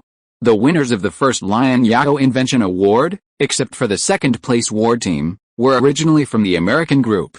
The third place winners Erickson and Clover, and the first place winner Walter have all received funding from Liang Zhao and will get their own laboratories in California. Many inventors in the invention world are eager to try, hoping to become the next Liang Zhao Invention Award winner. Allison is no exception. Although his financial conditions are better than Walter's, he has 4 properties in New York for rent, and can receive a considerable amount of money every month, and his income is considerable. But his experimental research is also very expensive, and it would be great if he could get additional funding to ease the financial pressure. After a brief greeting, Liang Zhao took out his metal shell bullet drawing. The bullet structure on the drawing is roughly the same as the existing rimmed bullet. The biggest difference is that the primer is in the center of the bottom of the shell. This kind of bullet is later called the center fire bullet, which is the most widely used bullet. The most widely used and mature metal bullet-rimmed bullet in 1851. There is a small firing pin protruding from the side of the rimmed bullet to allow the hammer of the gun to fire. However, this type of bullet is not safe to carry and transport, and the needle part must be placed at a specific angle when using it, which is quite troublesome. The edge pin bullet is essentially the transfer of the percussion cap gun from the gun to the percussion cap. This early metal shell bullet is only a transitional product. Although it is very advanced now, it will be eliminated soon. Liang Zhao decided to solve the problem once and for all and directly use the center fire bullet. The center fire bullet has more advantages than the edge pin bullet in terms of carrying, transportation and use. Your idea is very good.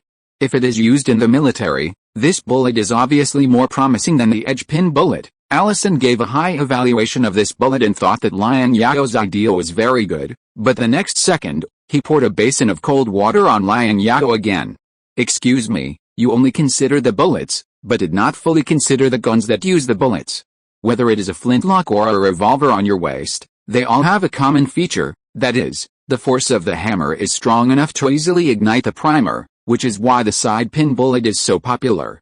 If the primer is in the center of the bottom of the shell, you can only choose the horizontally moving firing pin to fire, and the springs currently produced by the United States cannot exert enough force for the firing pin to ignite the primer in the center of the bottom of the shell. After talking for a long time, the problem came back to the material. It seems that all technology trees, steel is a threshold that cannot be bypassed, and there is no way to take shortcuts. And the material of the primer is also a big problem. Nobel looked at the drawings curiously and added, "Are you Nobel?" Liang Zhao said to the young apprentice who just came up. "Yes, sir," Nobel nodded and said. At this time, Nobel was still a young man without a big beard, and he looked handsome. Although he was wearing an apprentice's war clothes, which were covered with dust, he still couldn't hide his elegance. Nobel only received formal primary education in his hometown, but his family conditions were not bad. After the family moved to Russia, old Nobel hired a tutor to teach him cultural knowledge. In addition, Nobel himself was diligent and studious, so Nobel had a good cultural literacy. I have considered the problem of the primer. This liquid is called nitroglycerin, which is flammable and explosive. Liang Zhao carefully took out a sturdy glass bottle from his pocket. The glass bottle contained a yellow oily transparent liquid. This liquid is called nitroglycerin, which is a drug for treating angina pectoris. Many clinics in New York have it, and it is not difficult to get it. The bottle of nitroglycerin in Liang Zhao's hand was bought from a clinic. The primer of the first generation of fixed metal shell bullets used nitroglycerin, and the explosive nature of nitroglycerin was realized by Nobel when he accidentally dropped the experimental test tube on the ground during the experiment and it exploded. It turns out that the price of nitroglycerin is a bit high. Nobel's brother died in this accident. Mr. Liang, do you also know chemistry? Nobel stared at the interesting liquid in Liang Zhao's hand curiously. Can I take a closer look at this liquid? Chemistry. I only know a little bit. My chemical knowledge is definitely not as rich as you professionals. Liang Zhao carefully handed the glass bottle of nitroglycerin in his hand to Nobel, who was very curious, and reminded Nobel. I'll give it to you. This thing is very dangerous. You must be very careful when studying and observing it. It will explode if it falls to the ground. I'll pay attention. Nobel was very happy to accept Liang Zhao's nitroglycerin and planned to study it carefully after returning. If this liquid is really flammable and explosive, I think your bullet can definitely be manufactured, and the requirements for the firing pin will not be so high. At this point, Nobel seemed to have thought of something, showing a painful expression, and hesitated for a while before continuing. It's just that this chemistry should be used in industry, to mine and build roads, to benefit mankind, not in wars, to kill each other. The purpose of war is peace. Liang Zhao changed the subject and said to Nobel and Allison, "It's too dangerous for you to do experiments here. I admire your talents. California is currently introducing high-quality talents. If you are willing to come to California, I will provide you with the same treatment as Mr. Walter. California is vast and sparsely populated, so it's no problem to set aside a place for them to use for experiments. Moreover, California is currently mining and building roads, and your research will be very useful in California. The same treatment as Mr. Walter," Nobel said excitedly. Can I also get my own laboratory in California and get your financial support? Of course, California welcomes all people with lofty ideals. Liang Zhao gave Nobel a very positive answer. Nobel alone is worth half of the U.S. Army. As long as he is willing to come to California, Liang Zhao is willing to pay a great price. What's more, Nobel was not yet famous at this time, and his requirements were very low. It didn't cost much to take Nobel to California. If Nobel can develop safe explosives with a little guidance in the future, it can not only be used for military purposes, but also for mining and road construction. The two railways that Liang Zhao values most, the Pacific Railway and the Los Angeles-Houston Railway, both have long routes through mountainous areas, and there is a great demand for explosives. If explosives are developed, the efficiency of road construction will also be greatly improved. I can't refuse your conditions, Nobel said. After Nobel expressed his opinion, Liang Zhao looked at Allison on the side. Allison hesitated for a moment and said, "It sounds good, but my family is here. If you want, you can move your family to California like Mr. Walter did," Liang Zhao said. Chapter 223 Reverend Brown. Liang Zhao's management of the students who came to New York by ship varied in degree. The 20 students who were to be trained as future West Point and Virginia Military Academy students were managed in a quasi-military manner. In addition to studying cultural courses, they were given some moderate-intensity military training to strengthen their physique. Liang Zhao's management of the 40 students who were to receive regular education was relatively loose. In addition to studying cultural courses, they were allowed to visit New York under the guidance of nuns and priests, who were their teachers. The prosperity of New York left a deep impression on these students. This prosperity was different from the prosperity of Guangzhou City. As for where the difference was, these students in their teens could not tell. After Liang Zhao released the news that he wanted to train Chinese students, many schools showed strong interest, wrote letters and even visited in person, expressing their willingness to accept these students. The purposes of these schools were different. Some were to win Liang Zhao's funding, some were to make a gimmick for themselves, and of course, there were also some that were truly for the cause of education. Young Wing brought his mentor, Reverend Brown, and Fairbanks, the principal of the Monson School in Massachusetts, from Massachusetts to New York to meet Liang Zhao. Mr. Liang, Monson School is the only middle school in the United States that has experience in teaching Chinese students. After meeting Liang Zhao, Fairbanks expressed his thoughts to Liang Zhao. Last year, my student Young Wing graduated from Monson School with excellent grades and was admitted to Yale University. He is the first Chinese international student trained in the United States. Speaking of Young Wing, Fairbanks showed a proud expression. Harvard, William and Mary, and Yale are the three oldest colleges and universities in the United States. Their history is even longer than the history of the United States. In the mid-19th century, these three schools were also the three colleges and universities with the strongest comprehensive strength in the United States. For educators, it is indeed a proud thing that their students can be admitted to the top colleges and universities in the United States.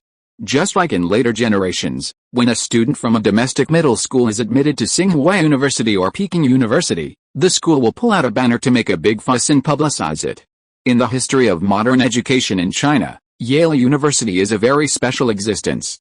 Since both Young Wing and his mentor, Reverend Brown, graduated from Yale University, Young Wing was more inclined to let those Chinese students apply to his alma mater when he was in charge of the affairs of Chinese students studying in the United States. Among the Chinese students who graduated from high school in 1880, 1 entered Harvard University, 3 entered Columbia University, 8 entered the Massachusetts Institute of Technology, and 22 entered Yale University for further studies, far exceeding the total number of students studying in other colleges and universities. Zhang Xianyao, a well-known railway engineer in later generations, graduated from Yale University. I know that your school has experience in training Chinese students, but it's a pity that you came a step late. The principal of Hartford Middle School just came to see me a few days ago and expressed his desire to accept this group of Chinese students. I also agreed to him.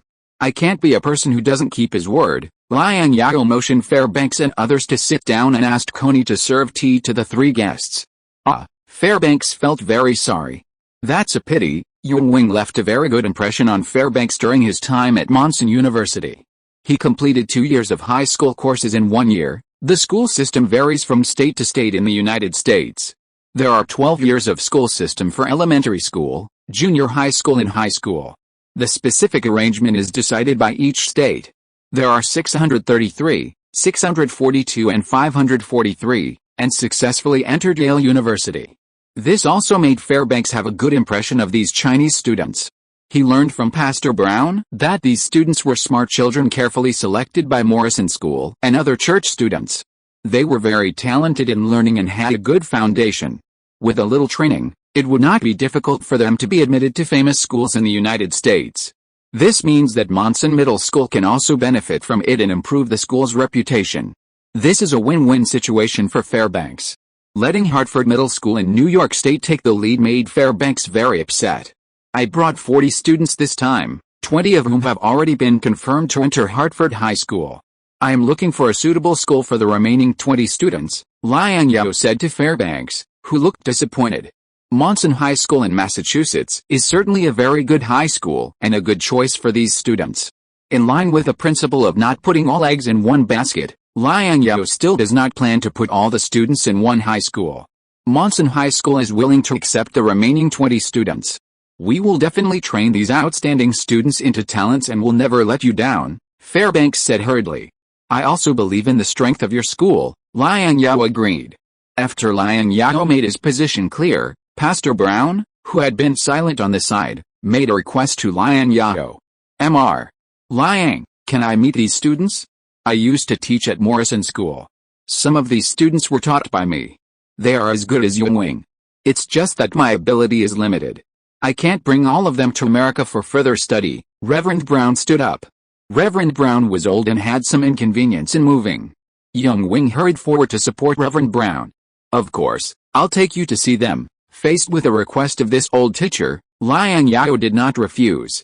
I was planning to visit you in Massachusetts in person after finishing my work in New York, but I didn't expect you to come directly to New York. Yunwing and Wang Quan told me that they received your financial support during their college years. In addition to the repeated requests of President Fairbanks, I also want to personally thank you for coming to New York this time, Reverend Brown said. I should thank you. Thank you for training so many excellent students for China, Liang Zhao said. Before Liang Zhao sponsored Yunwing and Wang Quan, the tuition fees for Yunwing in the United States and Wang Quan in the UK had always been borne by Reverend Brown. Although Reverend Brown comes from a middle-class family, the financial pressure of sponsoring two college students to study at the same time is still very great. Europe and the United States pursue elite education. The cost of attending university in the 19th century was very high. The high tuition alone was enough to discourage many families. This is also the reason why many grassroots Americans choose to self-study. In this era, there were no student loans, and not everyone could afford to go to college.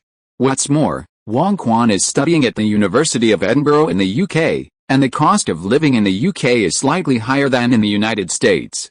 I have watched these children grow up. They are all very smart and deserve a better education. Reverend Brown looked at Yunwing with great satisfaction. If those children can enter higher education institutions like Yunwing for further studies, I will have no regrets in my life. If you're listening to this novel on a channel other than Fanfic World, it means they downloaded and uploaded it without effort. We cordially invite you to visit our channel, Mundo Fanfic Novelis. There you'll find the original version of this story and you can explore many other novels of various genres. We're waiting for you to immerse yourself in a world of incredible novels. Chapter 224 Manifest Destiny. Reverend Brown once suggested that Morrison School send outstanding students of Morrison School to study abroad in universities in Europe and America. Unfortunately, the largest shareholder behind Morrison School was the British East India Company, which had no interest in sending outstanding students of Morrison School to study in universities in Europe and America. According to the requirements of the British East India Company, it was enough for these students to complete their secondary education. Sending these students to study in higher education institutions in Europe and America was not a cost-effective deal. Reverend Brown was therefore deeply dissatisfied with Morrison School. He believed that education was to educate people, not a business. Not long after, the frustrated Reverend Brown resigned from Morrison School and returned to America. Liang Zhao took these students to America for further studies, which made up for Reverend Brown's original regret. When they arrived at the students' residence, the older students quickly recognized Reverend Brown and came forward to greet him. Reverend Brown, sir. Reverend Brown looked at these students very happily and called out their names one by one. He was very surprised at the changes in these students. Compared with Hong Kong, the mental outlook of these students had changed dramatically. Even their bodies have become stronger, and their English has become more fluent. After visiting these students, Pastor Brown said to Liang Zhao with great joy, "I am very happy to see the changes that have taken place in these students. Compared with when they were in Hong Kong, these students are more lively and more confident. They are very smart and will definitely be pillars of society in the future. In the future, the students who will study at Monson School will be fostered in various families in Massachusetts. I will need your care in the future. I will return to California soon, and there are still many things waiting for me to deal with there," Liang Zhao said. Liang Zhao has found suitable foster families for the 20 students studying at Hartford High School in New York State. These students are fostered in various middle-class families in New York State. The male owners of these families are also engaged in decent jobs such as doctors, lawyers, and engineers. After hearing that Liang Zhao was going to foster 20 Chinese students in various families, these families in New York still showed considerable enthusiasm. Many people wrote to express their willingness to adopt these students. Finally, Liang Zhao selected 20 families with better conditions to place these students. Placing these students in these families can also help them improve their language skills and better adapt to life in the eastern United States. Liang Zhao also plans to adopt this model for the 20 students who will be sent to Monson Middle School, choosing a middle-class home in Massachusetts for foster care. With this model, he only needs to leave a few reliable people in New York and Massachusetts to supervise the learning progress of these students from time to time, which is also worry-free. "I will treat these students like my own children," said Pastor Brown. In 1845, on the eve of the outbreak of the Mexican-American War, American journalist John O'Sullivan published an article titled Annexation in the magazine Democratic Review, advocating expansion to the Pacific region and turning America into a superpower with the Atlantic Ocean to the east and the Pacific Ocean to the west. This view still had a considerable audience in 1851, 6 years later. Liang Zhao published 2 articles in newspapers such as the New York Evening Post and the New York Herald, one of which was Manifest Destiny based on the theory of destiny, and the other was Go South, America, which pointed the spearhead directly at northern Mexico. He used these 2 articles to test the waters and gauge the reaction of the American people. What surprised Liang Zhao was that although the Mexican-American War had just ended not long ago, the American people and politicians were still very enthusiastic about continuing the expansion. America has never been against war, but only against defeat. The turbulent situation in Mexico and the reaction of the American people and politicians made Liang Zhao feel that there was a lot of potential in annexing Mexican territory. "Your article is very well written. I agree with your views.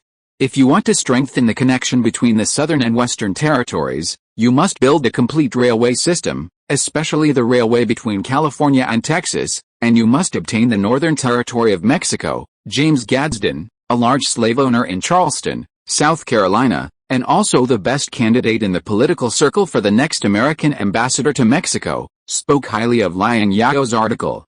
The words in these 2 articles almost touched his heart, and Gadsden felt that he had met a soulmate. "Your words really touched my heart." Many of the views in these articles came from Gadsden. Liang Zhao just systematized and concretized them with a view of destiny, which made them look more noble and feasible, and of course they touched Gadsden's heart. The diplomatic environment of the United States in the 19th century was relatively simple. There were only 2 neighboring countries around it, and Canada to the north was a colony of the British Empire. The only sovereign neighbor of the United States that borders on land is actually Mexico. Therefore, among the American ambassadors abroad, the United States attaches no less importance to the ambassador to Mexico than to the American ambassadors to Britain and France. The State Department has always attached great importance to the position of ambassador to Mexico. Gadsden can be the best candidate for ambassador to Mexico, so naturally he is not an ordinary person, and he must have his own strengths. No matter how good the idea is, it is just a beautiful idea, Liang Zhao said. If you want to put it into practice, you still need the support of the federal government. I have discussed with Secretary of State Webster about buying the 5 northern states of Sonora, Chihuahua, Nuevo León and the Baja California Peninsula from Mexico. Webster is very interested in this matter. The southern states, especially Texas, are particularly interested in this matter, Gadsden said. I have also sounded out the Mexican side. The Mexican government is in financial difficulties. They do not object to selling land to alleviate a financial crisis. The biggest problem is the price. Liang Zhao can understand that Texas is interested in the territory in northern Mexico. California and Texas are currently the only two states in the United States that directly border Mexico. If they can annex the northern territory of Mexico, the biggest beneficiaries are California and Texas. The land that Texas previously assigned to the territorial area by the federal government for the construction of a new state can also be compensated by Mexico, which is not a bad thing for Texas. How much is the price offered by Mexico? Liang Zhao asked Gadsden curiously. This guy has sounded out the Mexican side, so he must have a certain understanding of the land purchase price. If you want to buy the 5 northern states of Mexico and Baja California, it will cost at least $50 million. Gadsden made a 5 gesture. $50 million, it's better to rob directly. The military expenses of fighting the Mexican army don't necessarily need $5 million. After hearing this price, Liang Zhao instantly lost interest in buying. The land purchase plan proposed by Gadsden purchases about 830,000 square kilometers of Mexican territory, which is equivalent to 1.5 times the current area of California, including the western part of Nevada. If it can be bought for $50 million, it will definitely be worth it, but now the U.S. federal government is also in debt and cannot come up with $50 million. Not to mention the California state government. After understanding the national conditions of Mexico, Liang Zhao is not very willing to spend money to buy it. If Mexico is united, Liang Zhao still dare not have any unreasonable thoughts given the size of Mexico. But the domestic situation in Mexico is turbulent, the regime is extremely unstable, and civil wars continue. The integration and organizational capabilities of the Mexican government are worse than those of the Qing dynasty at the same time. This made it difficult for Liang Zhao not to have some thoughts about Mexico. If the territorial issue can be resolved directly by war, that would be great, but the federal government has not yet paid off the debt owed for the Mexican War, and I'm afraid the president will not agree to go to war with Mexico, Gadsden said with a smile. Things that can be resolved by diplomacy should be resolved by diplomatic means. When dealing with neighboring countries, peace is still the most precious thing. Liang Zhao just thought it was funny. If the federal government really had $50 million now, Gadsden would not have said such nonsense. As a powerful country, the United States must gain influence in the Far East that is equal to the strength of the United States. After careful consideration, Fillmore put down the plan for the expedition to Japan and announced his decision to his cabinet members. Japan has repeatedly illegally detained and abused the crew of our American whaling ships. If we do not respond strongly to this incident, where will America's prestige in the international community be in the future? Where will America's face be? We must teach these arrogant and unreasonable Japanese monkeys a lesson and let them see the power of civilization. After that, Fillmore showed the cabinet members the plan for the expedition to Japan provided by Liang Zhao. The expedition to Japan was jointly participated by the Navy and the Army. The Navy was responsible for blockading the Japanese coastal waters, and the Army was responsible for landing to put pressure on the Japanese shogunate authorities, forcing the Japanese shogunate authorities to apologize and open up free trade with the United States. The Navy was led by Commodore Perry to San Francisco, California, where they resupplied and met with the California Infantry Regiment of Colonel Liang Zhao, the commander of the California Army. Both sides sailed to Hawaii, and after the final resupply in Hawaii, they headed straight for Edo, Japan. Fillmore had already greeted the Qing dynasty's envoys. If there was an accident on the way, they could rest in Guangzhou port of the Qing dynasty. Furthermore, Liang Zhao also had some connections in Guangdong and Fujian in the Qing dynasty, and he could get supplies from these places when necessary. This plan was very comprehensive, and even the supply problem of the expeditionary force in the Far East, which was the biggest concern of Fillmore's cabinet, was solved.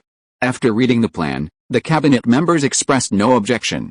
This expedition is coordinated by the Navy and the Army, but the Navy and the Army are not subordinate to each other. There can only be one commander-in-chief of the expeditionary force. Who will be the commander-in-chief of the expeditionary force? Navy Secretary Daniel posed this question to Fillmore. Chapter 225 Declaration of War on Japan. It is an old tradition that the U.S. Army and Navy do not like each other. Except for the French Bourbon Navy during the First War of Independence, which played the role of the U.S. Navy, the cooperation between the U.S. Army and Navy was not satisfactory from the Second War of Independence to the recent Mexican-American War. This expedition to Japan was thousands of miles away from the Pacific Ocean.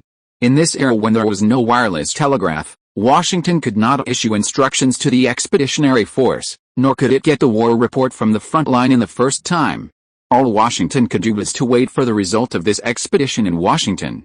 In other words, the result of this expedition depends entirely on the performance of the front-line commanders and the expeditionary soldiers.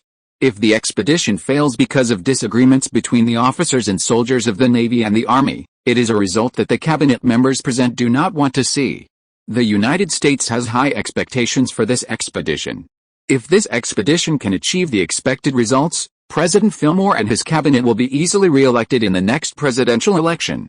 If the expedition to Japan fails to achieve the expected results, the result waiting for them is to step down in a spit.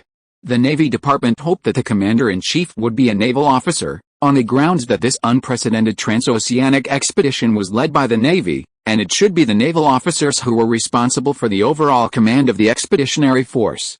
The War Department, the predecessor of the Army Department, on September 18, 1947, the U.S. War Department was renamed the Army Department, hoped that the commander-in-chief would be an Army officer, on the grounds that the plan for the expedition to Japan was proposed by Army Colonel Liang Zhao, who was also responsible for the logistics of the expeditionary military operation and spent a lot of money to make long-term preparations. For all these reasons, it should be the Army officers who should serve as the commander-in-chief of this expedition.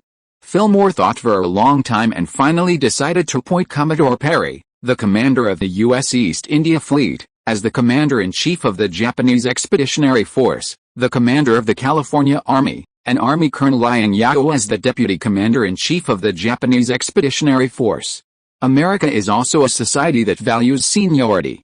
Although Liang Zhao's performance as an Army officer has been very impressive and has shown outstanding military talent, even Secretary of War Conrad and many senior Army officers have taken a new look at Liang Zhao.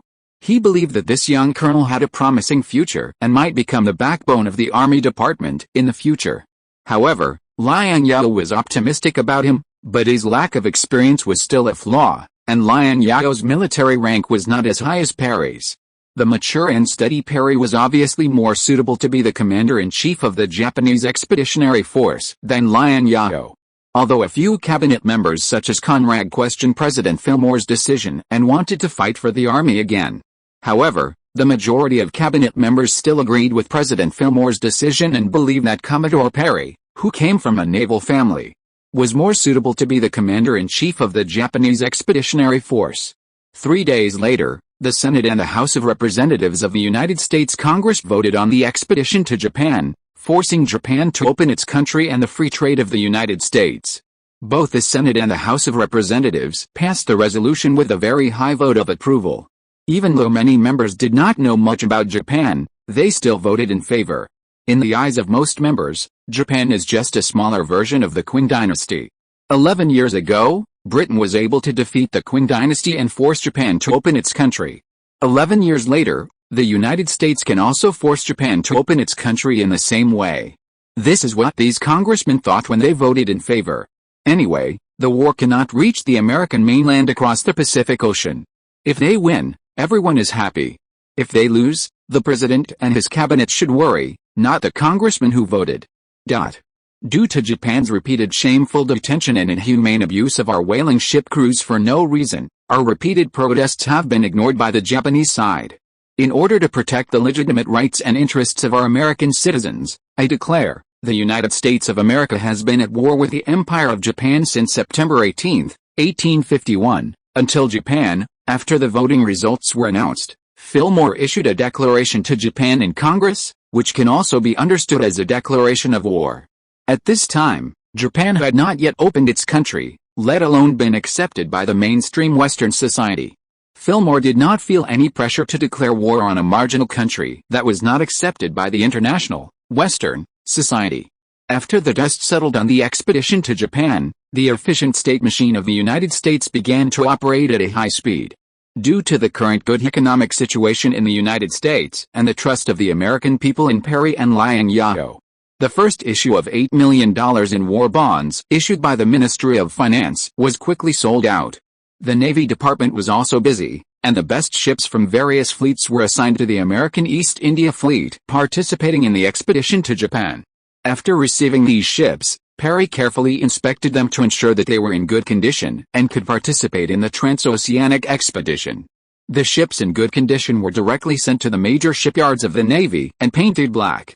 To Perry's regret, there were not many large steamships in the American Navy, so he had to bring a few sailing warships to make up the number. His expedition fleet was not all steam warships.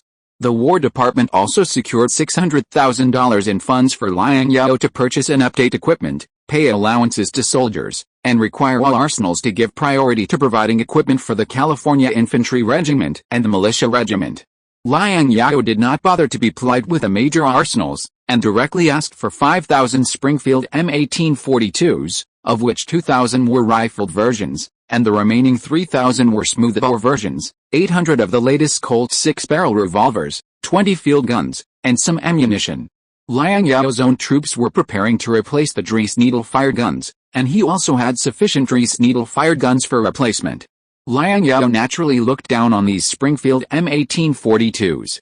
But these guns could be used to train militias, and the Taiping Rebellion in the Qing dynasty was rampant, with a great potential to sweep across the southeast half of the country. The Chinese businessmen in Guangdong and Fujian had no sense of security. After seeing the benefits of foreign guns, they entrusted Liang Zhao to buy some foreign guns for them to equip their guards in their hometowns in Guangdong and Fujian, and use them to guard their houses and protect themselves. Compared with the equipment, Liang Zhao valued the gunsmiths and workers of these arsenals more. Liang Zhao took the opportunity to poach some people from various arsenals in the name of providing equipment maintenance for the expedition. He planned to use these people as the team to establish his own arsenal in California to replace the small workshops in California that could only repair guns. Fillmore attached great importance to the military operation of the expedition to Japan. He specially summoned Perry and Liang Zhao, hoping that the officers and soldiers of the Navy and Army could unite and complete this expedition beautifully. If this expedition is successful, you two will become the most outstanding generals in the United States, shining in the history of the United States, and become heroes in the hearts of more than 20 million American citizens, Fillmore said to Perry and Liang Zhao. If you need any help from the government, please let me know. I will do my best to solve your worries. All officers and soldiers of the East India Fleet are ready. The ships can set off after being painted, but the Navy officers and soldiers are not good at land warfare. I implore the President to assign another regiment of Marines to the expeditionary force, Perry made his request. Fillmore frowned when he heard this, and Liang Zhao also felt unhappy. The California Infantry Regiment was already in the sequence of the Japanese Expeditionary Force. Perry now asked for the Marines, which obviously showed his distrust of the Army. End of this chapter. Thank you very much for reaching the end. Don't forget to like. Looking for more exclusive content and immediate access? Subscribe to our Patreon. Remember, every like, subscription, or donation encourages us to continue. Thanks to everyone. See you in the next video.